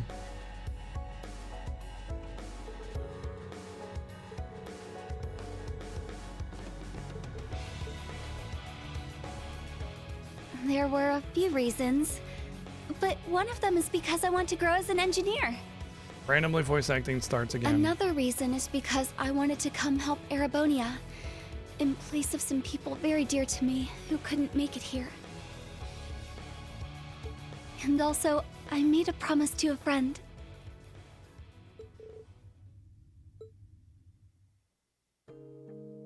She's so amazing.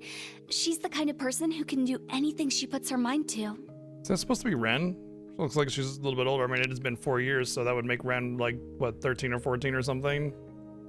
She lost her family when she was young, but she found a new one and is living happily with them. She actually wanted to visit Erebonia and Crossbell, but some things came up and she couldn't make it. But she didn't let that get her down. She continued her schooling in Liberl, and now she helps with bracer work and orbital network tests. I couldn't keep up. All I could do was admire her. But yeah, Ren. Then I realized she's just doing whatever she can and giving it her all on behalf of the family she lost and the new one she found. It was around that time I found out from George and Olivier that a new school was about to be opened up in Erebonia, and the famous Professor Schmidt would be an advisor. And since the guild was having trouble here, Agate and another bracer would be sent over. So I talked with the people dear to me and told them I wanted to attend Thor's branch campus to expand my potential. Since it was sort of out of the blue, most of them were against it. But that friend of mine supported me and convinced everyone else to let me go.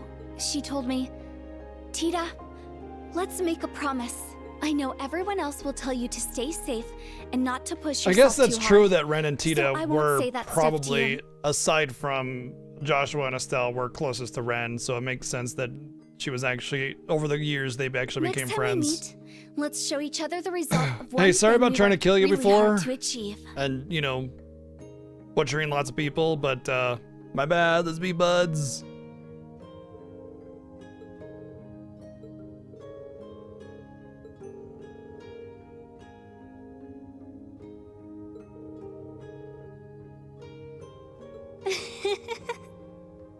She actually already told me, so I'm like way better friends with Tita than you guys are.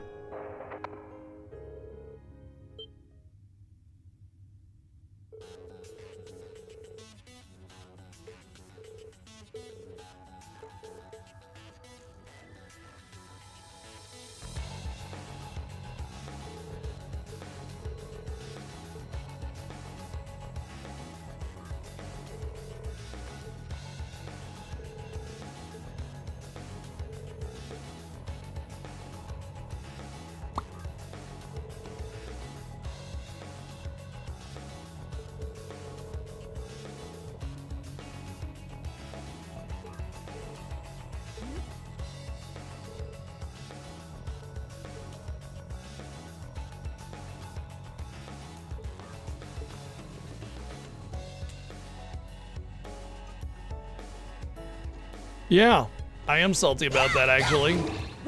Got a problem with Now's our chance! Yeah! It's mine there! Now. There! It's mine! I'm going!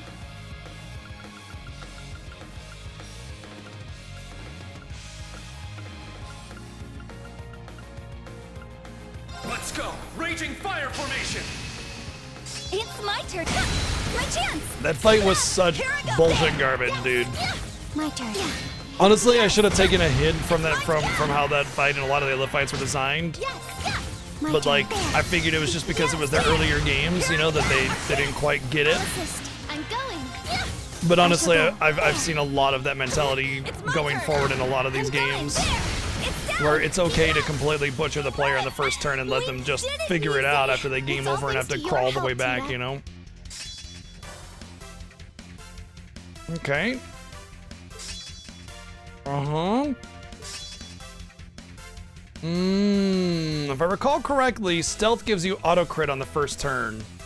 So that could be good as the, well, it'd have to be the primary for Reen. But I can see it being good as a primary for somebody else. It was one of the primaries I gave for, well, primaries. It was one of the buffs I gave to Laura when I was doing the Laura Smash thing. You give her the Dominion or Domination or whatever, and then you give her the first turn stealth. You can jump down the ladder, but don't injure yourself in the process.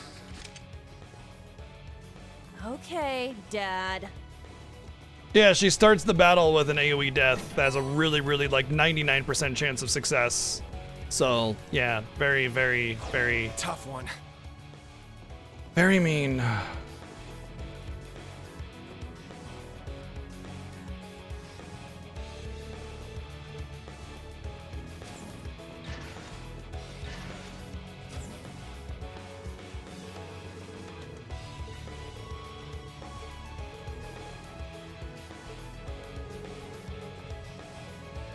Yeah, if you don't have death protection, you all die. That's it. That's what happened many times. I start the battle and it's game over. Oh, okay. Some SMT level bullshit. It's like SMT bullshit except without the RNG of SMT bullshit, you know? It's like guaranteed you die.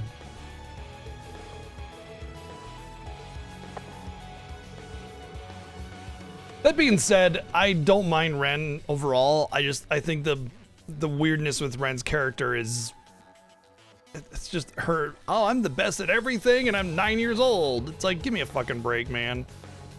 I get like the fantastical nature of this world and, you know, people are larger than life. That's what makes heroes interesting. But like, it always has to be like better than the previous, you know what I mean? It's better than the normal. It's always this like,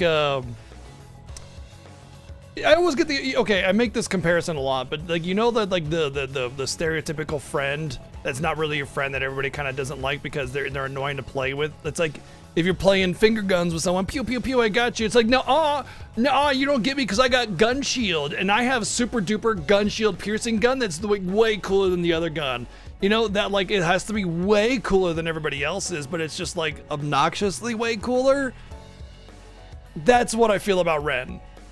It's like she's always obnoxiously way better than everybody and everything, and she's 9, and it's just like, get the fuck over it, you know? Like, cool, she's, you know, got a lot of skill at a young age, but like, it's always way cooler than everybody else, or way better than everybody else, and she does everything because she's the coolest, you know? It just, God. You know, like, there's like a too cool or too extreme that people sometimes don't have like a filter for. And it just becomes unbelievable. There's that suspension of disbelief, right?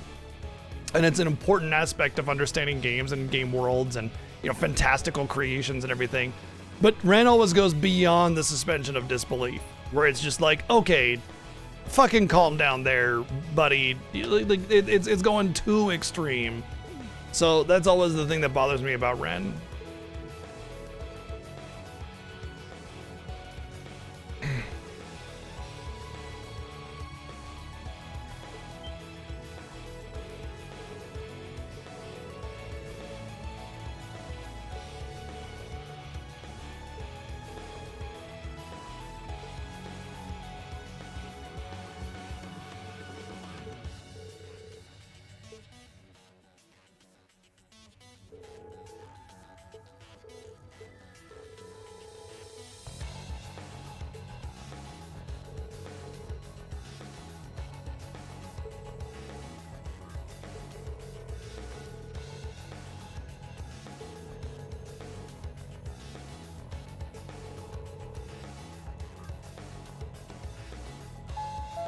Bing bong. We're ready for his navigation. There's a path ahead and you can take it. Thanks, Reen. Your navigation is invaluable. How would we have managed this without you? Walking one foot in front of the other? If you didn't tell us to do that, what would we even do with ourselves?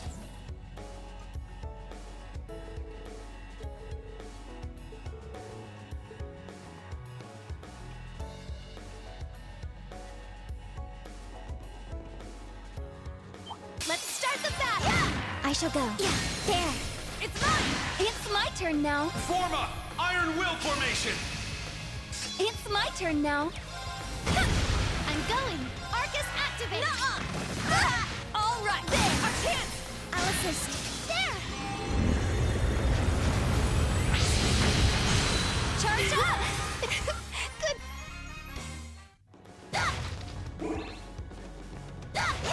I'm surprised that they made the max level only 7 for the Orberman thingy instead of like 10. It's never like an odd number, you know? It's usually always evens and nice, fulfilling numbers. You know what I mean? I won't go easy. There! I shall go. There! I'm going! My chance! Keep it up! I'm going. Arcus activate. Here you go! It's my day! Wide open! I'll assist. Charge up! Thanks for the Now, help. There! Keep coming! Yes! There! All right! Yeah! Yes! I shall go. Now! It's mine! Nuh-uh! There! It's my turn! Form up! Iron Will formation! All right! Our chance! I'll assist. I'm going! There!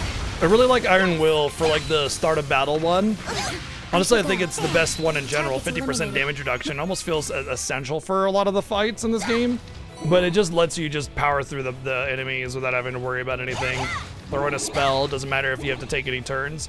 So like usually beginning of the turn arts are worthless because you just end up getting your ass kicked before you can even cast your art. But with the Iron Will formation, it just kind of trivializes a lot of damage. Doesn't matter if you take a few hits. Yeah, maybe a couple of them move out of the way, whatever. Pew, boom, all dead, especially if you got a group-wide AoE. We'll end this quick! Now.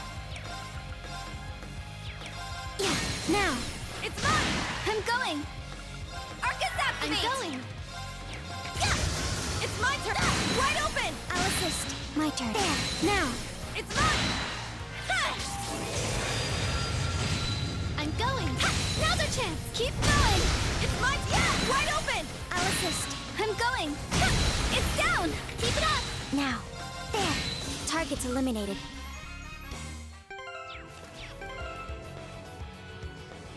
Oh, I like that one too when I'm building up my CP, for sure.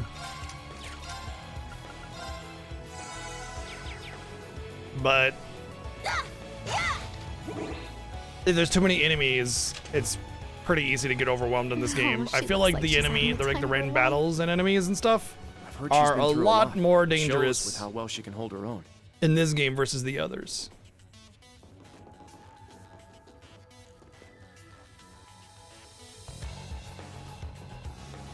The reason they were any kind of dangerous in the last game was because of the massive miss rate.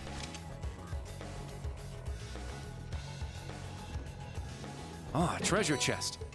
Orange corsage.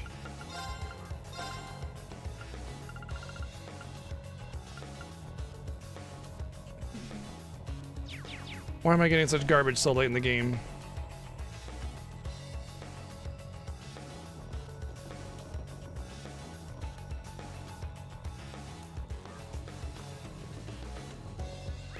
There's still that treasure over there.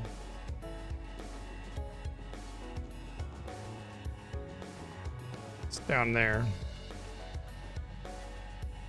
Or is it? Oh, it'll be a vent.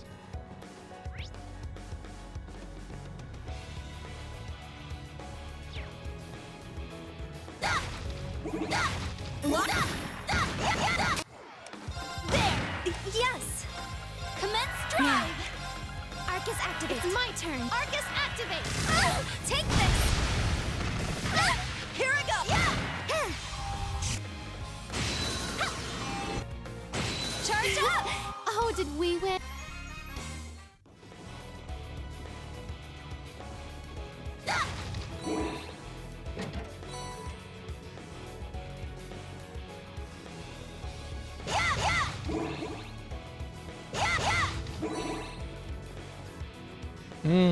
Or it might be from here. Now's our chance! It's my turn now. It's my turn. I'll support you. It's my turn. Yeah, wide open. I'll assist.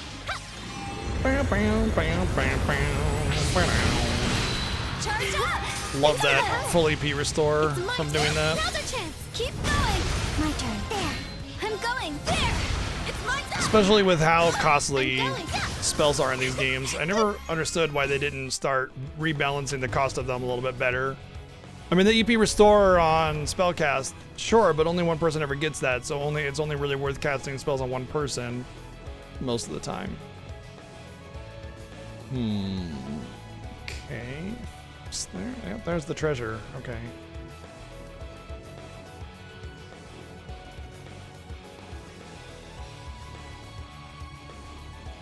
I mean, I can't hit the monitors after I've hit them once before, so it's got to be something that's like automatic. Yeah, wide open. I'll assist. I shall go. I'm going. There. Charge up. Oh, did we?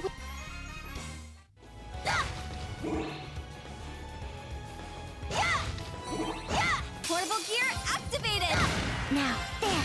It's my. Yes. There. All right. Nice. We did. I do the attack up one if I'm also trying to burn. The 20% one, although I'd be doing the if All I right, keep that's the Tita's last one. order, Try and then head directly to your destination. I'll do that 40% one instead for sure. Treasure located. Fire bell. Not really using red anywhere, so not useful to me.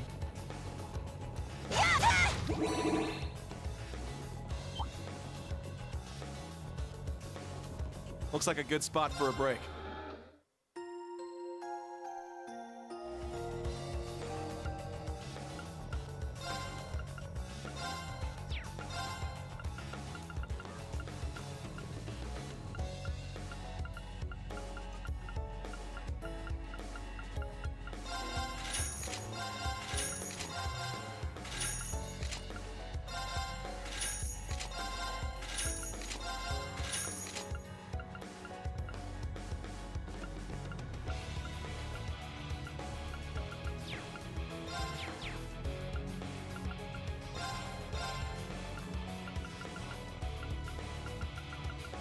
I think this is the Lost Genesis.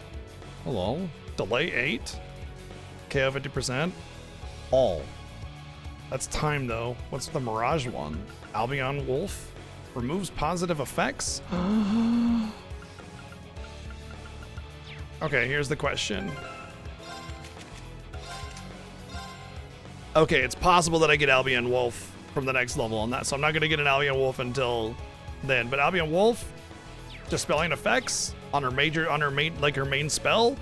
That sounds amazing in order to try and like at least attempt to keep boss buffs and stuff like suppressed a little bit, because debuffing does not work in this game. But a dispel, especially if it's a guaranteed, like it's not applied. Like, okay, if they do strength up and I try to apply strength down and they got a 99% resistance to it, it's never gonna go back down, right? But if it's a dispel, dispels don't have like, in most games, don't have like, they have their individual resistance category, like you resist dispel or not, and usually in most games there's not even a separate category, it's just 100%. So that being able to just take care of buffs and debuffs, oh man, that'd be huge.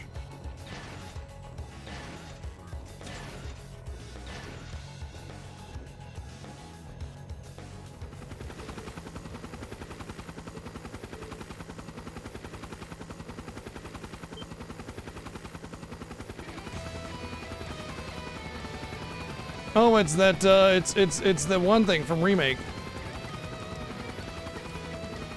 The one thing you find in the elevator, or FF7 in general. Just with a propeller stuck on it. And apparently those weak little propellers are enough to lift 10 tons of steel.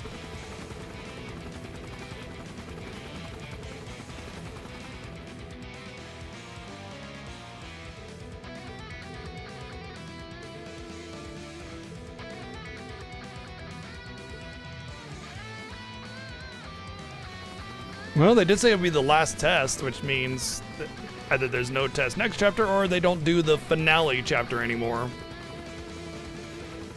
Or it could be that this is still a chapter-length chapter, and the finale will just be the final dungeon, and that's it, which would basically take it out of the chapter. It's like, it's still technically part of chapter 4, but they kind of have like a sub-finale thing, you know?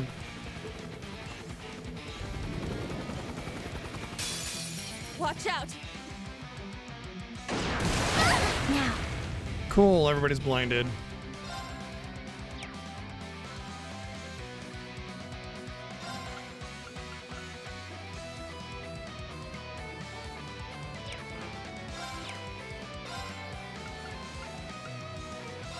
Get him! Blast force! My turn. Now, transform. This. Oh, that is not very much damage. I'm going.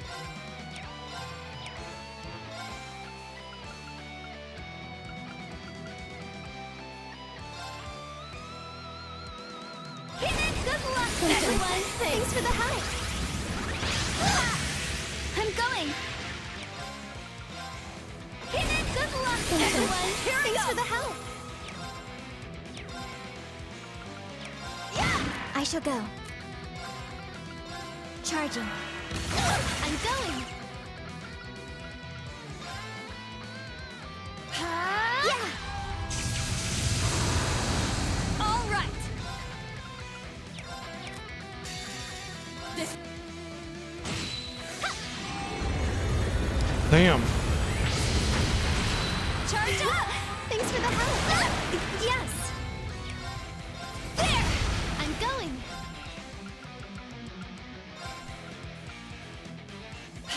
Now. Arcus activate.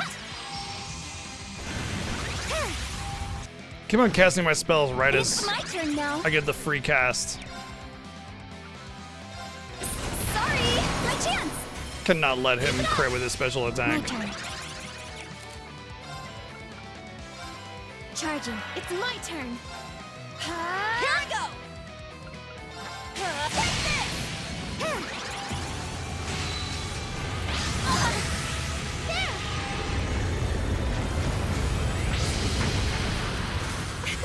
Good work, everyone.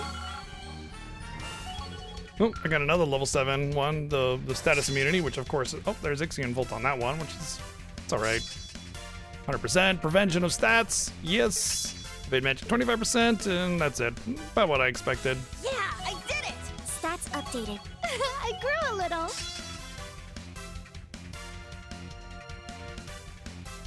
Okay. Apparently it's strong. It's got an S on power, so that's cool. Nice. Terrible for break, but it's actually a skill for her that's not garbage.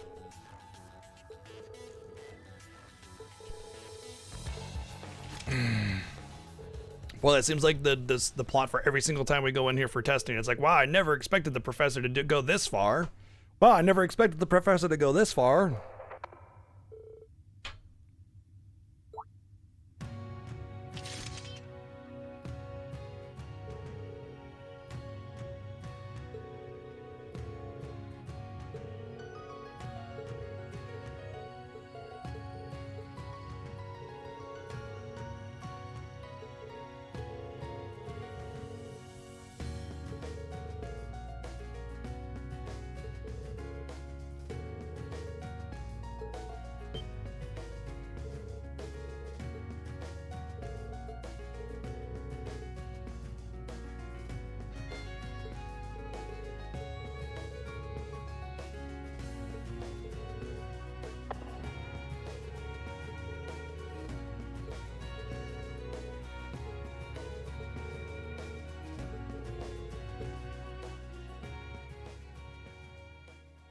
Didn't they just say that that would be the last one?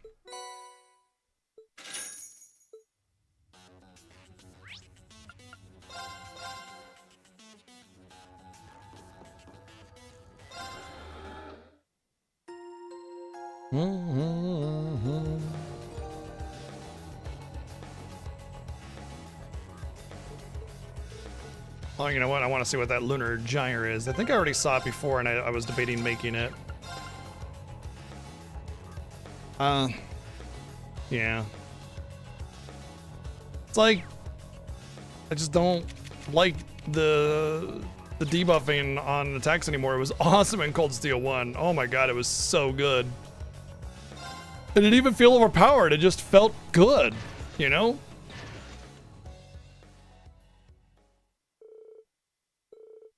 But they were still, you know, predictably not very good at the end game or bosses or anything, so whatever.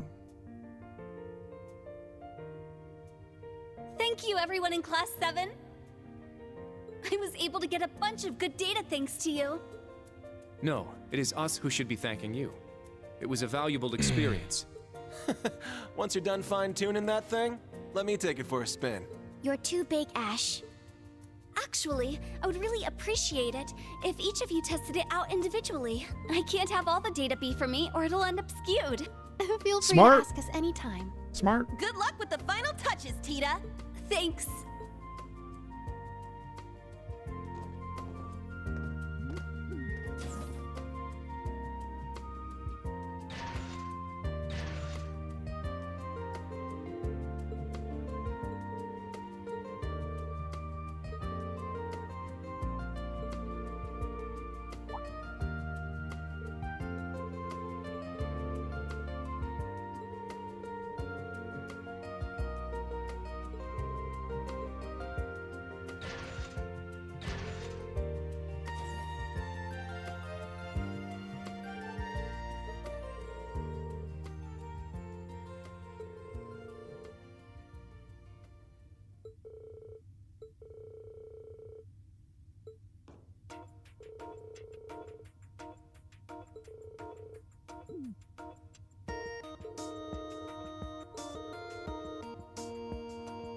The new levels are going to be in the next game. That's what it is. Ah, damn it.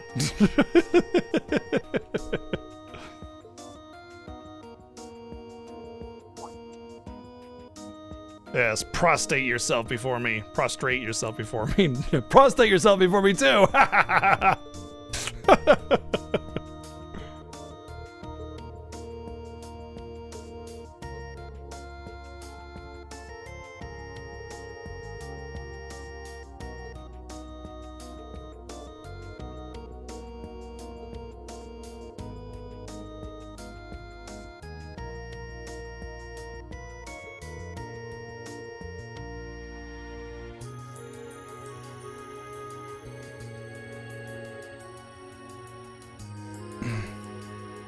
That's exactly what happens right before Zack and I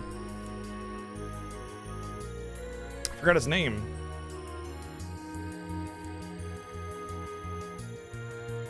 What's his name?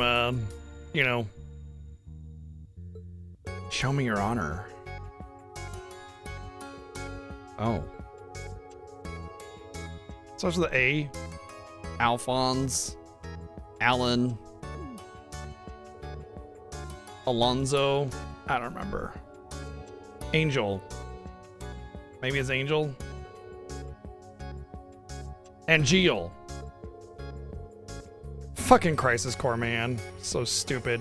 It's not, it's Angel because it's supposed to be adjacent to Angel. Even though, God, the retconning in that game just infuriates me every time I think about it.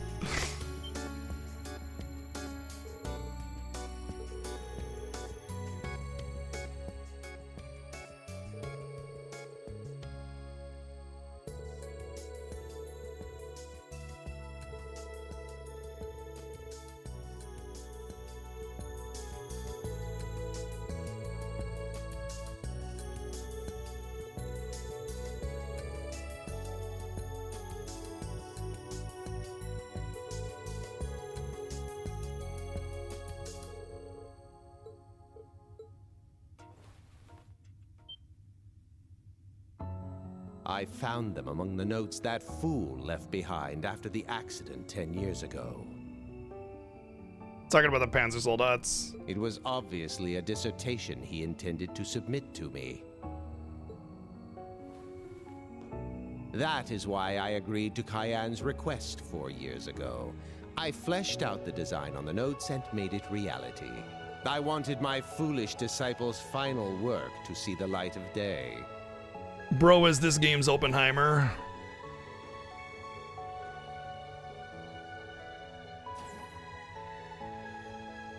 Without a conscience.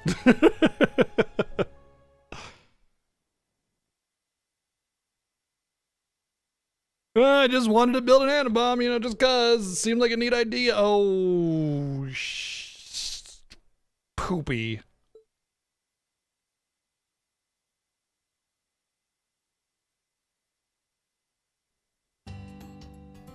Whoopsie doodle.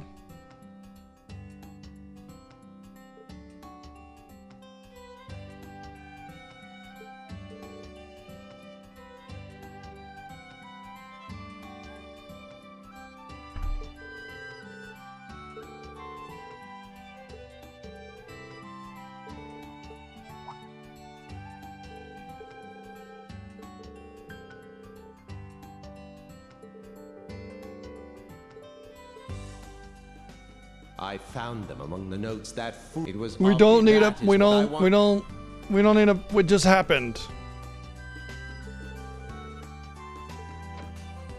Unbelievable.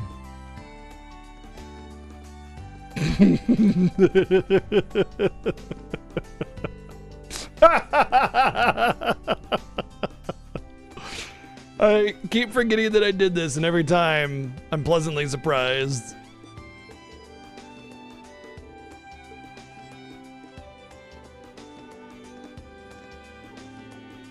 Oh.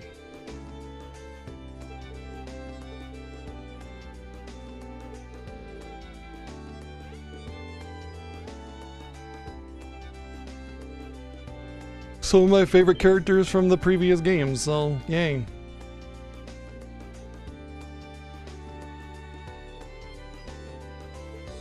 It's been some time. It's a pleasure to see you again. Hello, Coffee Dad. But seeing as how I'm not yet acquainted with all of you here, allow me to introduce myself. My name is Victor Arsaid. I am the Viscount of Legram, a town in southeastern Erebonia. I am also the Captain of the Courageous. It is a pleasure to meet you.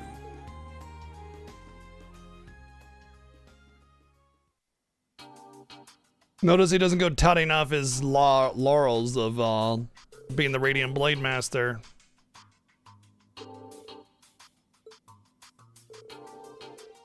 But then somebody has to bring it up. You know, I'm all for characters having like earned titles because of their like, I don't know, accomplishments or something. I think that's important, you know?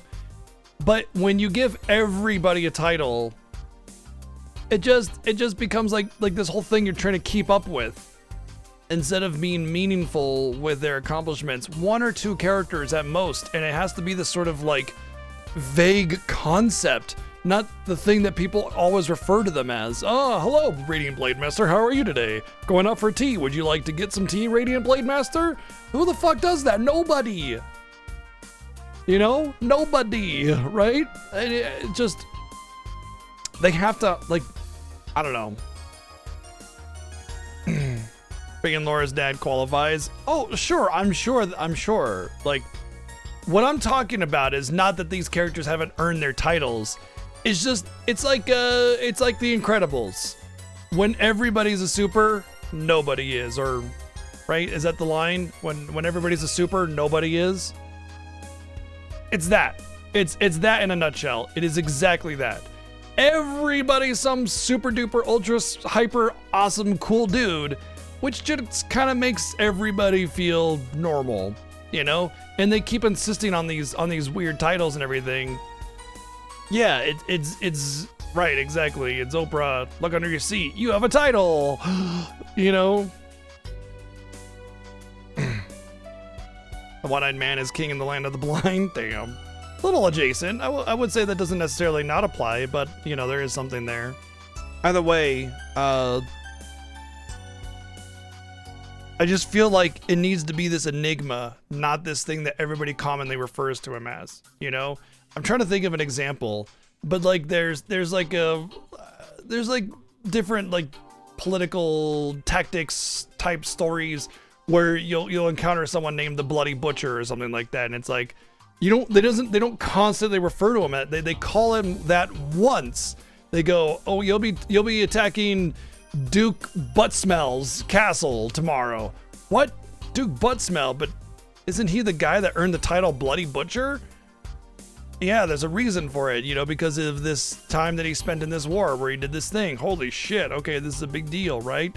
And they don't go up and be like, oh, hello, Bloody Butcher, how are you today? Then they're like, okay, Duke Buttsmell, I'm coming to get you, you know, whatever, right? It just, like, it's not this, it's just a passing conversation in order to give life to a character for some of their history, not this like everybody gets a title thing, and it just muddies it.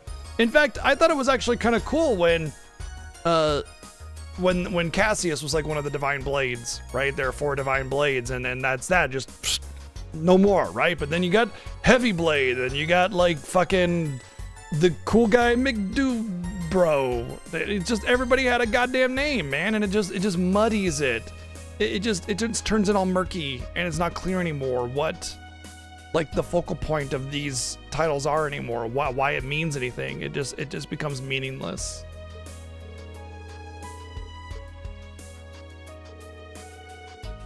I actually don't refer to any of my cats by their name most of the time. I refer to Ginger and Coconut as Buddy. I'm like, hey, Buddy.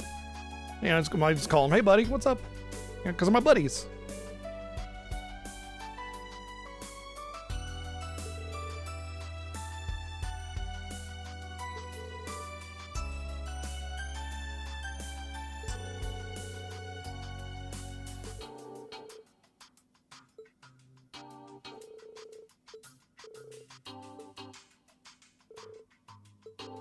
Which actually, weirdly, I haven't had a cat in my room all day. Usually I got 2 or 3 in here hanging out with me.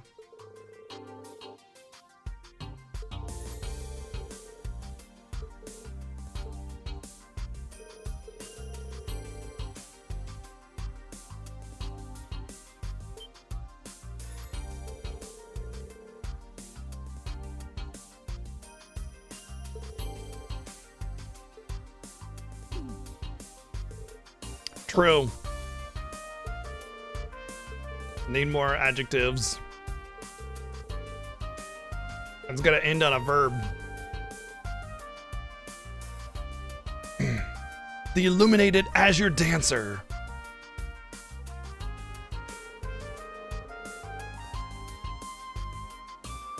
I guess dancer's more of a noun. Dancing would be the verb.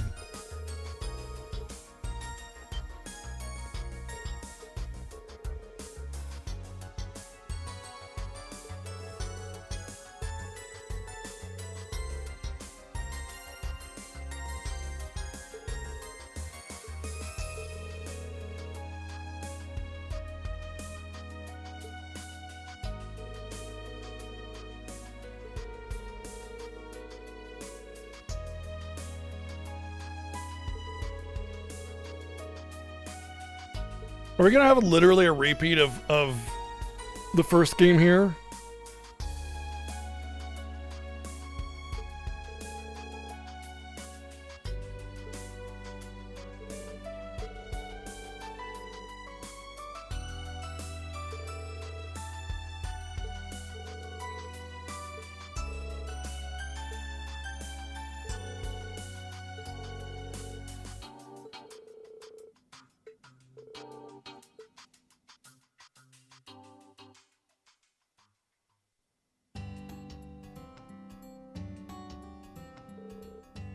Calvard. Those pesky Calvardians and their silly democracy.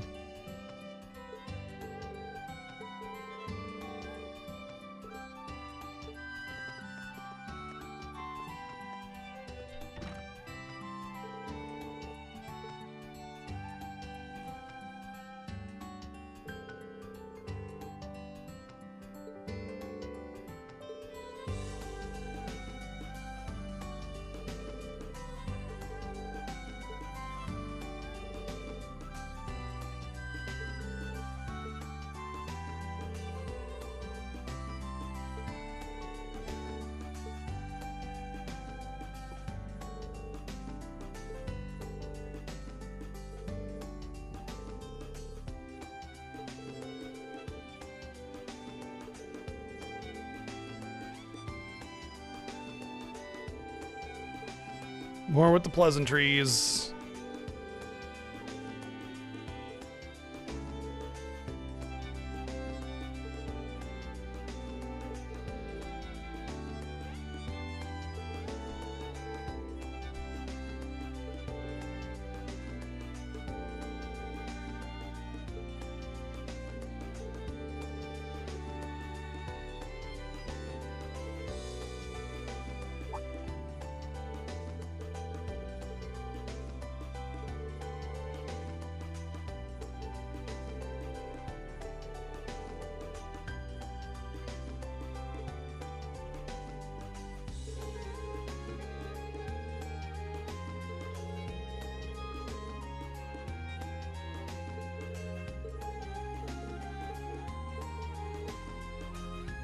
It's been 10 years since I first became your disciple.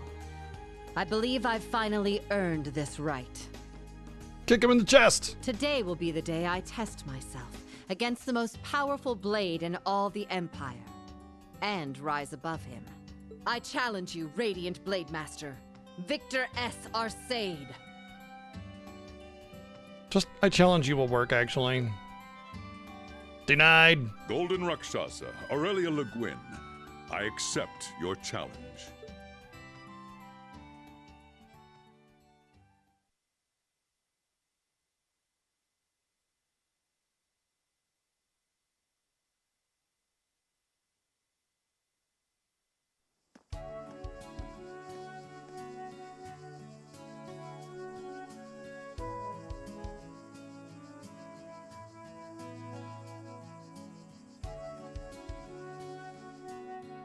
Just slap him in the face. Well, fuck you up. That's it.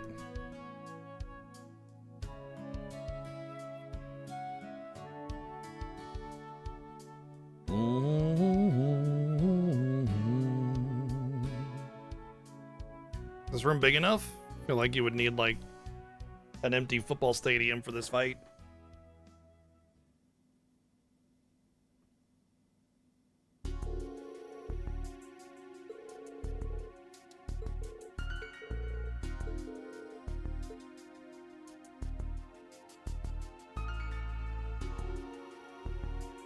It has been 10 years since you mastered the Arcade style. After further teaching from Mateus and Zex, I believe it is safe to say you've advanced to your own style of Arcade. Master, you were at the pinnacle of Empty the planet, Arcade yes. style. I'm certain you're aware that you've already surpassed the school's founder, the second in command of the Eisenritter.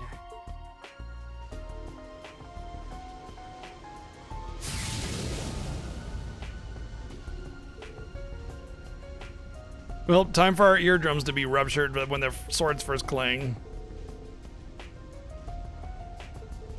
This is my favorite anime trope ever. This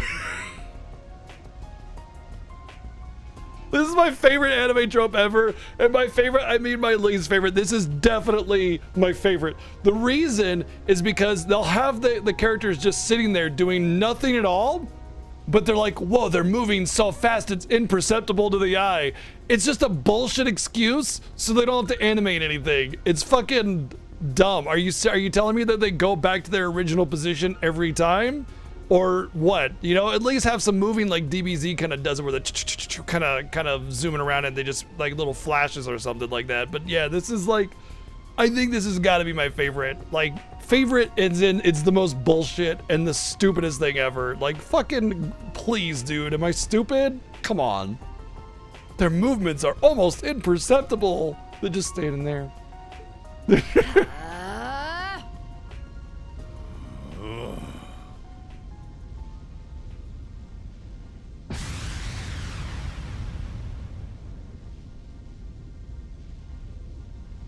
Just gonna have one swing only.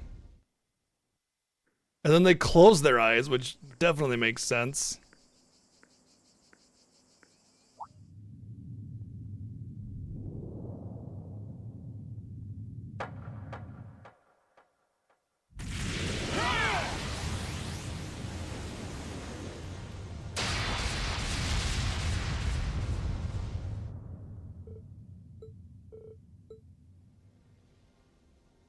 And then one of them's dead forever.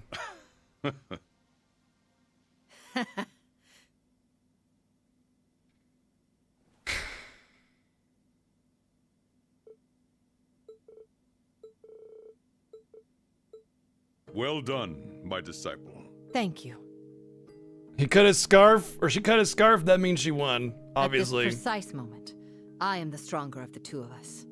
Though I'm certain the battle would have gone differently had you not been injured. Ellie, thank you for the 87 months.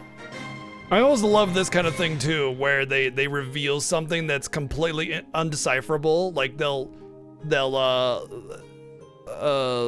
what do you call it? Like he's acting normally, everything's normal, his posture is normal, everything's normal. But then they'd be like, yes, and you would have won if you weren't injured.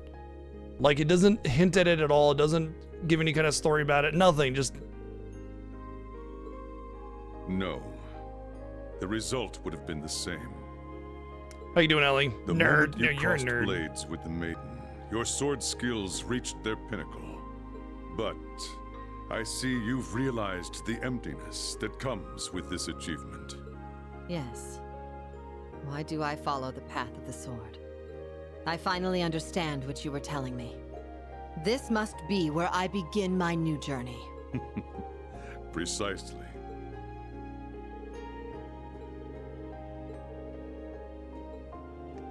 That was a splendid match you showed us. Though it may be impertinent of me, I wish to fight as well. But of course, this will be an excellent opportunity. What? You are as incredible as ever, Master. It's true. This is the best gift we are able to give.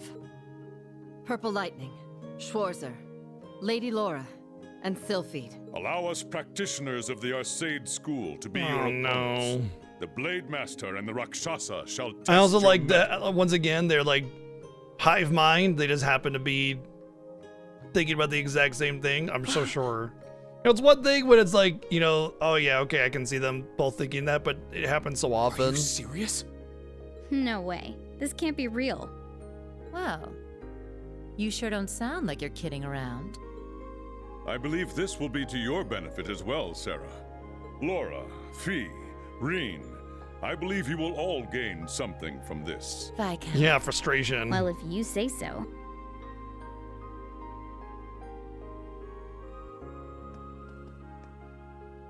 Right. There's no way I can afford to miss this. I thank you for this opportunity. Good. That's the spirit. Demonstrate Boy, to they us just like to what throw you're bosses capable of. and all over the place randomly. Show us that you can reach the heights of skill! Yeah! Sigh. I don't have my craft points up, so this is gonna be fun.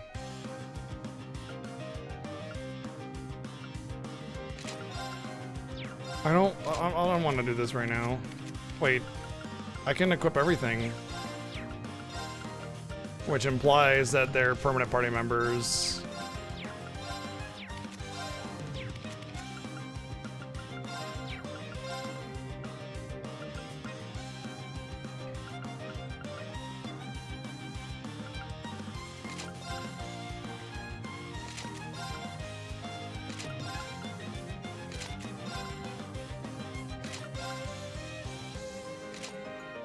Sure, whatever.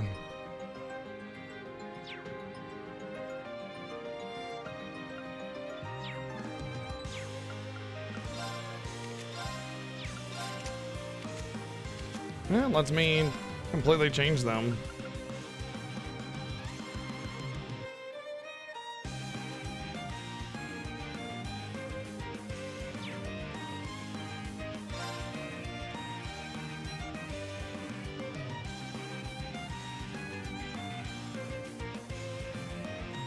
That's actually really good.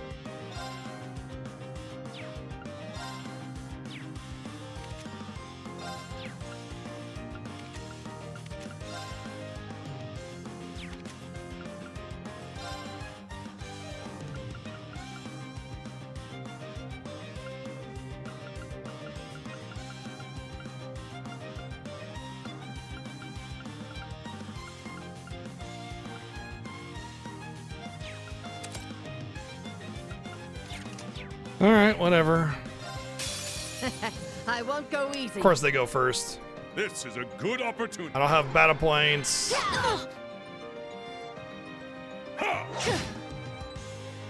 I'm up. Arcus, activate. Yeah. Yeah. Let's go. Well, Raging let's see if fire I can formation. do something with what I got here. Time to get a.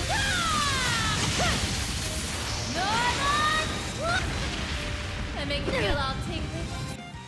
Well done. Let's keep going. Not enough. True battle begins here. Radiant. Show me you can live. And I'm dead. I was careless. I messed up.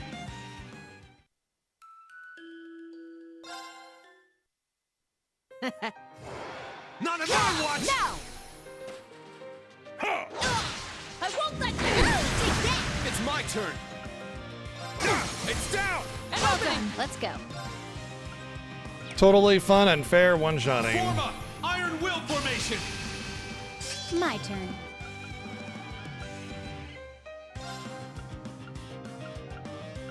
Let's go. Turn to Hey, what's up, Greg? well done. Oh good, there's tons of debuffing.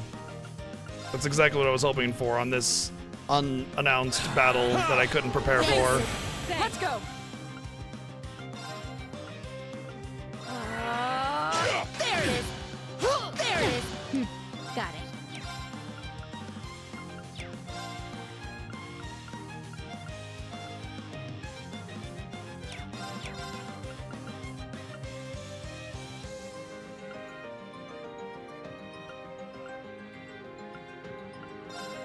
Let's go.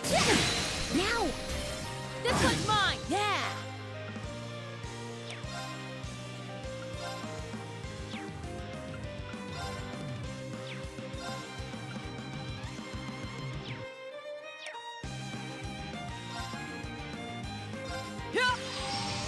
I'm up.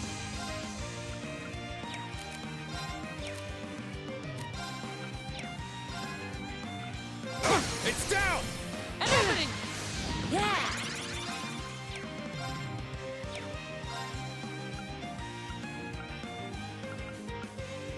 No impede. I could delay. Here's our chance. It's mine. Terms of It did not work. well done. Not on my watch. There it is. Got it. Form up. Iron Will formation. Got it.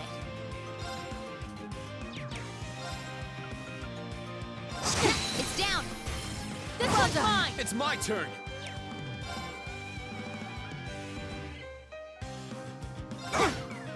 I think I have a Let's go. good chance of being able to burn them down. It's down. This one's mine. It's my turn. Not right now. Arcus, activate. I'll handle this. Arcus, activate. Yeah. Thank you. But soon. Take this now. An opening. It's my turn. Now. It's mine. Ha! My turn. I'm up. Now.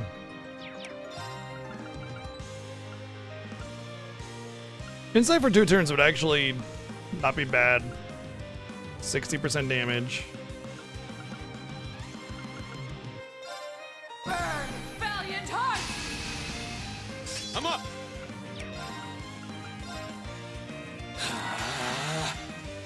Shit, I didn't cast my spell. Fuck. My blade. Whatever. Let's keep going. Oh, they're both broken? That's over. I was complacent. Let's move on.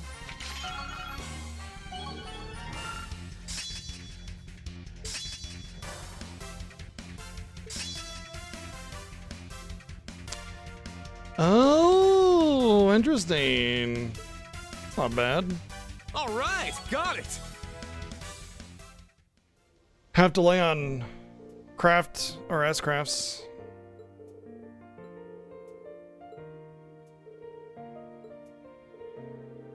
I always find it funny when games do this. We had Aurelia in our team, and she was nice. She was a little bit stronger than us, but not a whole lot. She was pretty balanced. And then we fight her, and it's like all four of us couldn't even stand up to her, and she's stronger than he is, so...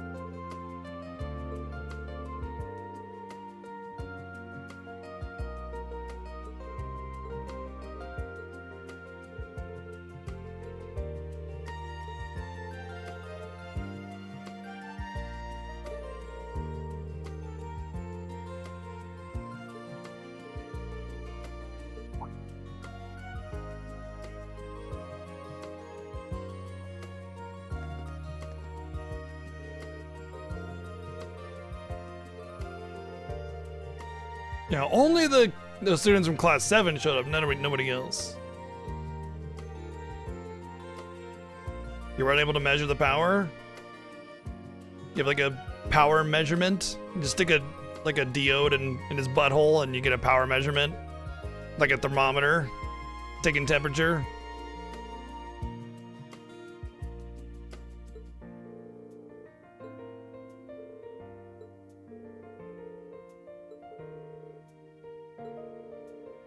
Pleasantries, pleasantries, pleasantries, pleasantries, pleasantries.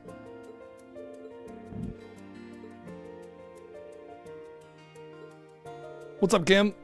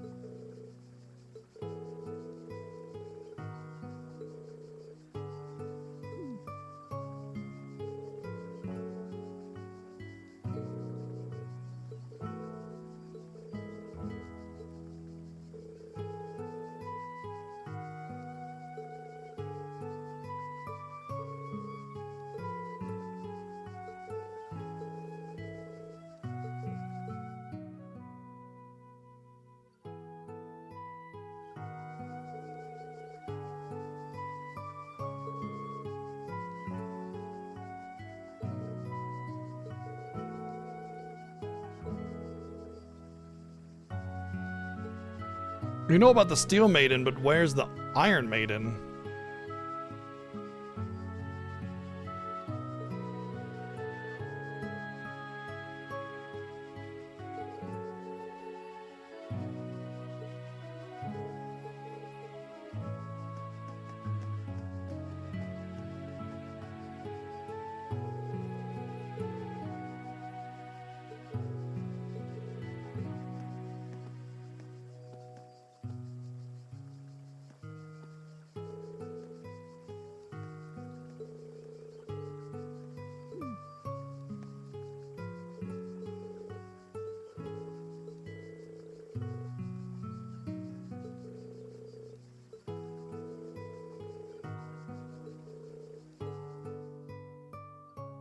I'm listening, Motzi.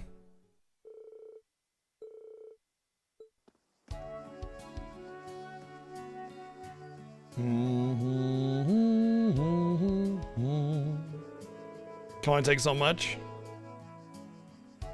I was being serious. Did you know the Iron Maiden was invented? Oh, 7/ has been enhanced to 7/ shredded leaves.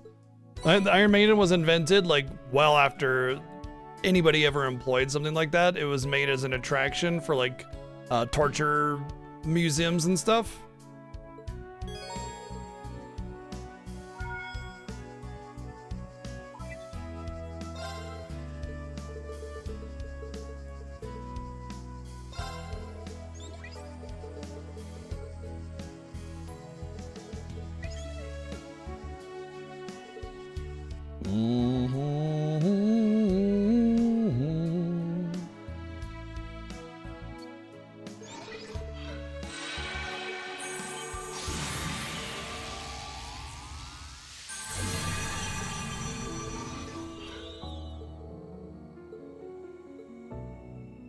Something going on here?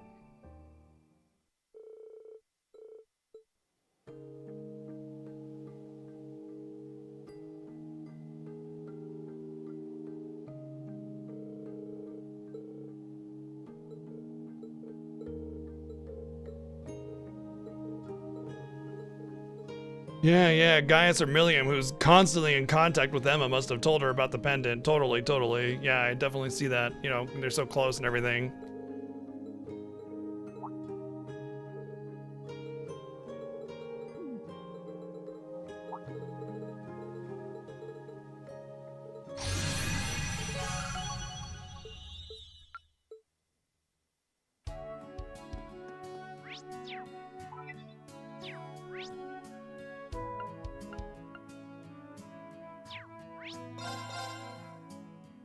Can spend my time with butt smell,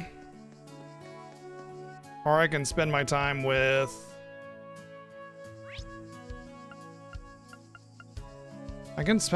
her? That's weird. Oh, it's Sarah.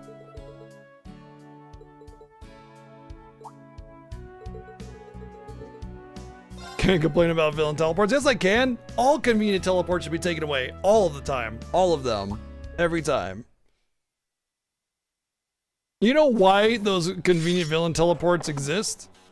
Let's get to exploring. It's because it's easier to animate. You just make a little special effect and fade them out, done deal. It's my turn. Orcus activate! Orcus activate! Suppression complete.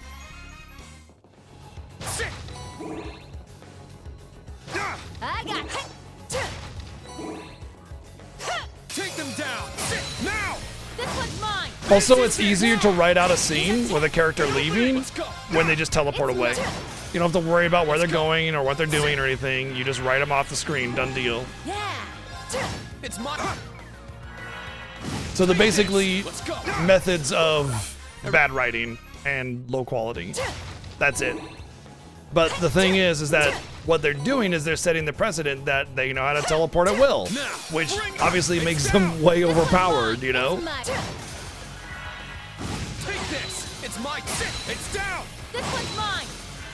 There it is! Yeah! It's my turn! Everyone...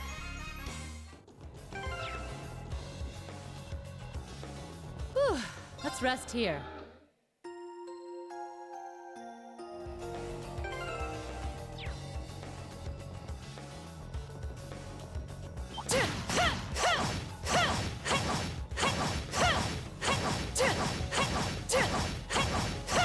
Purple lightning, ready for battle. Let's go! Raging fire formation!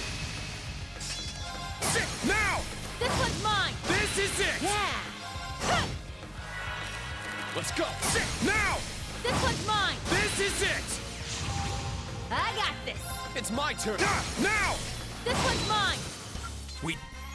Ba-da-ba-da-ba-ba-bum.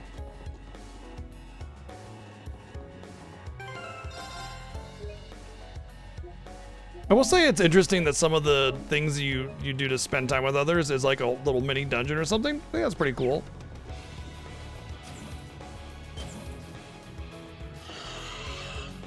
Oh no, it's an evil ancient platypus or something.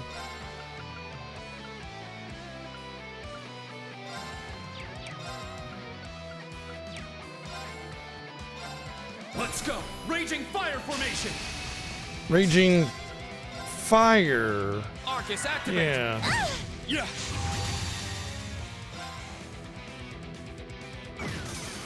Oh, okay. Suppression complete.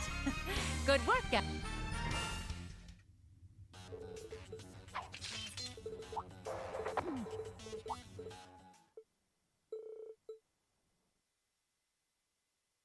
Cheers!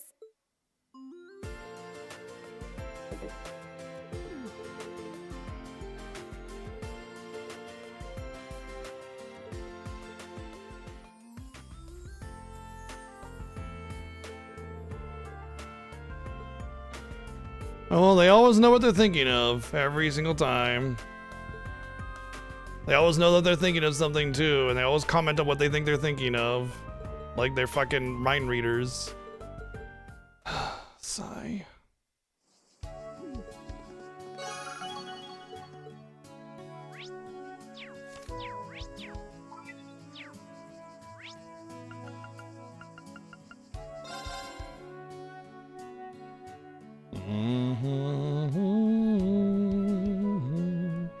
Like he was just harmlessly drinking his beer, but she just happened to know exactly what she was thinking about, or he was thinking about at that particular moment.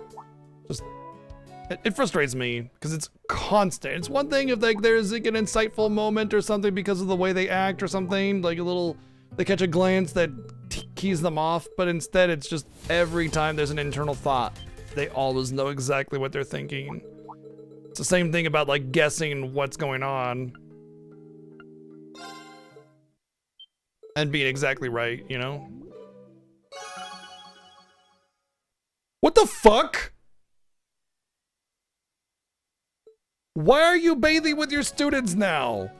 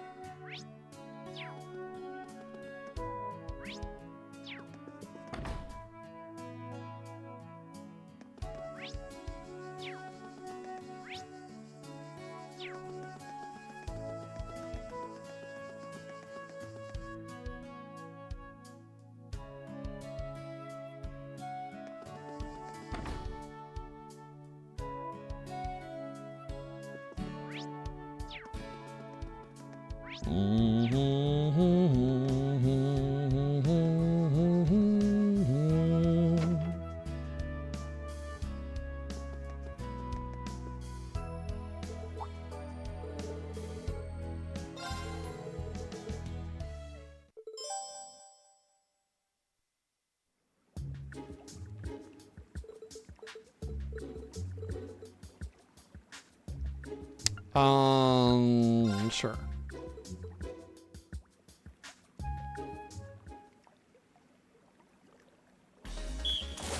Super swimming.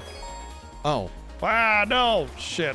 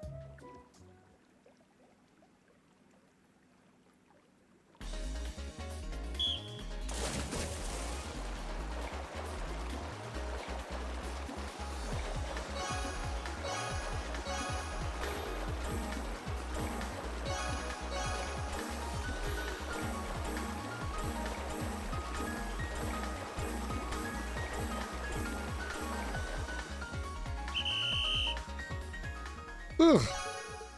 There's like some odd patterns there.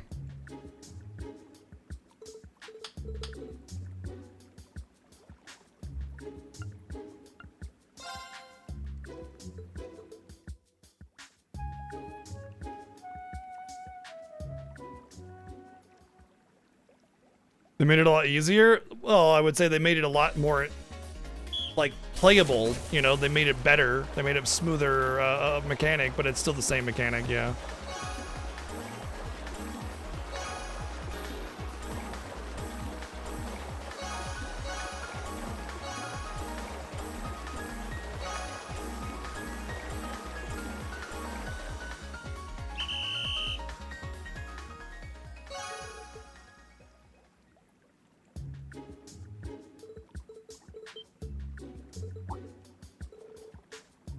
Whoa! She just came out of nowhere. And with the cat ears, it was just like, what the fuck?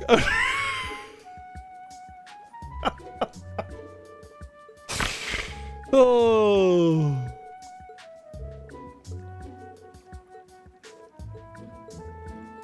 Oh, okay, Rena's swimming against her. Okay.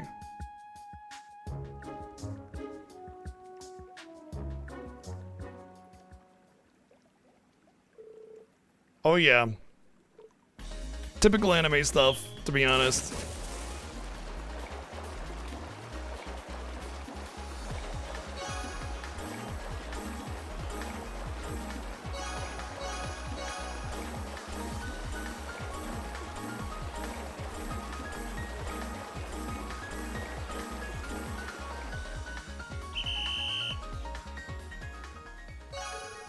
Sweet.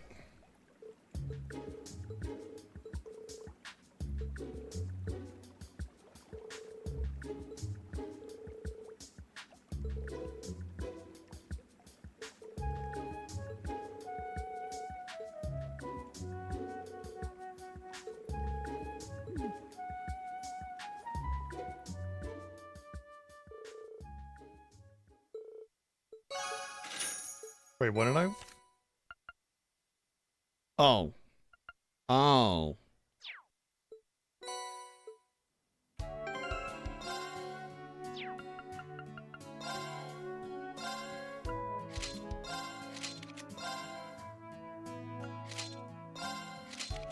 I see. Does that mean...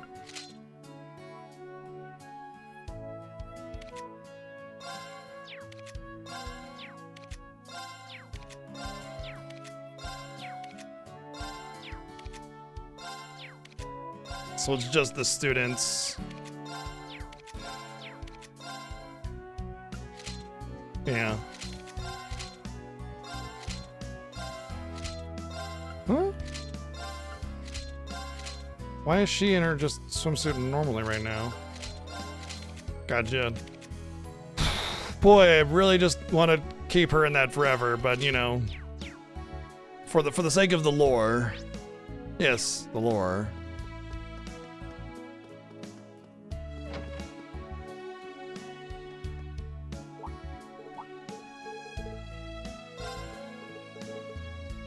Rowling is by far the best character this game has to offer, you know, so...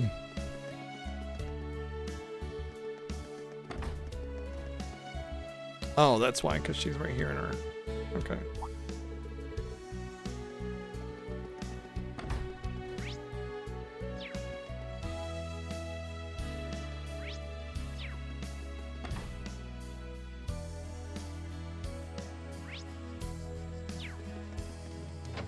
Hey, what's up, Dummy Knight?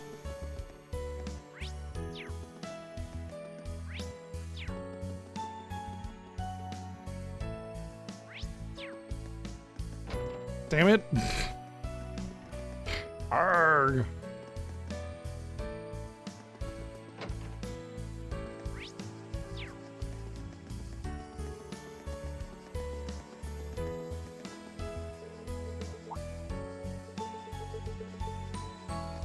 Hmm.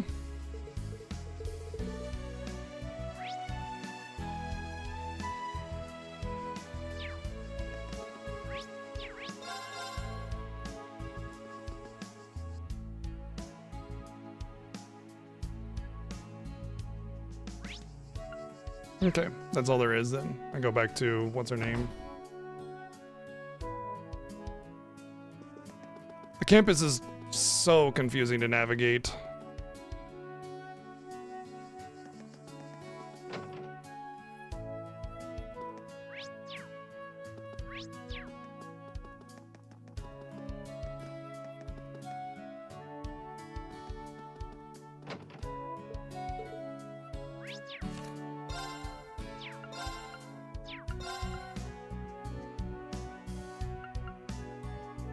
Oh. Apparently there are other people I need to talk to, but I didn't see any marks.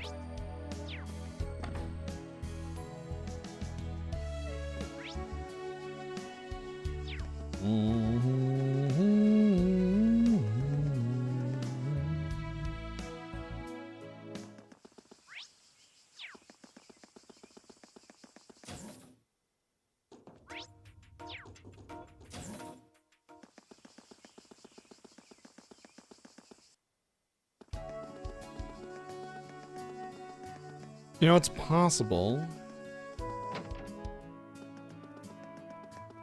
Some of the characters I need to talk to are in this building.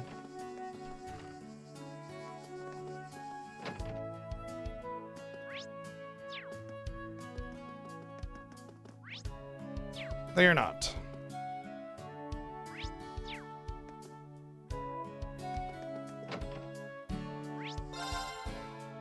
So then, where are the other two at?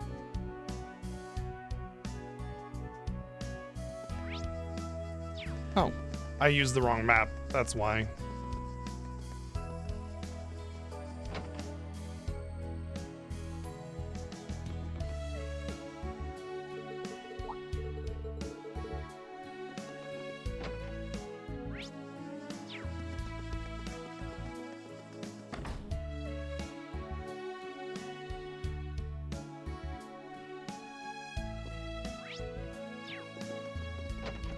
What up, bitch? Who fucking stores heavy weights on a shelf? Are you dumb? Are you dumb? There's a reason why there are weight racks.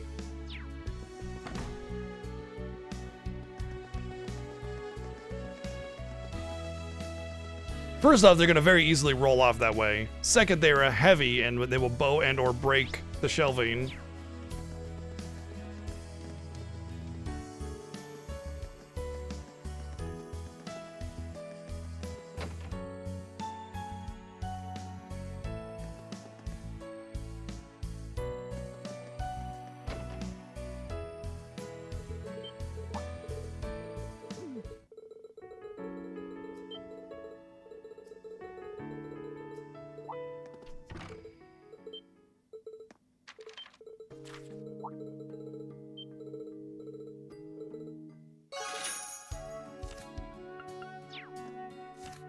Alrighty, all done.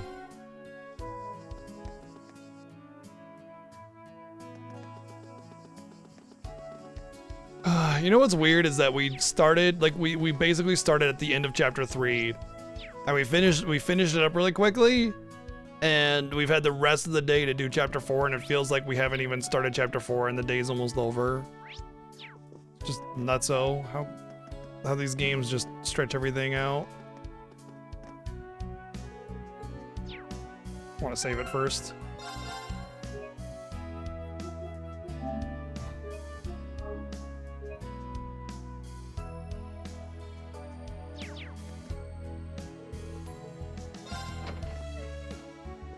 Time for the radio show.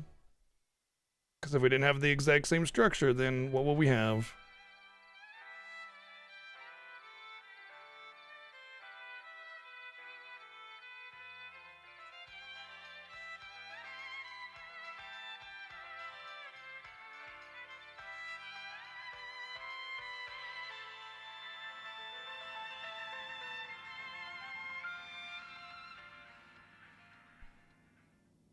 That song was called Under the Bright Shining Sky, and it was beautifully performed by a remarkable young musician named Elliot Craig. Of course. Speaking of the sky, his popularity has been skyrocketing. Fun fact, the piano accompaniment was played by his sister, a famous pianist in her own right. Rumor has it, he'll be releasing A famous penis. soon, and I absolutely cannot wait. Next up, we've got some letters from our listeners. Let's see.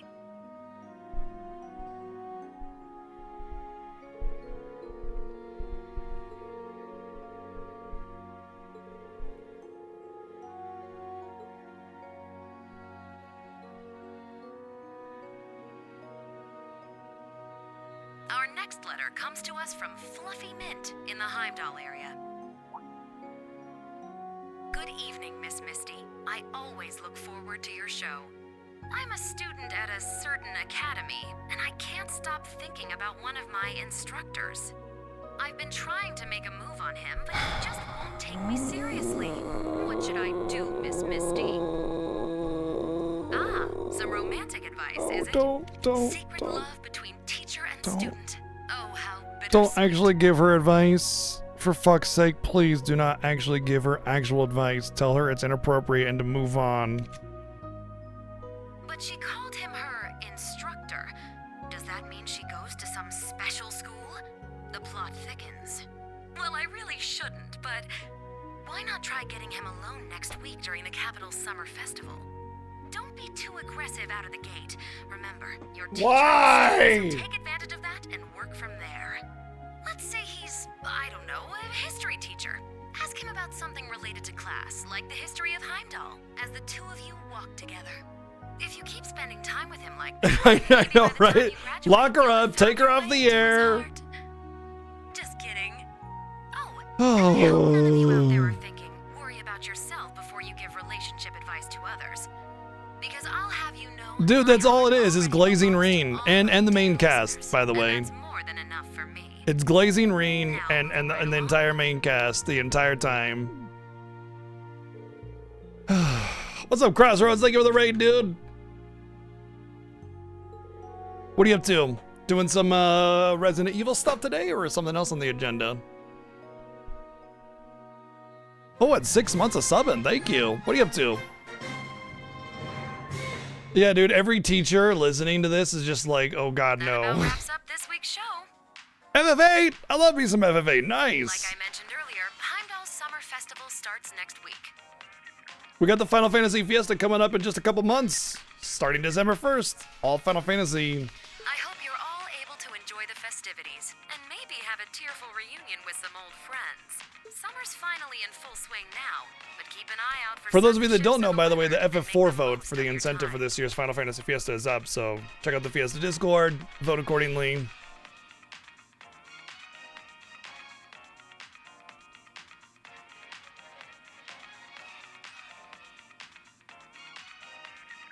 Nice, nice. I hope you enjoyed some FF8. I always enjoy FF8. Signing off. I hope to see you all again next Aubin time.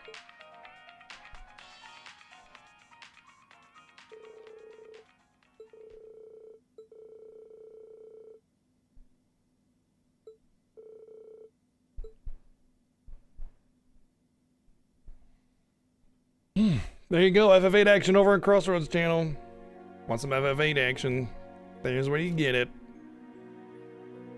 Thorough gameplay. I did a lore playthrough of Final Fantasy VIII where I like went through the real intimate details of each scene and discussed it with chat and everything, and I found that the story holds up a lot better than I remember it.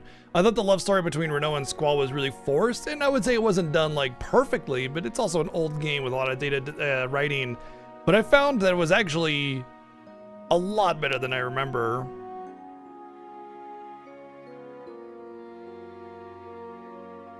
Awesome. The cat has a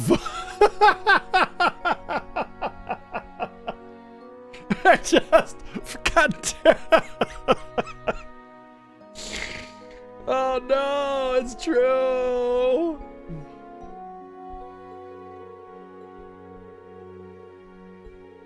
Why couldn't they have had? Yeah.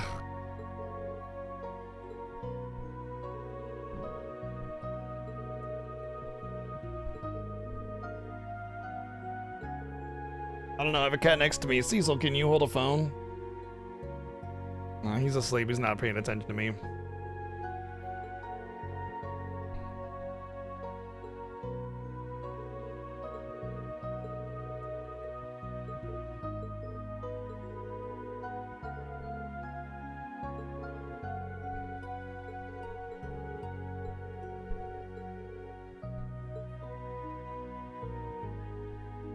Well, if it's gonna be a reunion, that means it's gonna be a finale or finale feeling moment.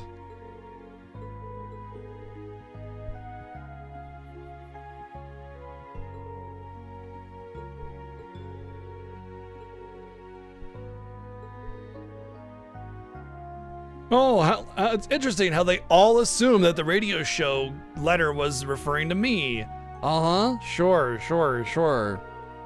Once again, narrative insight strikes again. That's awesome, Crossroads. I hope you're enjoying it. I really, like I said, I really love FF8. I think it holds up. Yeah, very good. Thank you again for the raid. Appreciate it.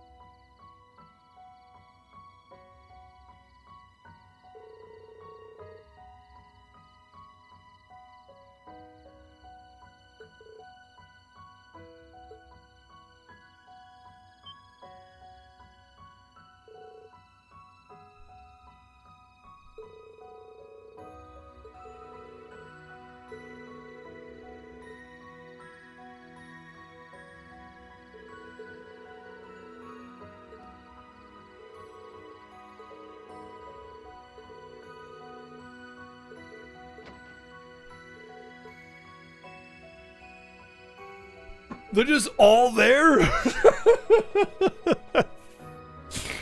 we just all happen to be looking for you, I guess. We all just came into the door real quick.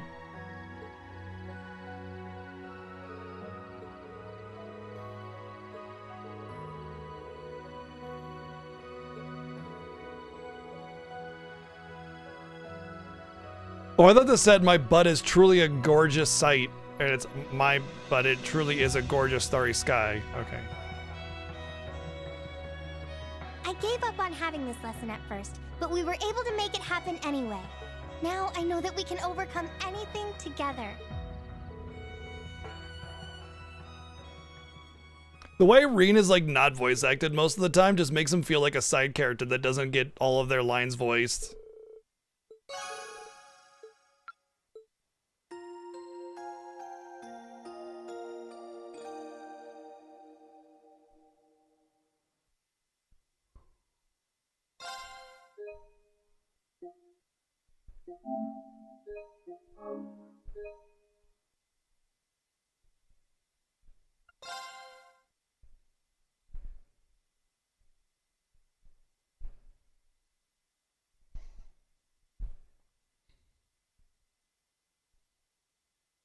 Yeah.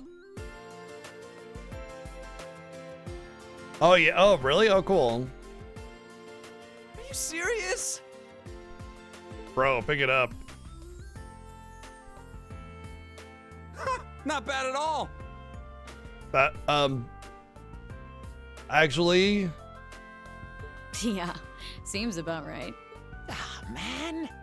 I'm a right dunce when it comes to literature. I got a good score. Are they seriously gonna, like, in order? Come on.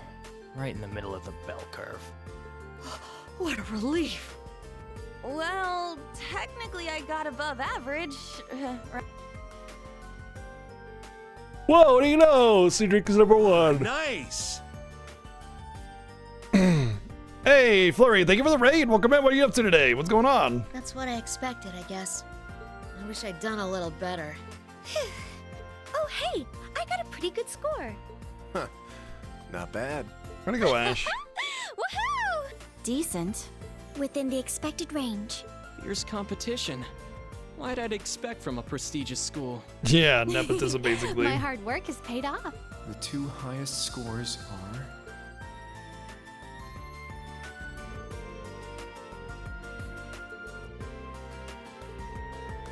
Who's Ada?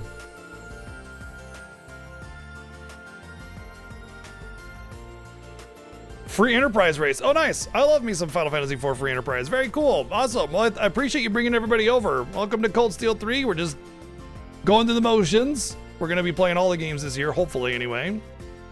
Yeah, welcome in. Thanks for the raid, and appreciate it. Kick your feet back, relax. Love some Final Fantasy in here. I mean, every year we do the big Final Fantasy Fiesta, which I'm sure you're familiar with. And that's just coming around in a couple months. December 1st, Final Fantasy Fiesta, the biggest Final Fantasy themed event on all of Twitch. Hope you guys are ready for it.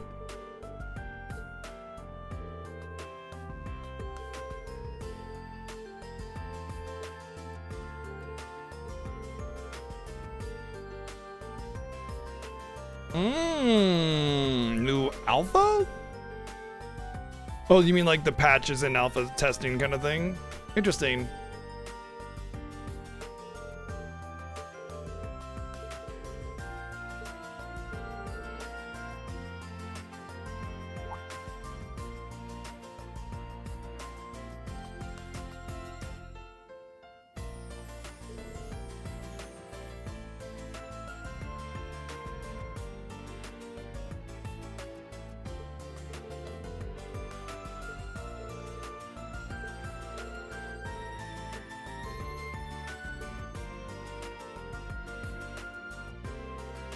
Awesome, that sounds fun.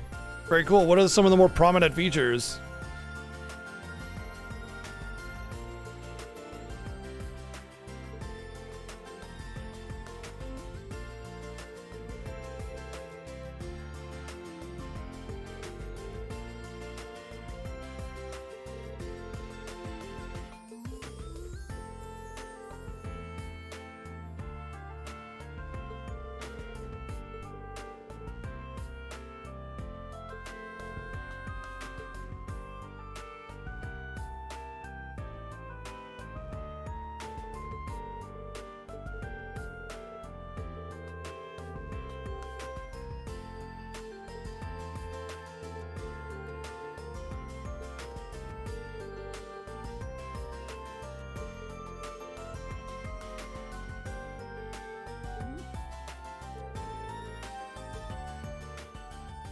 Objectives can be separated in groups and reference each other. Oh, so you can have like little individual sort of like pocket logics, you know, like, okay, I don't want it to be one big pool of logic. I want this item to be in this logic with these items and this logic to be in this item. So you have to kind of go around a little bit more. That makes sense. That's cool.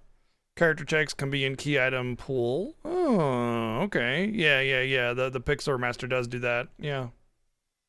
I like the Falcon Dive one more, but there's a lot more limitation for it because of the way it's programmed, so...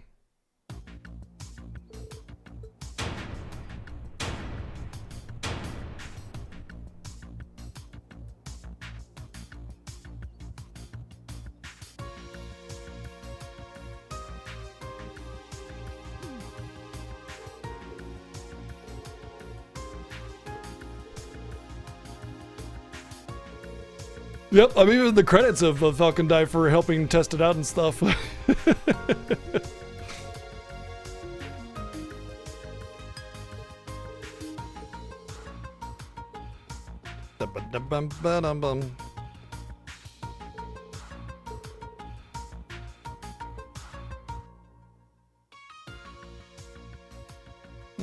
Shouldn't it come by like train in different parts and then reassembled or something? I don't know.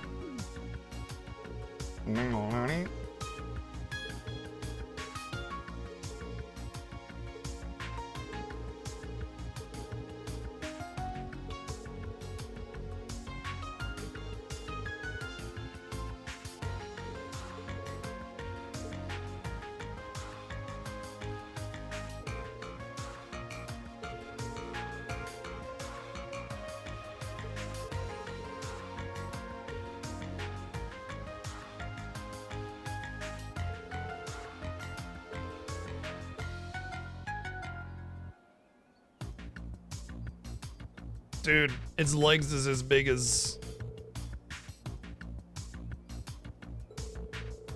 one of my Gears robots, whatever.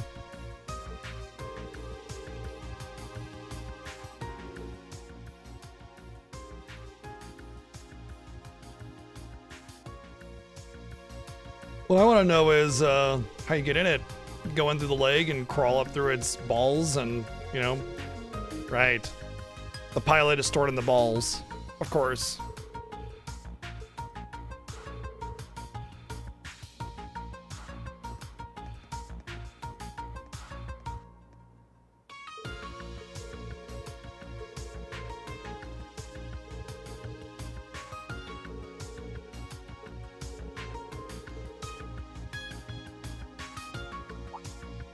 Backdoor, just right into the butthole. Gotta go out the butt.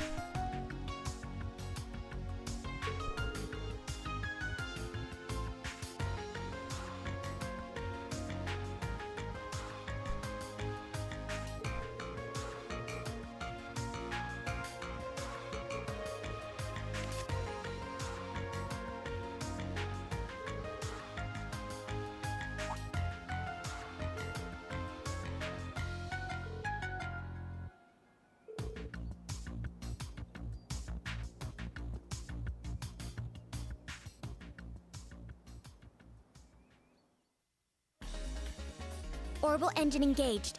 All actuators on. Altina Orion, beginning test operation of Goliath Noah.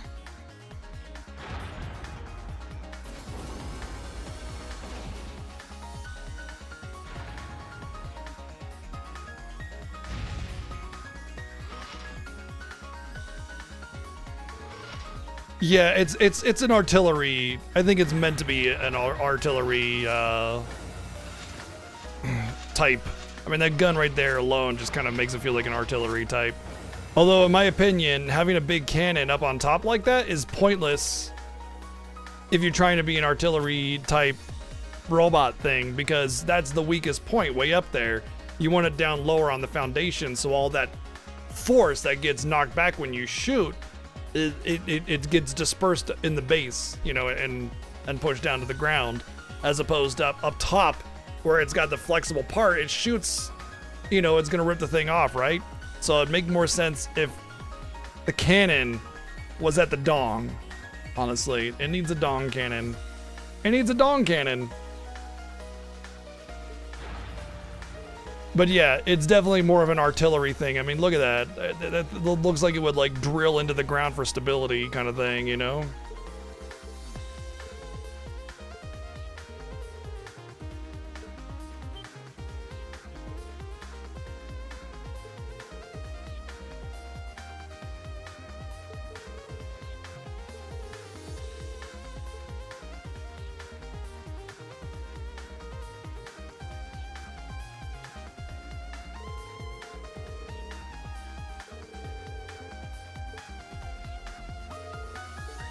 Let's get another forced out fight.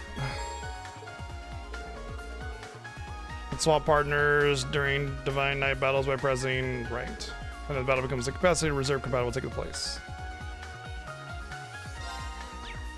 I kind of like her over her. Actually, yeah, let's do it that way. It's my turn!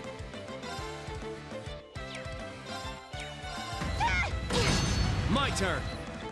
It's down. It's mine. It's my turn. Ha! Let's go! Keep it up! There.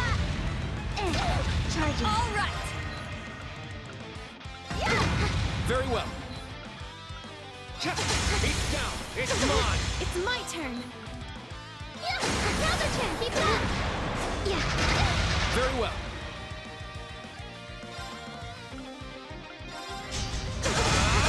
All right! I'm going! Spirit! Charging. It's my turn. Azure Wings, Brotherton! Keep it up! Very well.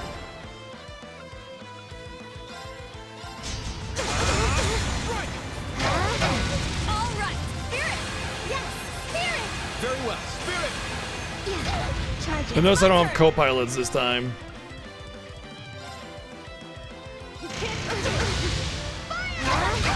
It's my turn. Here's a little something. Very well.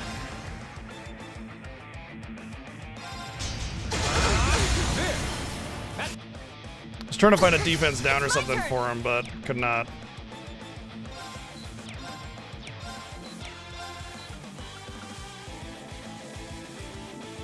Yeah! Wide open! It's on! It's my turn. Azure Wings, Brotherton! Keep it up! Very well. Shit, I should have been healing. It's down. It's mine. It's my turn!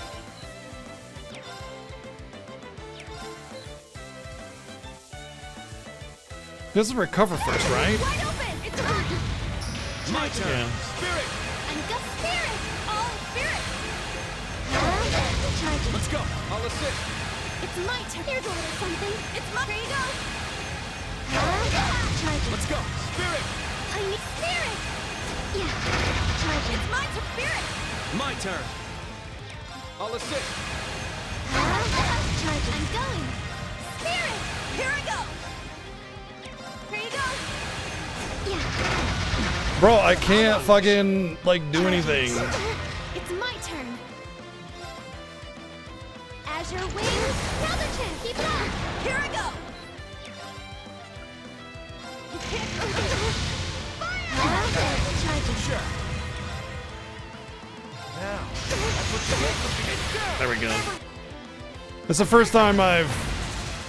Dead already? It's the first time I've had to. I lost the unit.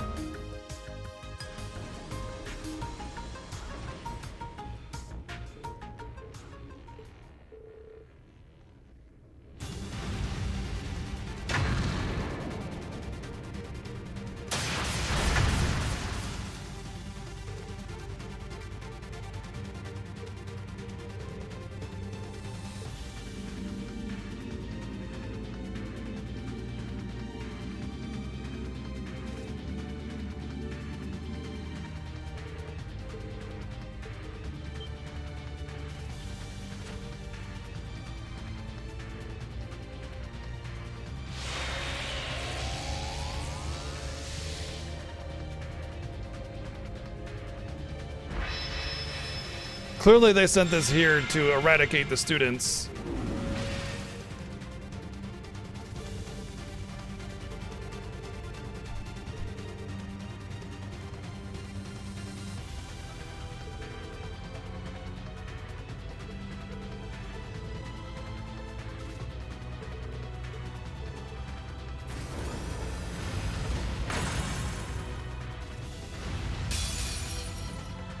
Why don't I just like dash in, slap it, and dash back? Like, what's it gonna do? What's it gonna do if I just like slap back, you know? Like, it can't move, right? So. It's working. Let us push through. It's my turn. Power spirit. Use of spirit. Let's go. It's down. An opening. It's my turn. Now, an opening. It's my turn. Spirit. It's my turn. Recharge. Let's go. Spirit. I'm up. Recharge. It's my Spirit. Let's go. Recharge. Let's go. Just gonna keep doing that. Power diminished. Spirit. I'm up. Spirit charge advised. It's my turn. It's my Spirit. It's my Recharge. It's my Spirit. It's my Recharge. It's my turn. Let's go. Spirit. It's my turn.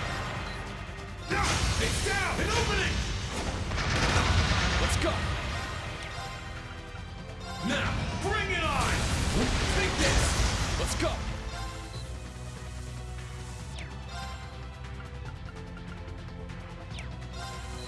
It's down. An opening. Let's go.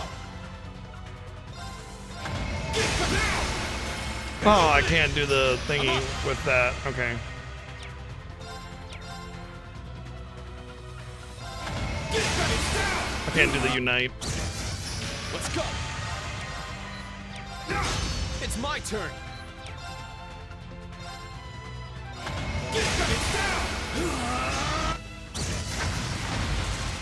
Alright, nice work!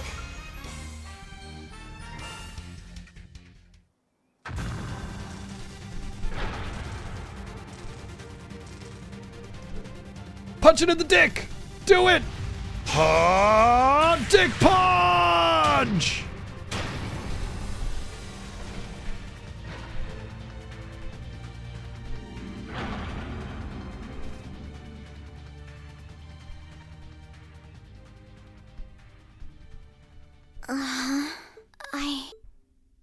Altina, are you alright? Instructor Rain? What was I? Allie, are you okay? Why are they on comms? They were outside sitting on the fucking asphalt. Are you serious? Get out of here! How are you there? Stop not making sense, you dumb video game. Fighting everyone in the mock battle, and then Like they could have just been like, "Oh, you're okay," and then fade out, fade in, and then they're.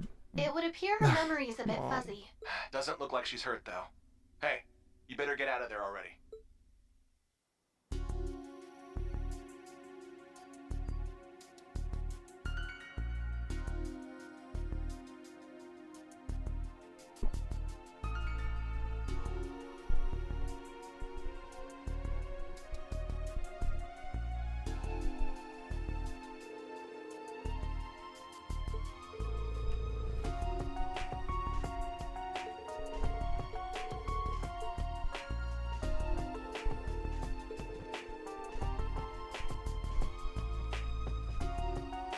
Hmm?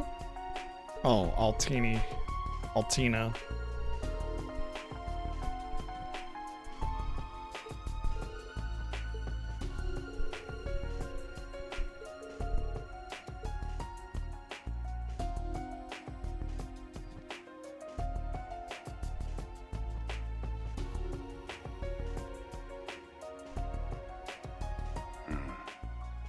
Number 74 has demonstrated it satisfies the conditions. We may now proceed to the final sequence.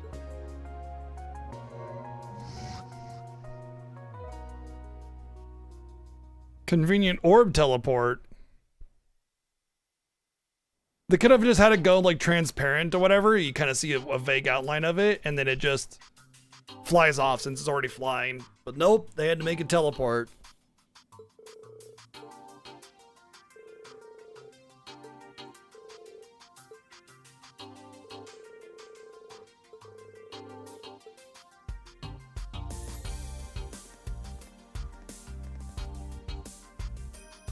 Parabol! Parabol!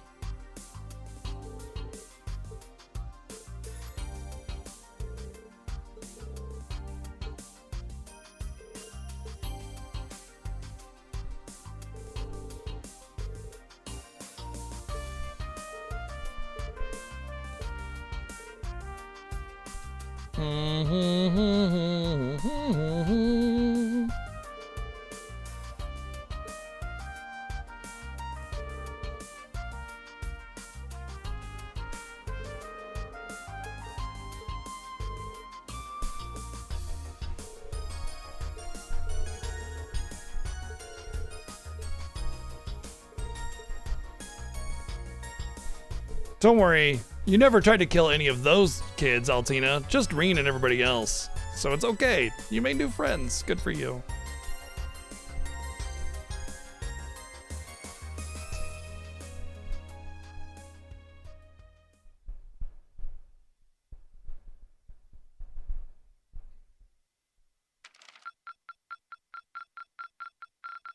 Your rank has increased. Oh shit, got 2 ranks.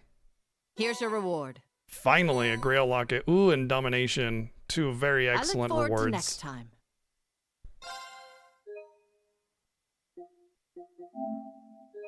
That'll give me 3 characters with full status immunity. At that point, it's like, doesn't even matter. Use a single target restore thing. Done deal. You don't need the 4th person. The 3rd person is really the turn, like the turnaround on that. You know, it's the real big, like, I don't have to take my whole team and, you know, restore all the statuses and recover. It's just like one person, cure the one person, done deal.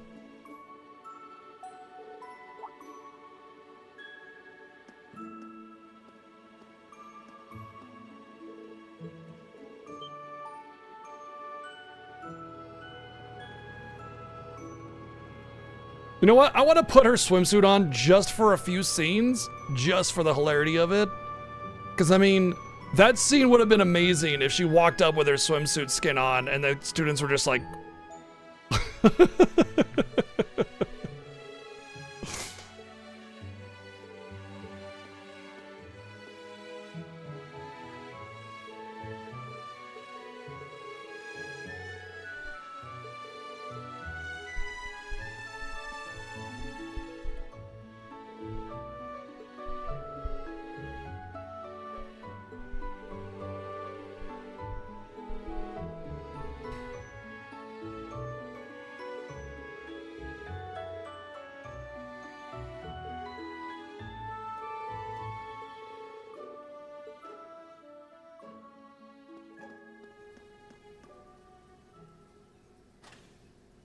These Oh my will be our god. fourth set of I just field realized the cat ears come with You a should cat be tail. familiar with the process by now. I didn't realize the cat ears came with a cat However, tail. I gotta take her cape off familiarity now. dulls one's senses.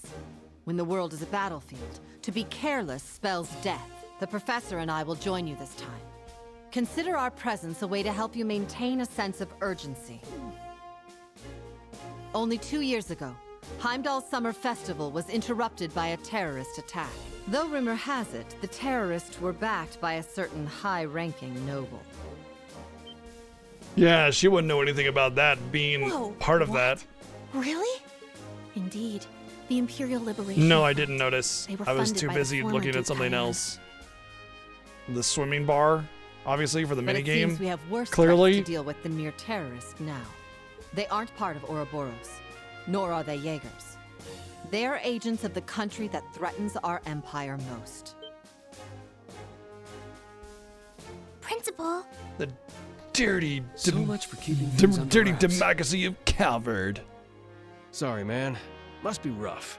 I've already given up. That said, there's no need for us to be over-wary. Through your efforts, both Lemaire and Ordis were saved from crisis. When the railway cannons were No, pointed it's at you, Calvard. You held fast, with courage befitting the horned lion The ones of that they're Thors. constantly almost at war with, but not quite, which they kind of technically are at war with, but not really. Considering that it's sort of weird that the way the story is going is not that we're warring against Calvard. We're just happy-go-lucky sunshine and rainbows kids.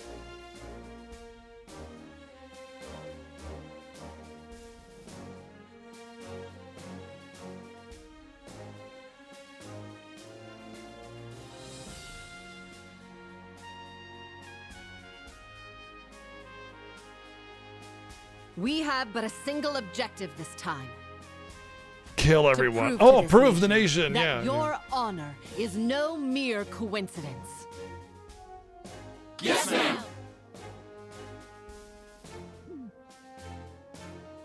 Damn, that's some battle cry. Yeah, she truly is a great general.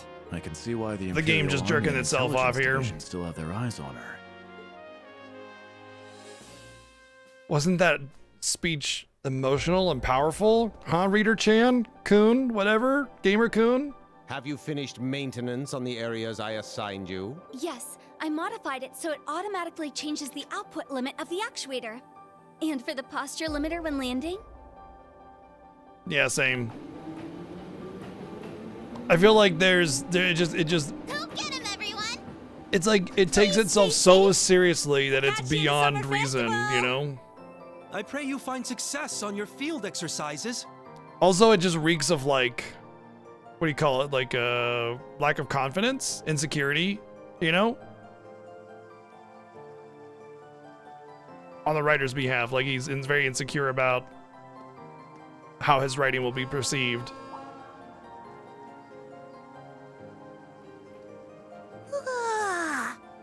Guess they're gone. Time to torch the city. Seems like stuff's getting bad. Maybe I'll talk to Mama about it.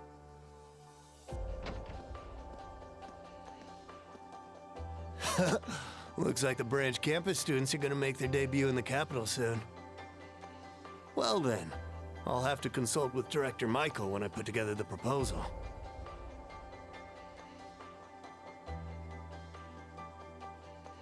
just as Father Thomas said, I will need to be ready to move at a moment's notice.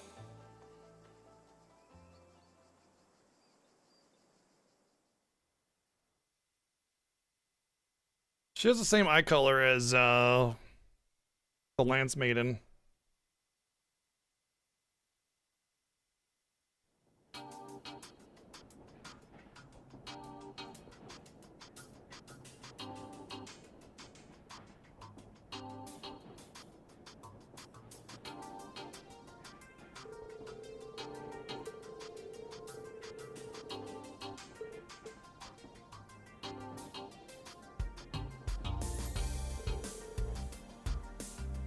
No, it's not just blonde and blue eyes. It's the bright, light blue eyes. Not to mention it's anime, so they always use a lot of different eye colors.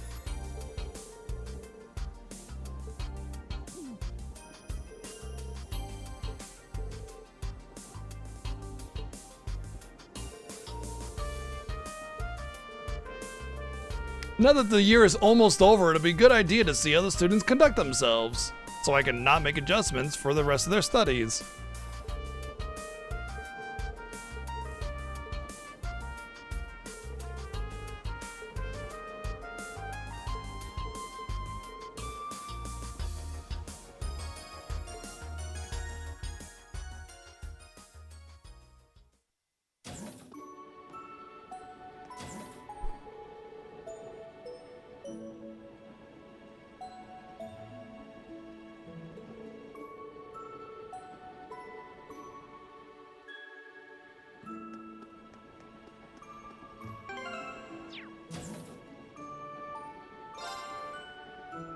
Oh, this is...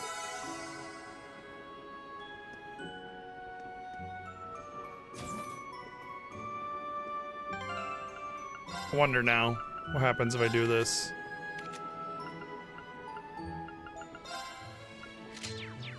Yep, just immediately.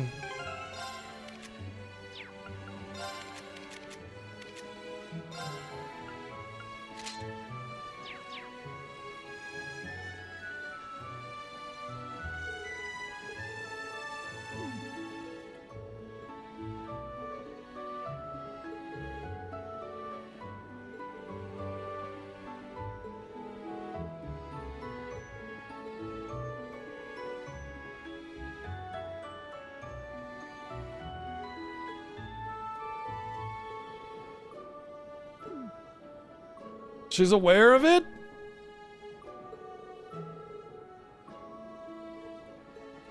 Even the principal's just like, cool, you have a crush on teacher and you keep on making advances. Good on you. Come on.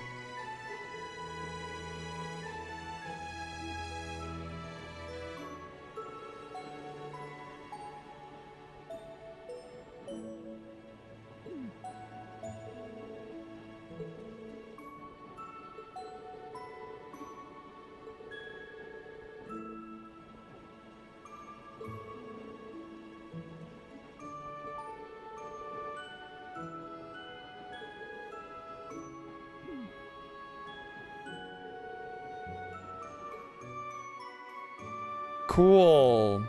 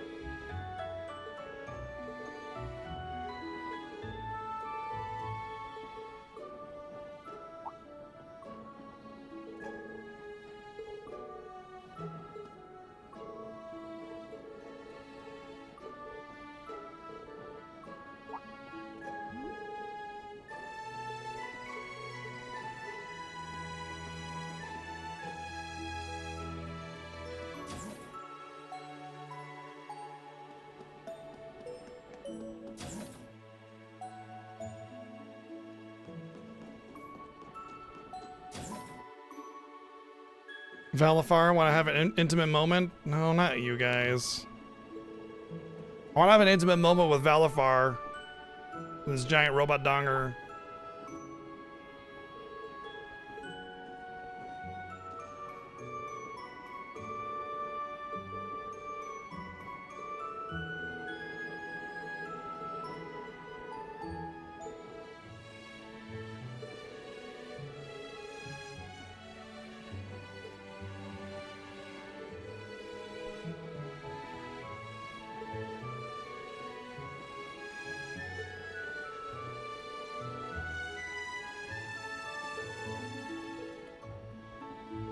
A current hypothesis that happens to be exactly perfectly accurate.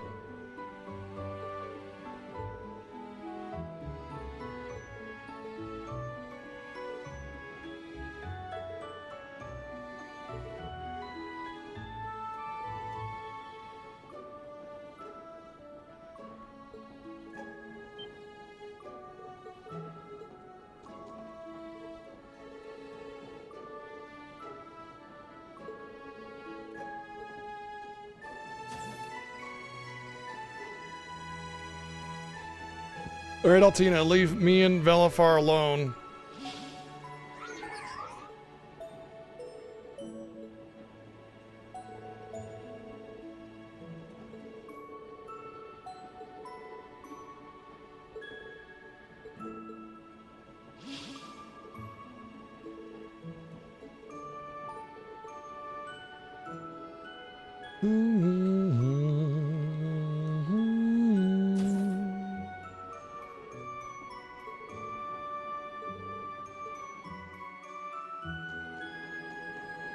Aw, no intimate moment with Valimar? Boo.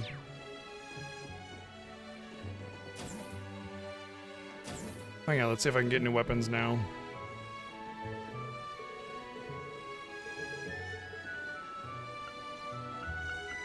Yes!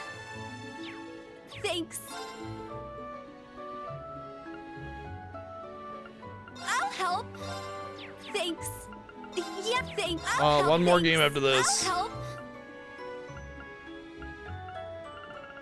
Thanks. There's one more Cold Steel game after this, and then after that it's Tales of Reverie, and then Daybreak 1 and 2, and then we're done.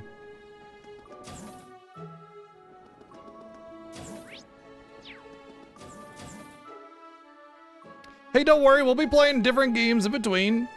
You know, Final Fantasy Tactics is coming out on the next Tuesday, 1 week from today.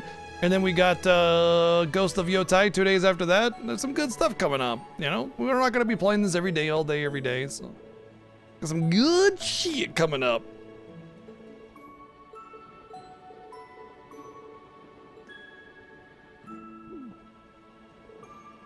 Well, sometimes it just speaks to them.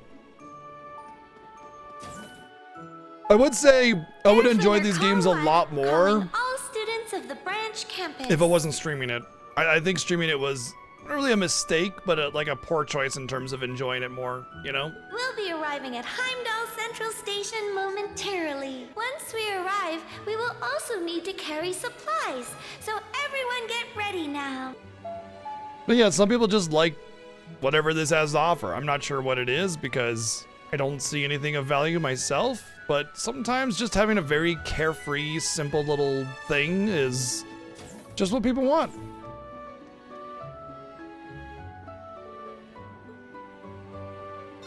Some people also think it's like a masterpiece of story writing, which those people are beyond redemption.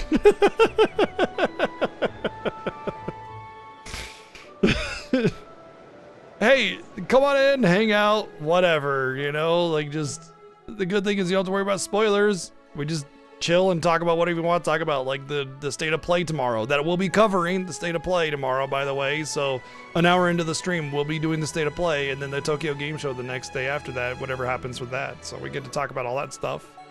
And we'll probably be finishing this game in a day or two, so. Yeah, like I said, Jazzy, some people just like it, it speaks to them, you know, and that's fine. There's nothing wrong with that.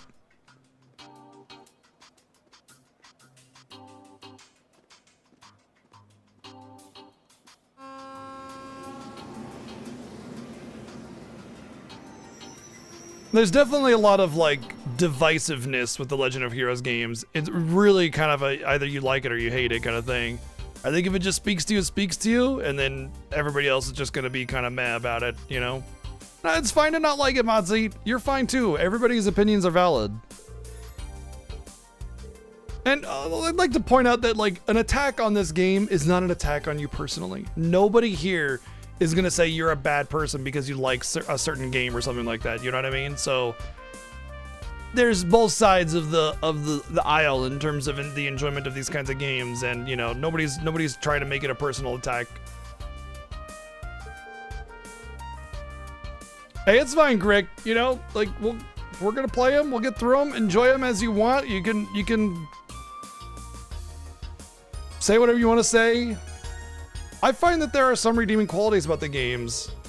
I just think that honestly, the biggest problem is not even like that they're bad games, because they aren't bad games. On platform 1. They're just poorly executed in some regard. Like if they made the plot and story more concise, so they could focus the voice acting and all the major plot elements, and then just cut out a lot of the fluff, like you'd have a regular RPG that would actually be pretty decent. So it's really just once you get past that you find the enjoyment of it. And I've learned to just kind of learned to accept that, you know, as part of the series. Once we get past the fluff, and then we enjoy the story for the rest of the game for what that is. There are definitely games way worse than these. Way worse than these. Like, this is like your average RPG experience with a little bit of stretched out dialogue, you know? Well, a lot of stretched out dialogue. But there are definitely games like purely just way worse than these. RPGs even.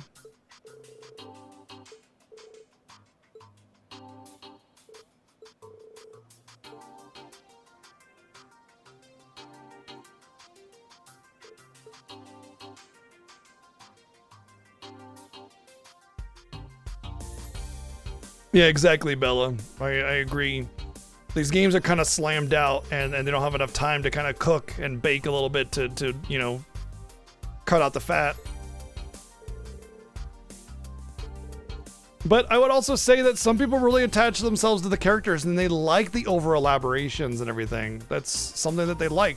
Some people really, really enjoy just all the detail, you know? They just absorb it like sponges, and they're fine with that. I try to be realistic about the approach of it. Like, you hate it, that's fine. Your opinion is valid on the matter.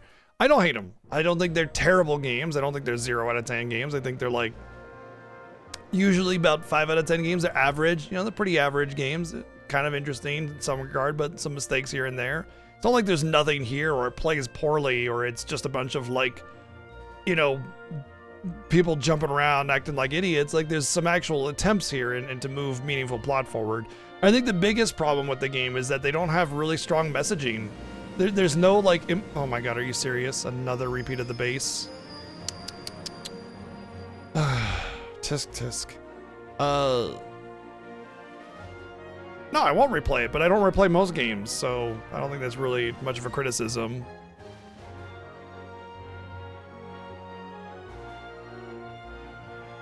Yeah. I'd rather play this than Ephemeral Fantasia. You want a really bad RPG? Go play Ephemeral Fantasia. There's one for you. There's a real bad RPG. And yeah, I agree, Cold Steel is really kind of a low point in the franchise. Well, since we're both in our machines already, let's have a little mock battle. Bro, are you for reals? I haven't even had time to save the goddamn game. We just got here minutes ago, and you already want to start fighting? Do not make me fight. Not to mention you'd be damaging your robots.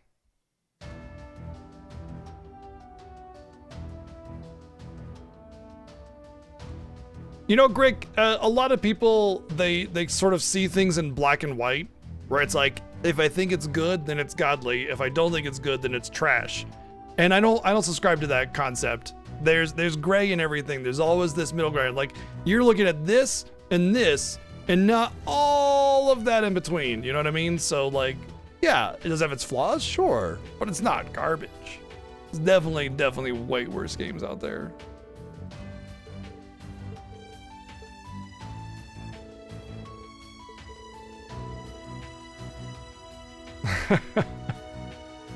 Really? Because really the biggest difference between this game and Tales of Destiny or any other Tales of game is that the skits are just required dialogue. That's basically the only difference.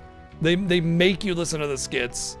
And of course, obviously, there's like the title things and the ridiculous etiquette every time you engage in with somebody in dialogue or something like that. But what I mean by that is the general like vibe and storytelling prowess is more or less the same. Gameplay was way better. Debatable. I mean, the gameplay is actually strong in these games for the most part. It's the balance that is the issue with this one specifically. The gameplay is the strongest part about these games. I mean, I know it may not seem like it, but I mean, I'm constantly thinking about what to do next. Although there's definitely ways of cheesing it.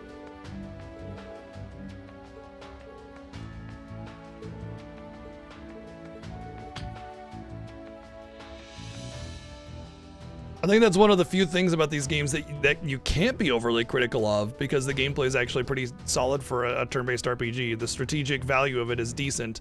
The problem with this game, or the Cold Steel games in general, is that the game balance tends to be very oppressive, so the strategy ends up like either working or you game over.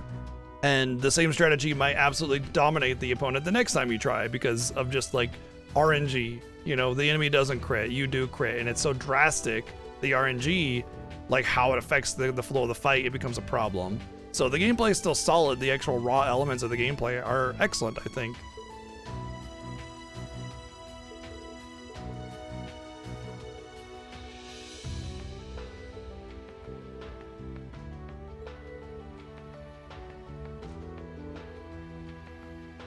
Yeah, it's true, Demi. It's night and day. You know, it's like comparing chess to Final Fantasy. You know, they're not really the same thing, right? That being said, personally, I'm not a big fan of Tales of gameplay. I've played almost every single Tales of game. The only ones that I enjoyed from a gameplay perspective were Berseria and Arise. I didn't mind Destiny 1, but Destiny 2 was frustrating to me because there was no enemy collision. So, like, when you tried to attack an enemy, you would go right through them, and then they'd all be in range of hitting you, and just went dunk, and you're dead, you know?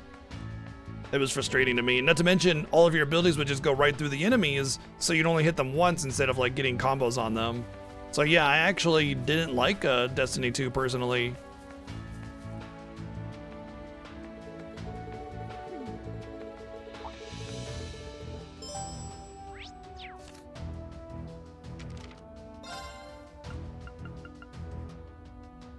Moon truffles, dark secluded areas.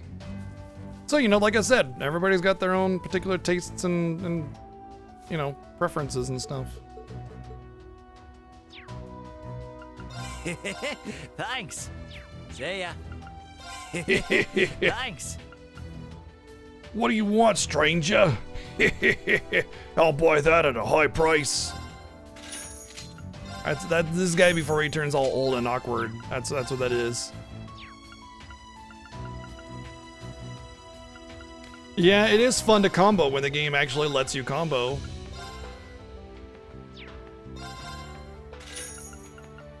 Which is, you know, almost never.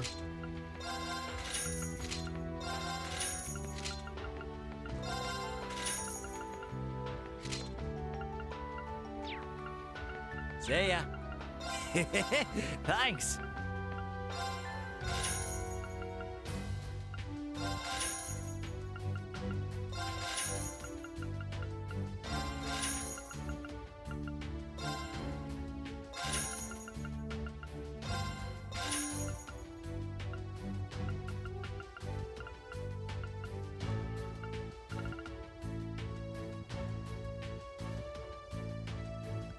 Tales of Destiny 1? I thought Tales of Destiny 1 was better than 2, personally. Story is there, it exists, and some of the dungeon design is frustratingly long and obnoxious, but gameplay I thought was better than 2. We actually played Tales of Destiny, both of them. I mean, as I mentioned before, I played almost all the Tales of games. They all were streamed. Yes, Eternia is Tales of Destiny 2. So what you played Tales of Destiny 2, I'll do it later when she wakes up, is actually Tales of, oh, she just woke up. It's actually Tales of Eternia. They called it Tales of Destiny 2 because there was no other Tales of game at the time except for Tales of Destiny. So it's kind of like how Final Fantasy 4 was actually Final Fantasy 2.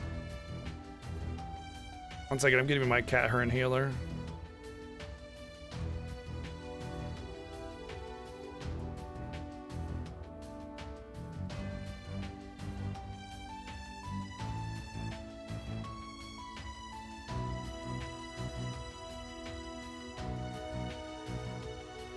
There actually is a Tales of Destiny 2, but it's a PS2 Japanese exclusive.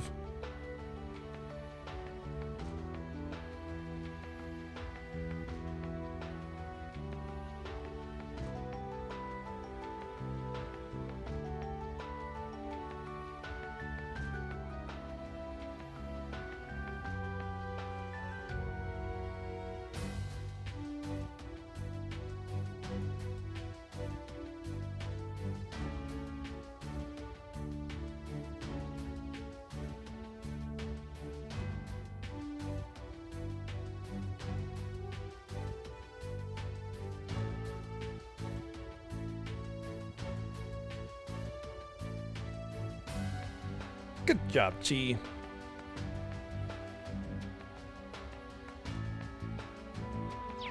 Seiya. Seiya.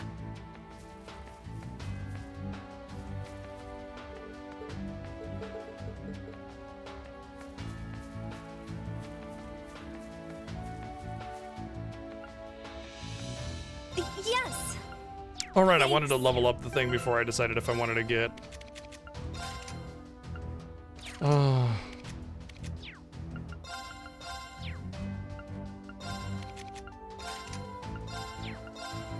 Yeah. She might learn Albion Wolf there.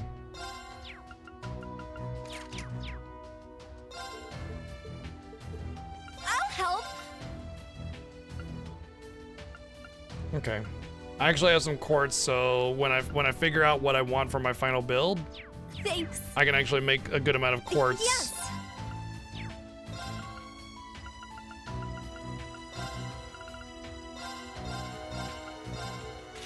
Thanks. Wow, I actually have Sepith. What a strange thing.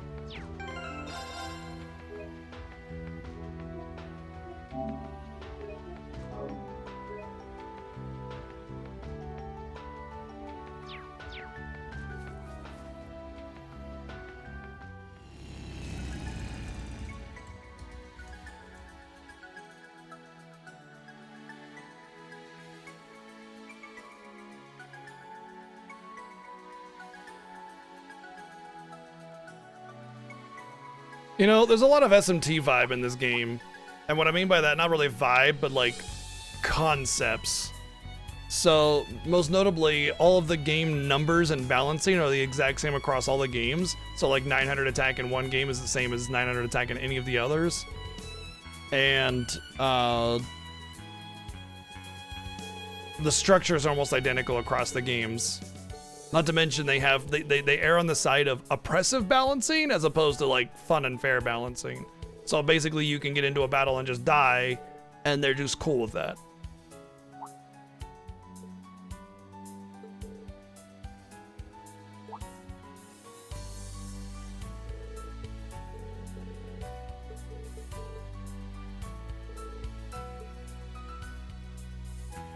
How do you know he just wasn't looking at the scenery? Why do you think he's glancing at the hill?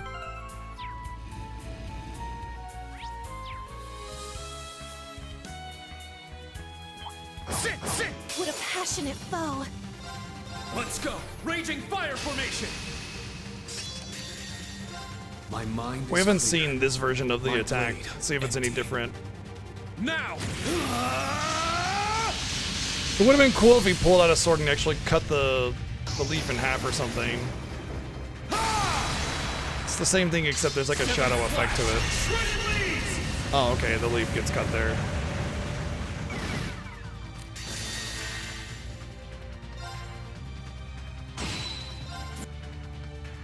More hostiles. It's my turn. Well, look at that. I must train.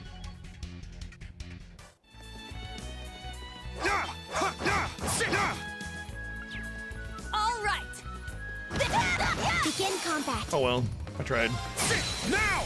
I'll assist. This is it. It's my turn. Yeah, wide open. Keep it up. I'm going. Now. You know, if you like Grandia, I think you'll like this kind of combat a lot more. If you've ever played Grandia, this game has a lot of similarities to Grandia in the combat, just without it being more... Actually, no, it's almost identical to Grandia combat. It really is. The difference is just purely in the way that you get spells and abilities. You don't get them through the eggs and stuff. So like I said, the gameplay is actually one of the stronger parts of these games. Grandia has one of the best systems in pretty much any turn-based RPG, and this is pretty damn close to Grandia.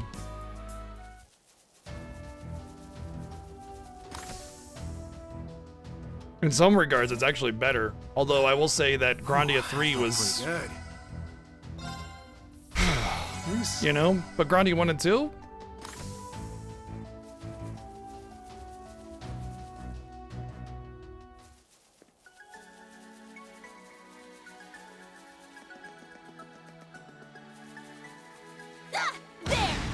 Take them down!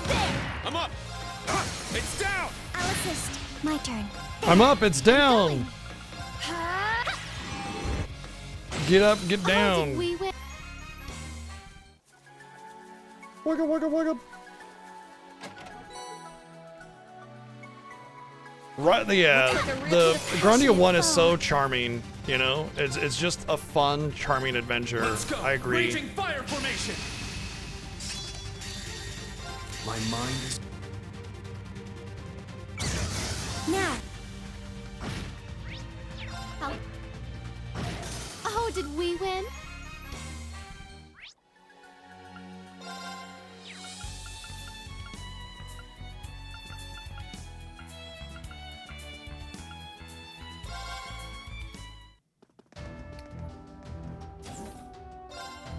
Ah, a good break.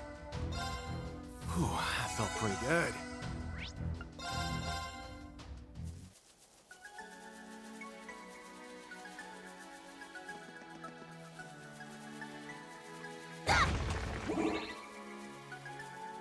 Oh, there's the item in question.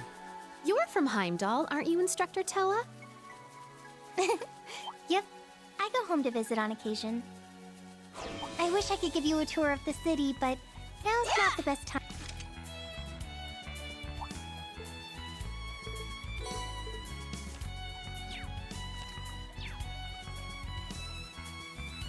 Ah, treasure chest.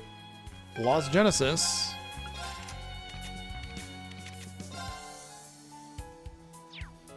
Mirage. Right, Mirage.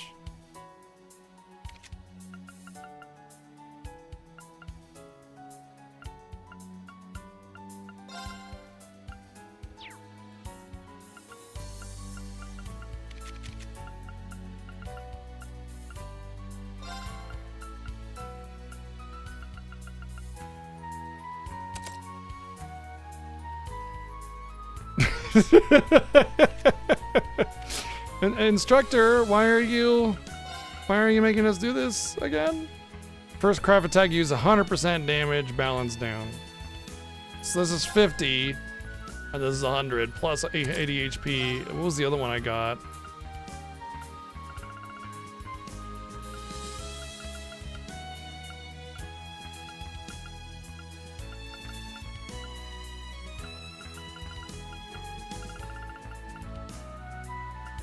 I know I just got that one, Lost Genesis, but there was another one. Oh, I got one of those Hades gems. Nice.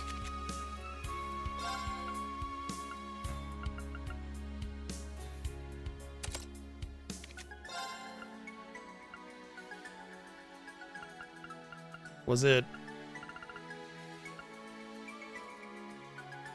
Oh man, I got two really cool things. I can't remember what the other one was. It was Domination. And something else.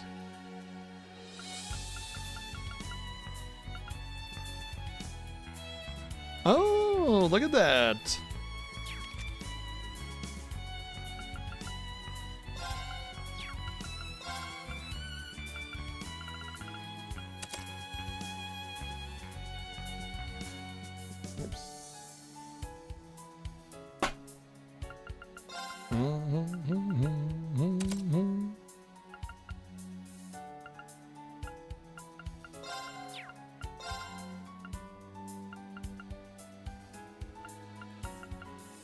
The Seraphic Ring R, definitely a nice one, but I wonder if the Night Gleam stacks with the Hades gem.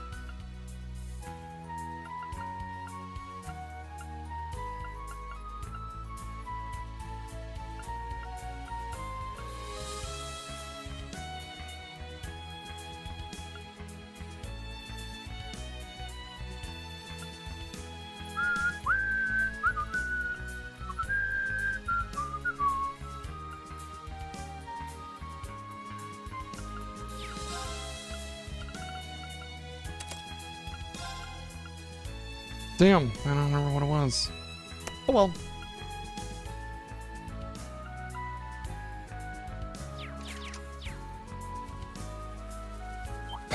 We'll end this quick. It's down! I'll assist. It's mine to wide open.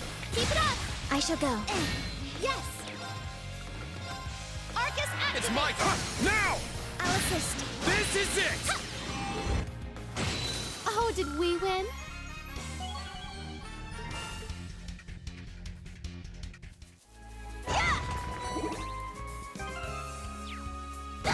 Our chance!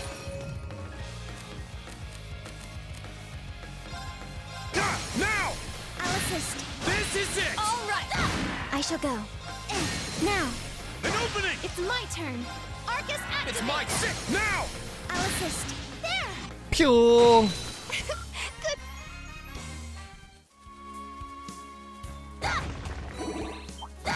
Now let's go. Sit now! I'll assist. This is it! Yeah, we need to fall back. Do we though? All right. Now. More hostiles. It's my turn! It's down! I'll assist. All right. There. Yes. Now. Yeah. Not unlocking! Take this! It's down! I'll assist. I'm up! Sit! It's mine to bear. Yes. Oh, did we win?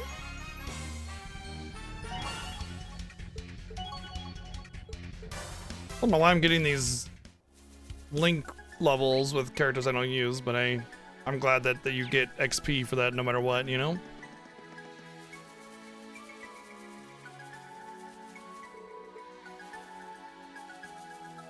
It's powerful. This one's strong! Be careful! Let's go! Raging fire formation! My mind.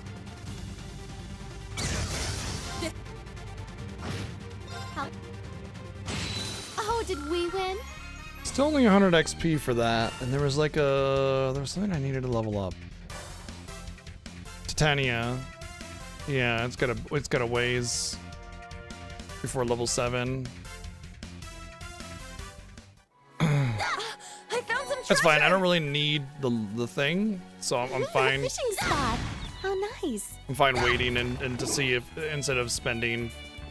There's that spell that is potentially on Titania that I'll want eventually.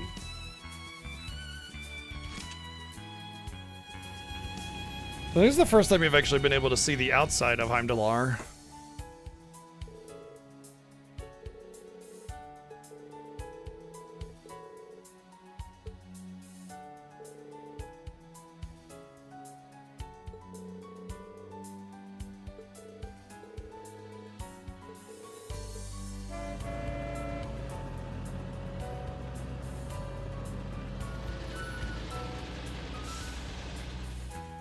Well, when they took over Crossbell, they took over its technology.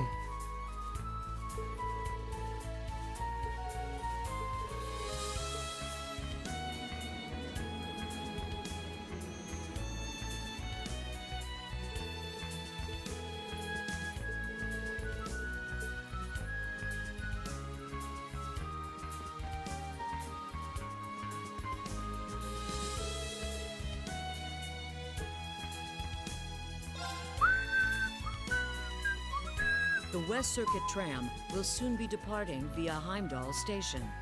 We recommend passengers wishing to board this tram make haste. But haste makes waste. Why would are you suggesting that I should make waste?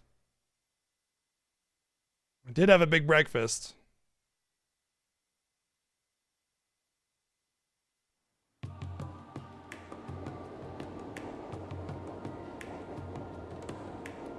I probably should have gone to shower again, but it's fine. I'm sure I'll have an inn that I can rest at before we get into a battle. Surely. Gotta go around the city and see how majestic and beautiful it is before it gets torn to shreds.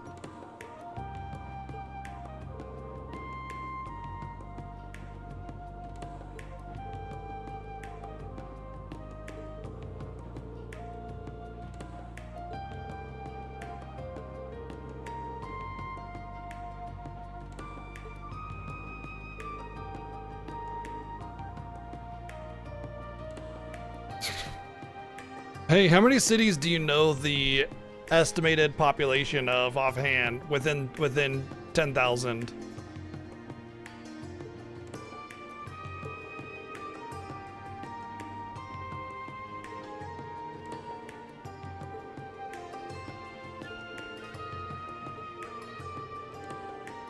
You know, you can just guess at any little town that has less than 10,000 people, and that'd be it. But I said city, so.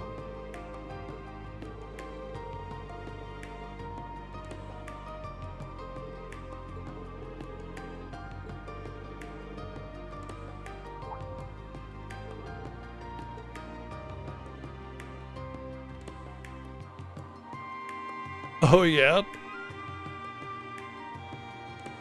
Yeah, you know, like there are definitely all types of people that memorize all types of information, for sure.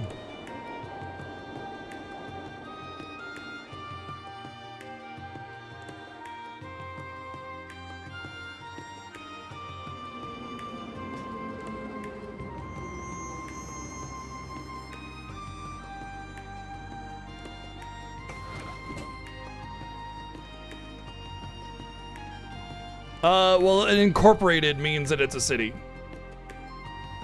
There is a clear definition for city.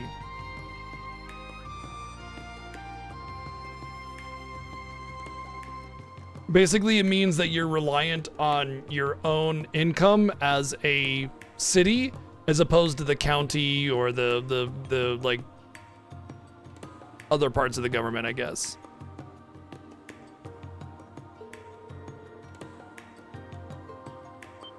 Smaller towns, I mean, I might be different in the UK or a lot of other countries or whatever, obviously, but in the US, it's basically like you become a city, and then now you don't get county, or you don't get state funding. Your funding comes directly from your own income that the city takes in through taxation and everything. And that's your budget.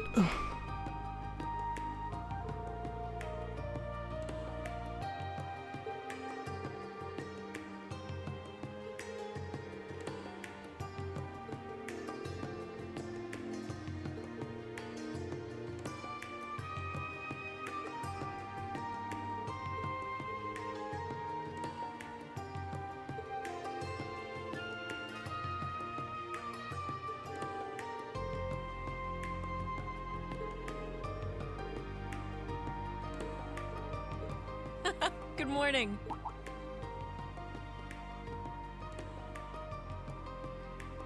Instructor Claire! Instructor Claire? Sorry for the wait. Instructor? I didn't think you'd be the one coming to get us. I wanted Don't to tell remember you Claire I ever deeply becoming an appreciate instructor. everything you did back in Lemaire. After I left, you managed to not only find Milliam, but stop the railway cannons too. I don't know how I can possibly begin to thank you. Money. You don't. Oh, need a to grail thank us. locket. It was nothing. I got a grail It was locket. simply part of our mission. We had help My from next many thing was other a grail people, locket. I was like, both money or a from grail within the branch locket? campus and without. That's right. So in a sense, we were able to do what we did thanks to everyone. Yourself included, Major. I don't deserve such kind words, but I shouldn't waste any more of your time. Allow me to welcome you to Heimdall Central Station. Since the governor is currently visiting, I'll guide you to the RMP Command Center to meet with him.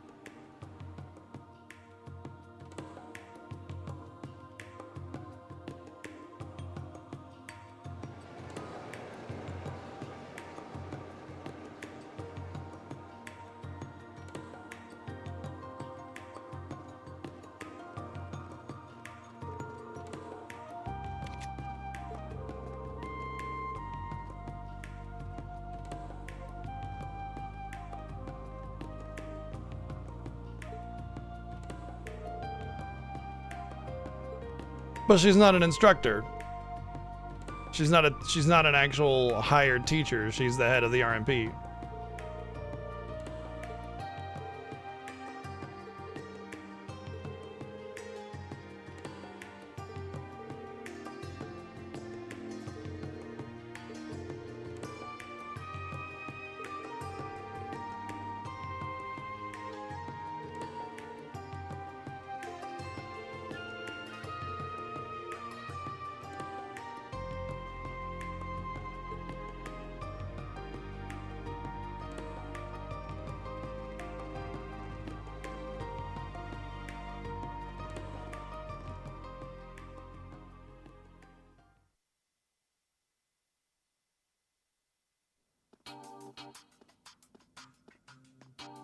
Like the distinction is that it's an official title, right? It's not just like, oh yeah, you instructed me, Sarah. It's Instructor Sarah, as in like Colonel Richard or something, right?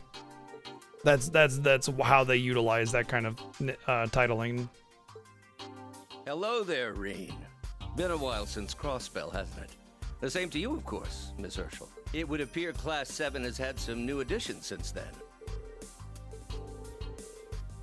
Likewise, I'd like to welcome each of you to Heimdall. I'm sure it must be a bit disorienting to have your field exercises in a place as large as the capital, but the basics should be the same. Let's get down to business. First off, let's get down to give you the information business on our special request. to defeat the Huns. Thank you for waiting, sir.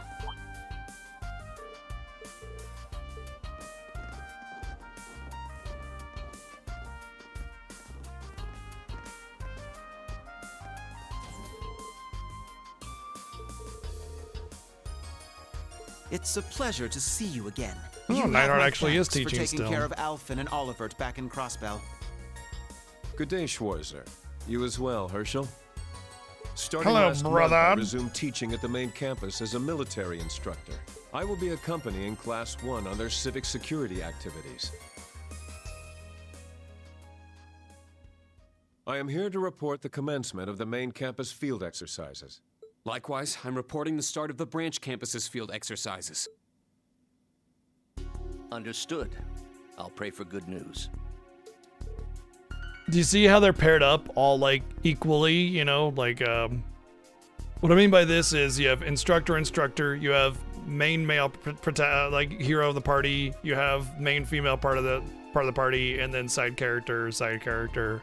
They do that like incredibly often. It's always this like perfect pairing off and perfect symmetrical alignment and everything that they do.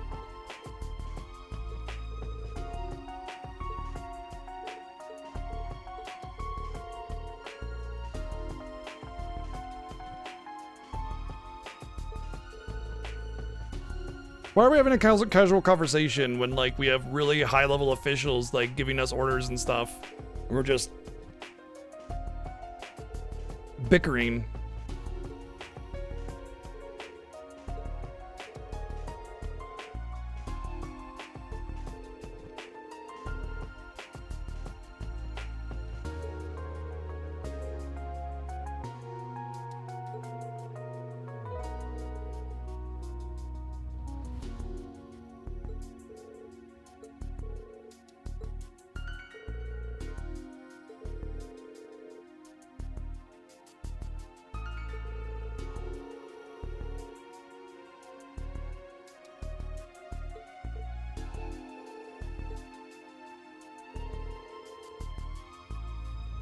Yeah, we definitely haven't done anything like that. Taking care of archaisms. It was like literally the first chapter.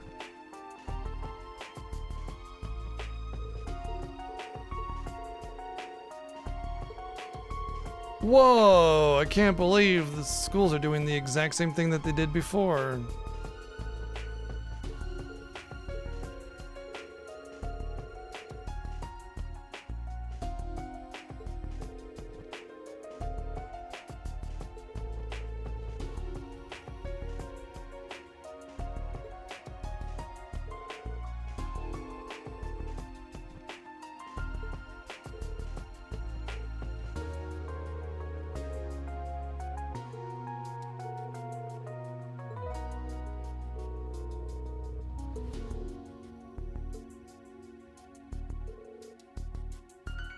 Investigate the capture and capture the members of Hercules, special task force from Calvard, currently hiding out in Heimdallar.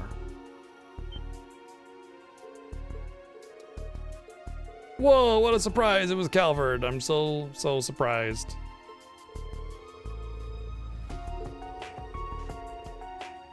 We have a special force of Calvard hidden in the city somewhere, so naturally we send the students after them instead of our own special forces.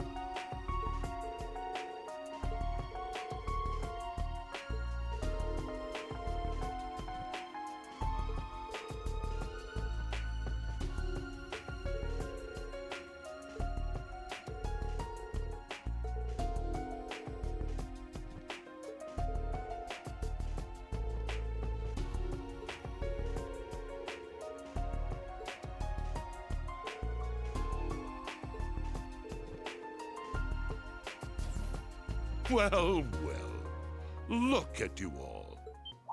It's Ozzy. What up, Ozzy? How about that train, huh? Crazy.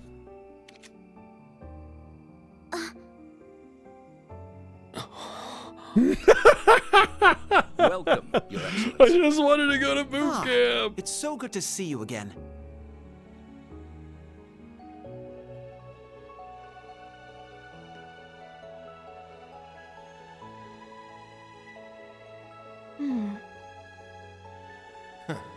So he decided to grace us with his company after all, eh? B.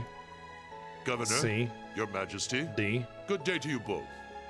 I can't believe it's already been a month since I last saw Class 1. Yes, sir. I'm honored you remember us.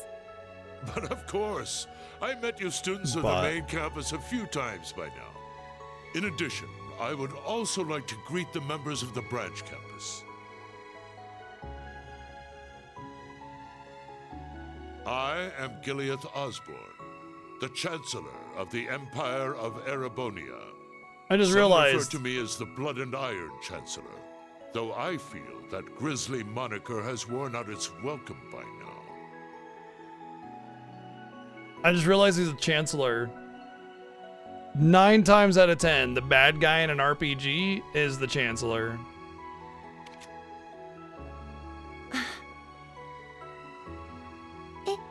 It's nice to see you again, Your Excellency. Ah, Miss Herschel, likewise. Come to think of it, it was only 2 years ago we first met at the trade I remember conference. every person I've Since ever met then, exactly all the government when I met them. agencies have been tripping over themselves to recruit you, despite you declining each and every offer. Oh, it's a shame. I myself would have liked to invite you to join the Ironbloods. Huh? That's...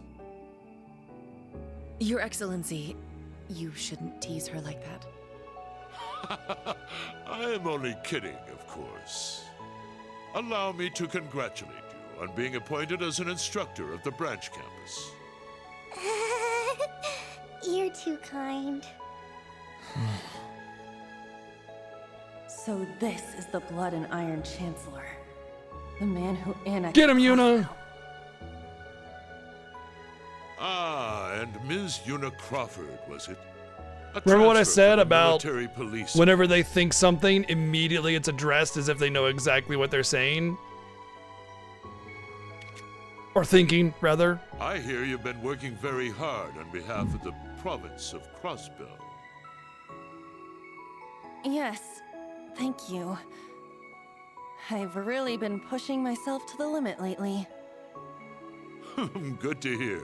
And you must be Mateus' son.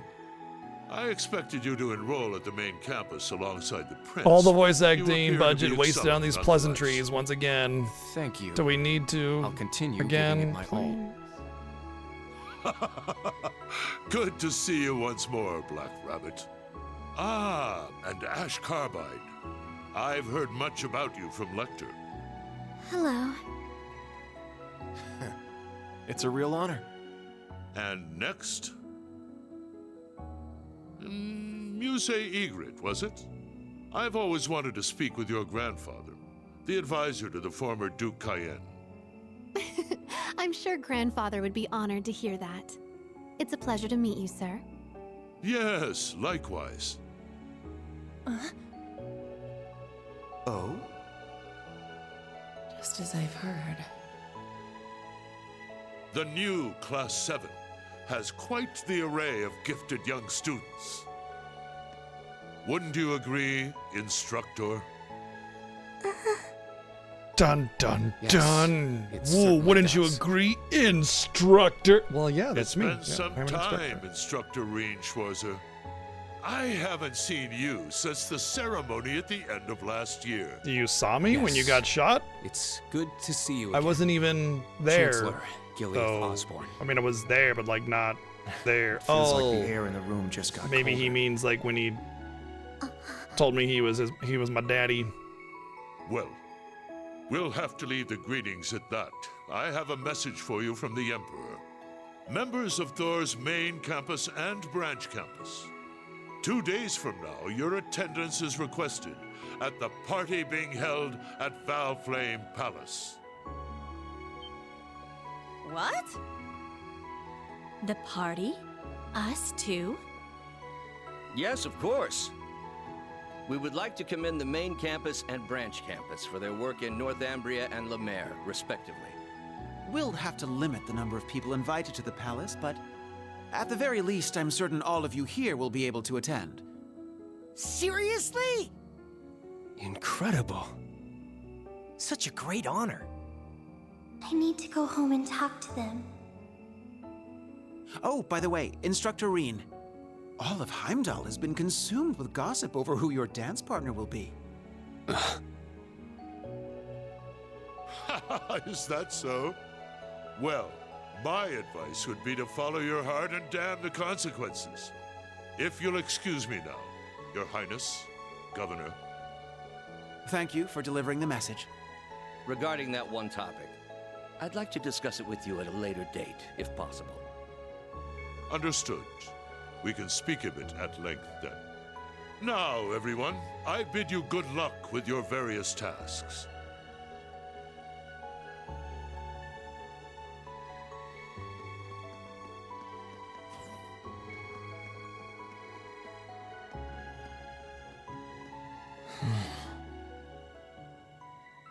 Just like I thought.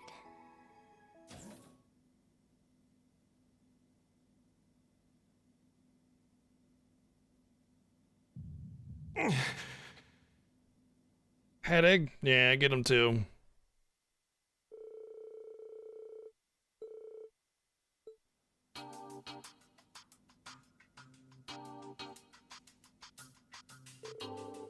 Now that we're gonna do the actual story, we're not gonna do voice acting. Just the pleasantries.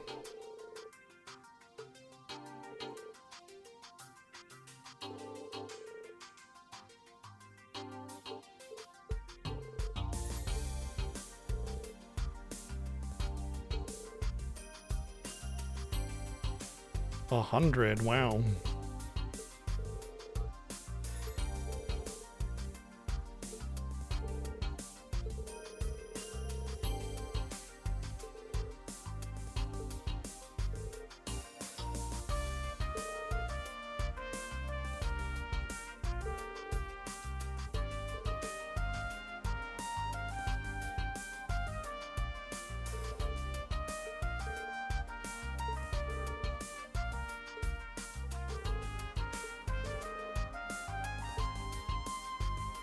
I don't want the goddess watching me. She don't want to know what I do in my time.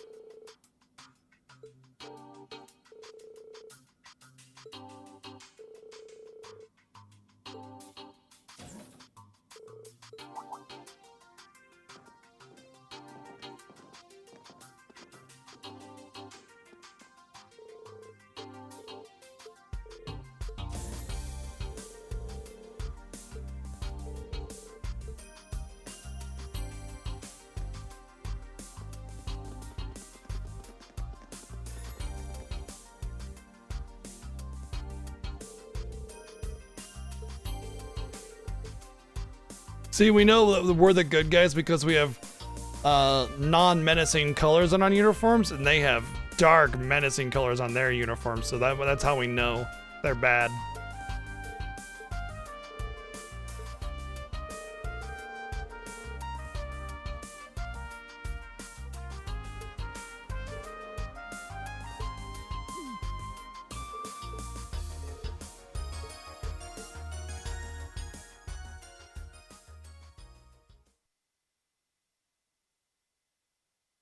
It's like basically they made an entire group out of the Luca goers from FF10 and just like that was it. No, did you notice that the uniforms in Cold Steel 1 were actually a lighter red, just more inviting? And had what is it, gray and white as the accenting colors instead of black.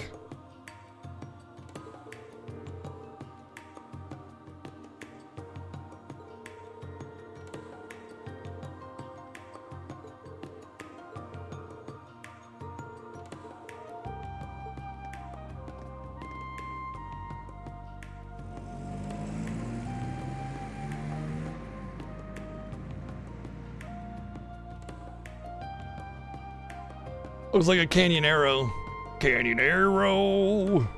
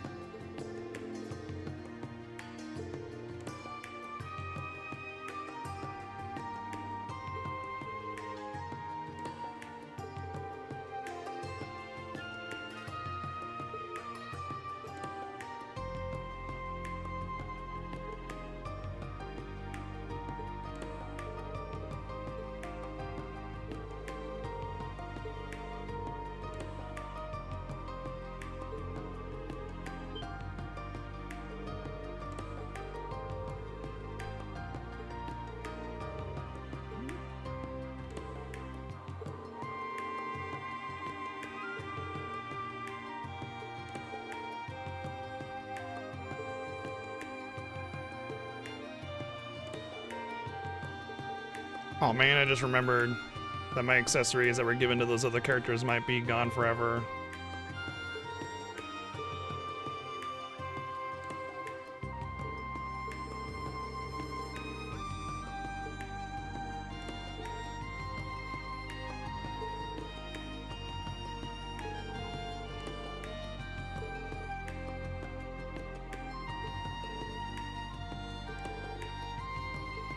How are we supposed to just know that they're agents of Calvard? Not to mention, we can't arrest them without like probable cause. Oh wait, never mind. We're an Imperial Society, so we don't need probable cause. We can just arrest whoever we want just because they're acting funny. Got a nervous stutter? Yep, arrested. You're acting funny.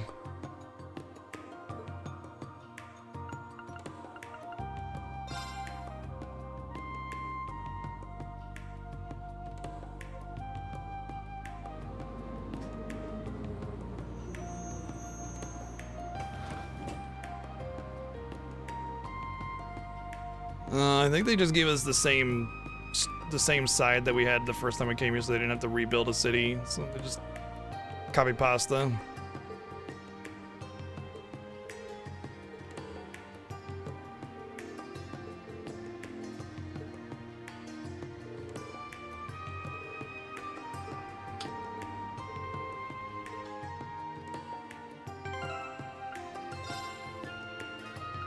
All right, so what I could do is give him the Grail Locket, which would free him up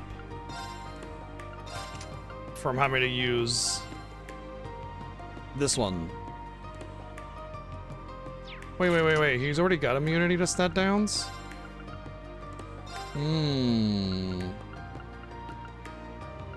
This is pointless then. I'd rather him have something like this. So it doesn't prevent stat downs, just statuses. So this one's still better. Okay. If that's the case, then I need that 100 strength accessory. That's what I need. All right, if that's the case, then she should take the Grail Locket.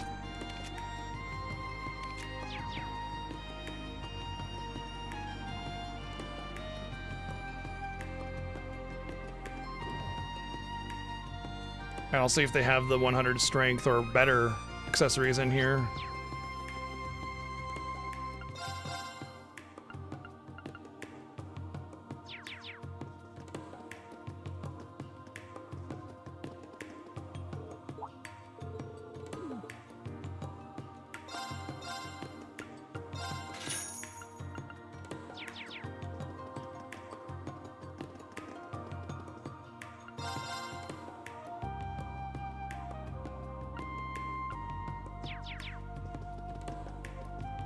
You know what I've noticed about this game? They don't let you, like, loot consumables. Battles don't, you know, like in normal battles and stuff. Wow, that's got a lot of defense. There we go. That's the one. I'm gonna get another evergreen if I really wanted it to. Speed 20? What? Okay, that feels like it's a better pairing than this one. 20 speed? 20 speed. And it prevents death bolt delay advantage, which I'm pretty sure isn't covered under, it's not covered under the other stuff. Like immunity to status. It's got 7 speed, but yeah, 20 speed's huge. Okay, that one's kind of insane. So I think I'm gonna give it to her. No, her.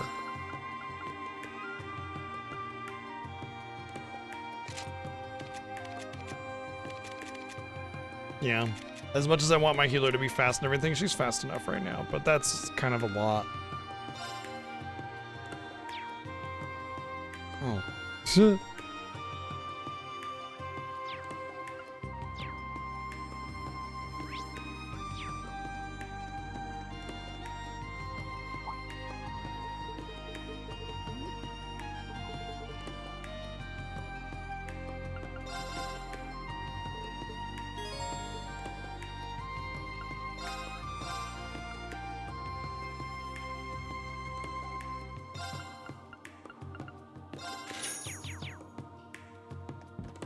Heal with curing elements is good stuff.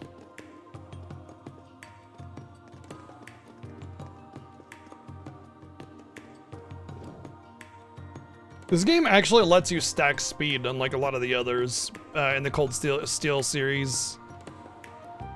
Like you could, just the values are so low.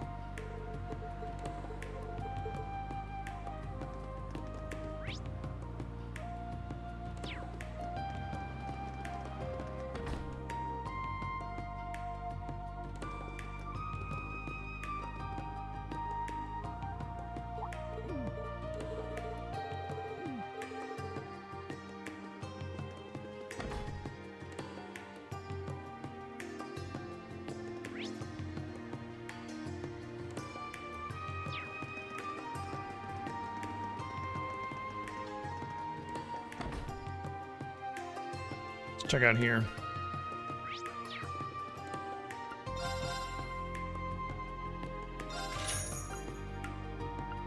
Oh, already an armor upgrade? Shit. I think I should be okay. Wow, that's pretty significant too. Almost 100. Oh, it's only him that can equip it. This one's still good. Oh, because it's gendered armor, which is dumb.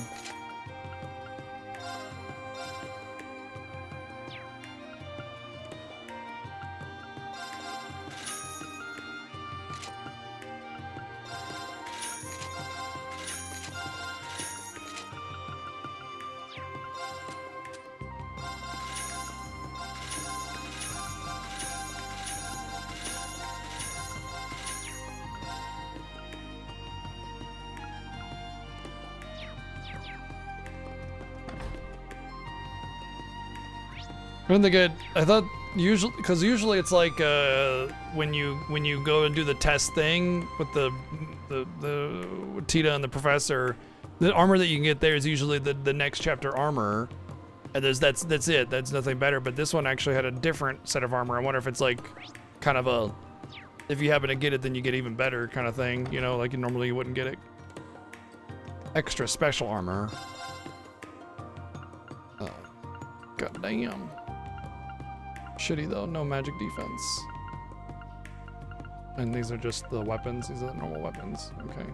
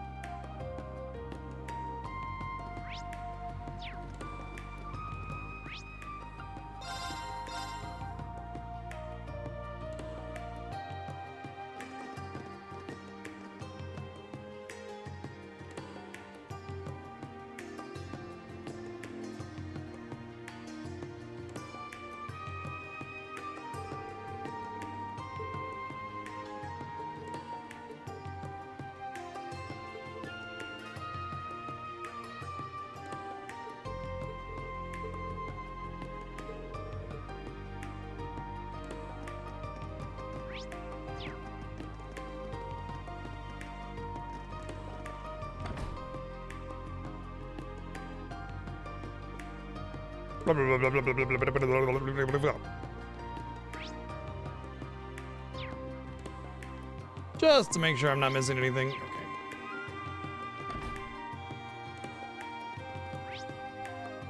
Okay. Fresh baked bread.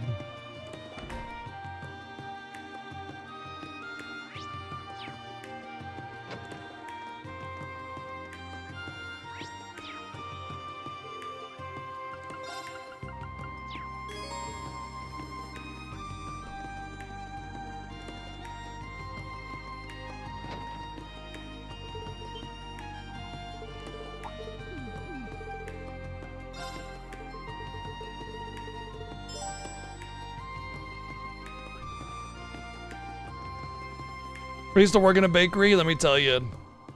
Fresh baked bread, smelling that every day. Look at the... God damn.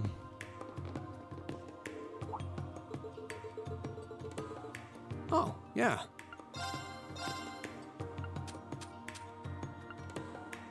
Odin gem. Crescent mirror.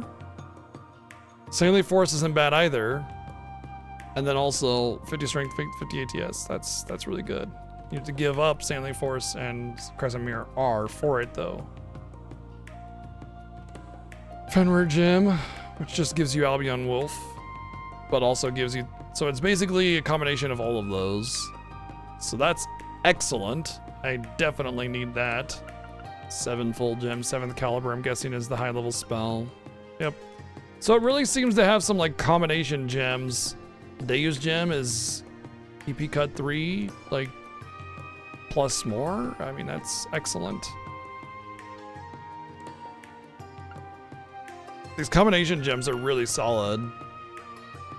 I can just get the Diablo's gem, cast 3, and then Lost Genesis the SR Lost Genesis is like good fucking luck on that. I mean, you just need to grind up some stuff and you can buy it, but still. Ooh.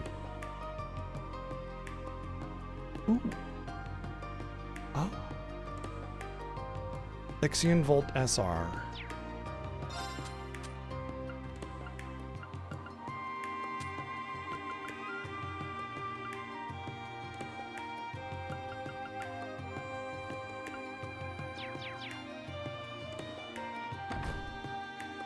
Ixion Volt SR.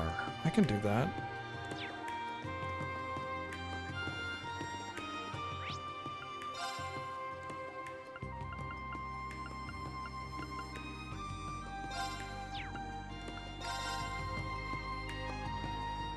No, it wasn't this one.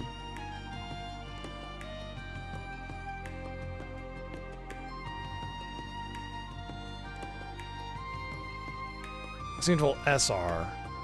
Still, I think I can do it.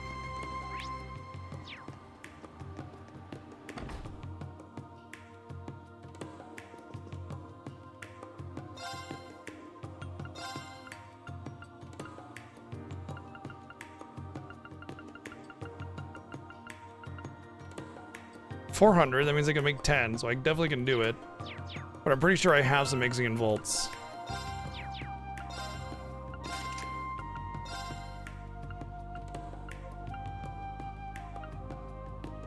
So I have 4 Ixion Volts already.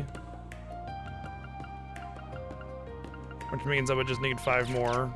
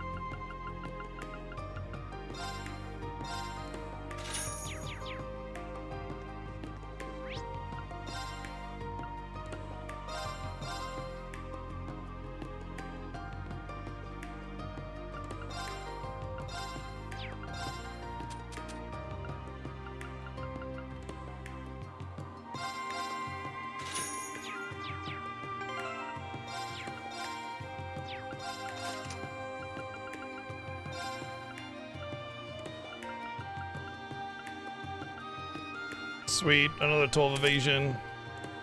71% base evasion. And that actually means, like, if I really wanted to get rid of something like Impede, I could see getting rid of Impede and then put Domination there and then give myself another evasion too, which would be another 5%, 8%, yeah, 8%.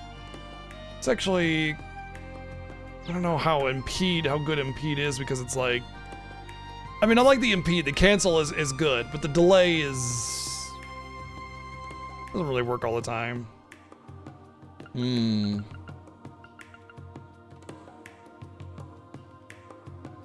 huh? Let's hold off for now, because I feel like there might be some like another accessory or piece of equipment later on in the game, you know, an ultimate piece of gear that would give him higher evasion. Like base 5-10% evade on a piece of gear. I can see that happening. It's happened before on a high level gear.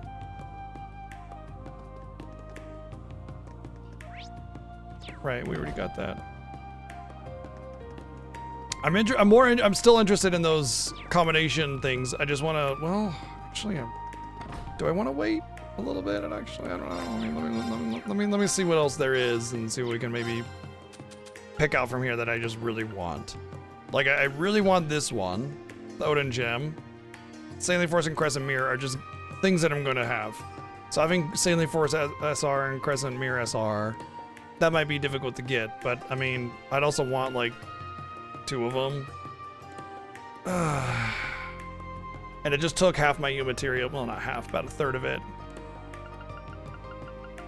This one I'd want as well. This one is a big one, and I think I can get EP Cut 3 quite easily, right?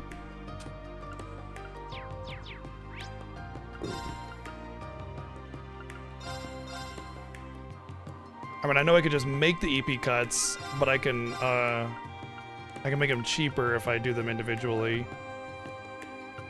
Like EP cut 1 is 40. I already have 2 EP cut, or some EP cut 4s. So I would need 5 of these. That's basically nothing.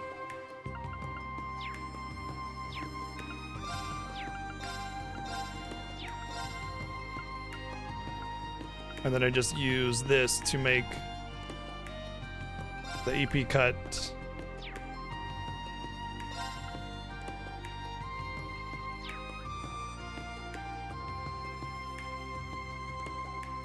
Yeah, that's right.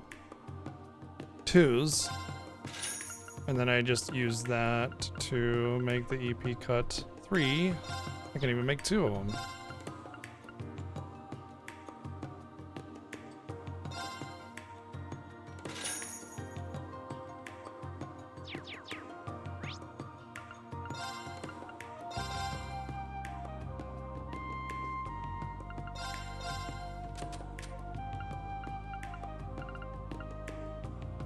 That's 40% reduced art cost and 100 EP, 20 magic attack power, 20 magic defense. And it's like, I would only already have a lot of that, right? Yes, you're not going to use Crest Crusade ever, right? So getting the extra EP, magic damage and magic defense, and then 40% art cost reduction. That basically means even a single target, she'll never run out of EP because of the EP drain. Who else will be using arts? Probably her, because Insight and Cures Blind. She doesn't want to impede. This will be big for her as well.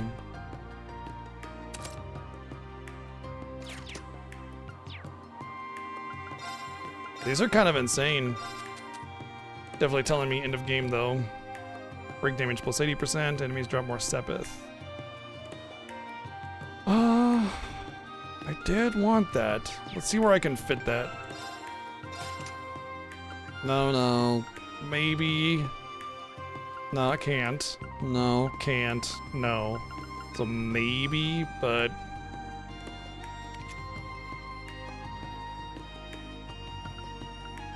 yeah, I could probably get rid of that. But do I really want to put that over something else, you know? I don't really give a crap about break damage on her. There just might not be a spot for break damage on her, because like her Earth slot, I'm putting on Animate Shield because, you know, yeah, duh. And I don't have anything else Earth, so as much as I'd like the extra break damage, I just don't think there's room for it. I guarantee like extra break damage on everybody and just like burning with like the break is probably a very OP strat. It's just I don't want to like completely butcher my build on the off chance that it's not good. But I bet you anything getting that extra break damage on everybody would be broken as hell, because you'd be able to break very easily at that point. All right. Oh, I like that one so much, but 3 of those gems at SR is a lot. That's a very big cost. Maybe I'll loot some of those later. Don't care about that one. Bleh. Meh. If only that. Ah, man, if only those worked.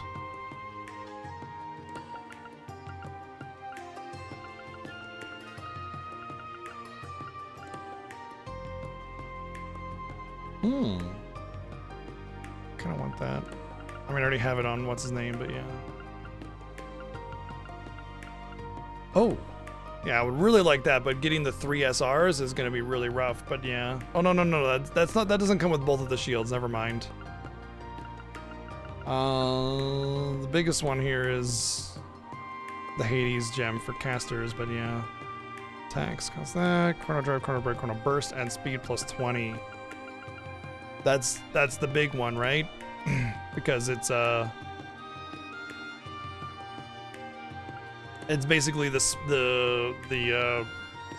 speed gem that I have already, Action 3. But the best part about it is I could double down on them. I could do Action 3 here and then the other one here, and I'd lose it on Cast 2 on Hill, which I don't really care about that much. But another 20 speed would just be awesome. She has to have Cast 3. I guess she could get rid of HP 3. She could just replace. She can't get 2. It's just her flaw.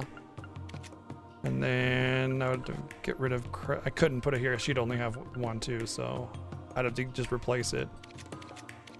Which means I can get rid of 2 Action 3s because I can't double down on them. So I could just dunk those. All right, what kind of action do I have? So I have 1 right there. And I have 2 Action 2s, which mean I would need to make 4 Action 1s. Would that be enough? That'd give me 6. That'd make me 3. I need to make 10 Action 1s. No, that's not right either. All right, I would need 2 Action. Wait, I don't think I need 3 Action 3s to make it. I just need 1 Action 3, right?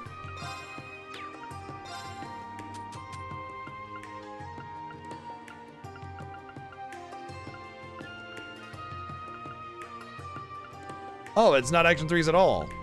Ha! Derp! Chrono Drive, Chrono Break, Chrono Burst.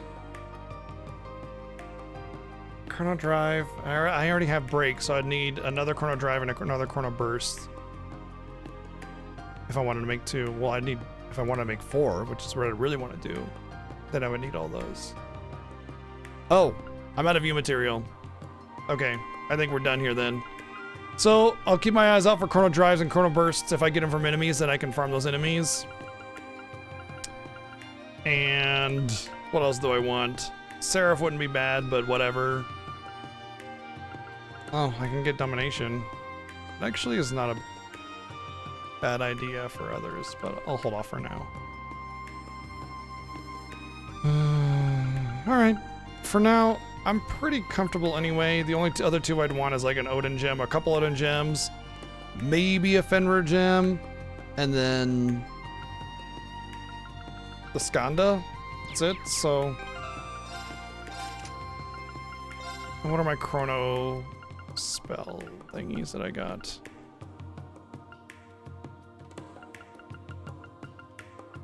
Well, Evolus Genesis R would help in that regard. So I have that. I have a lot of Chrono Break or bursts, so I'd be able to get a Chrono Burst SR very easily. Just need 2 Chrono Bursts. Where's the Chrono Break? I don't see it, so I don't think I have any of those. Cool. Still, I'll go off and do stuff now. So, well, actually, it's kind of the end of the day, so I think we'll wrap it up. But I found an interesting NPC now that I finally can get the good shit.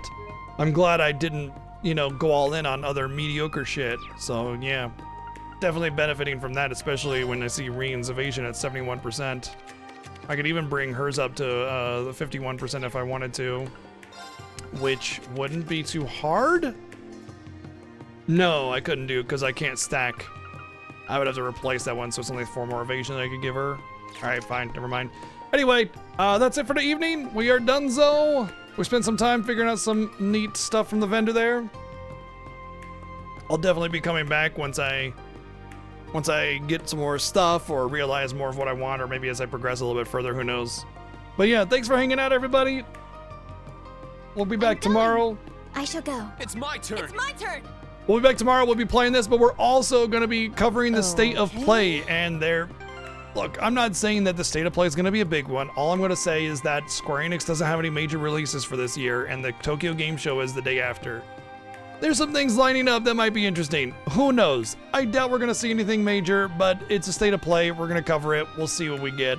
So thanks for hanging out, everybody. We'll see you guys tomorrow, 1 p.m. Pacific, about 16 hours from now. Have a good night. Thanks for all the love and support. Cheers.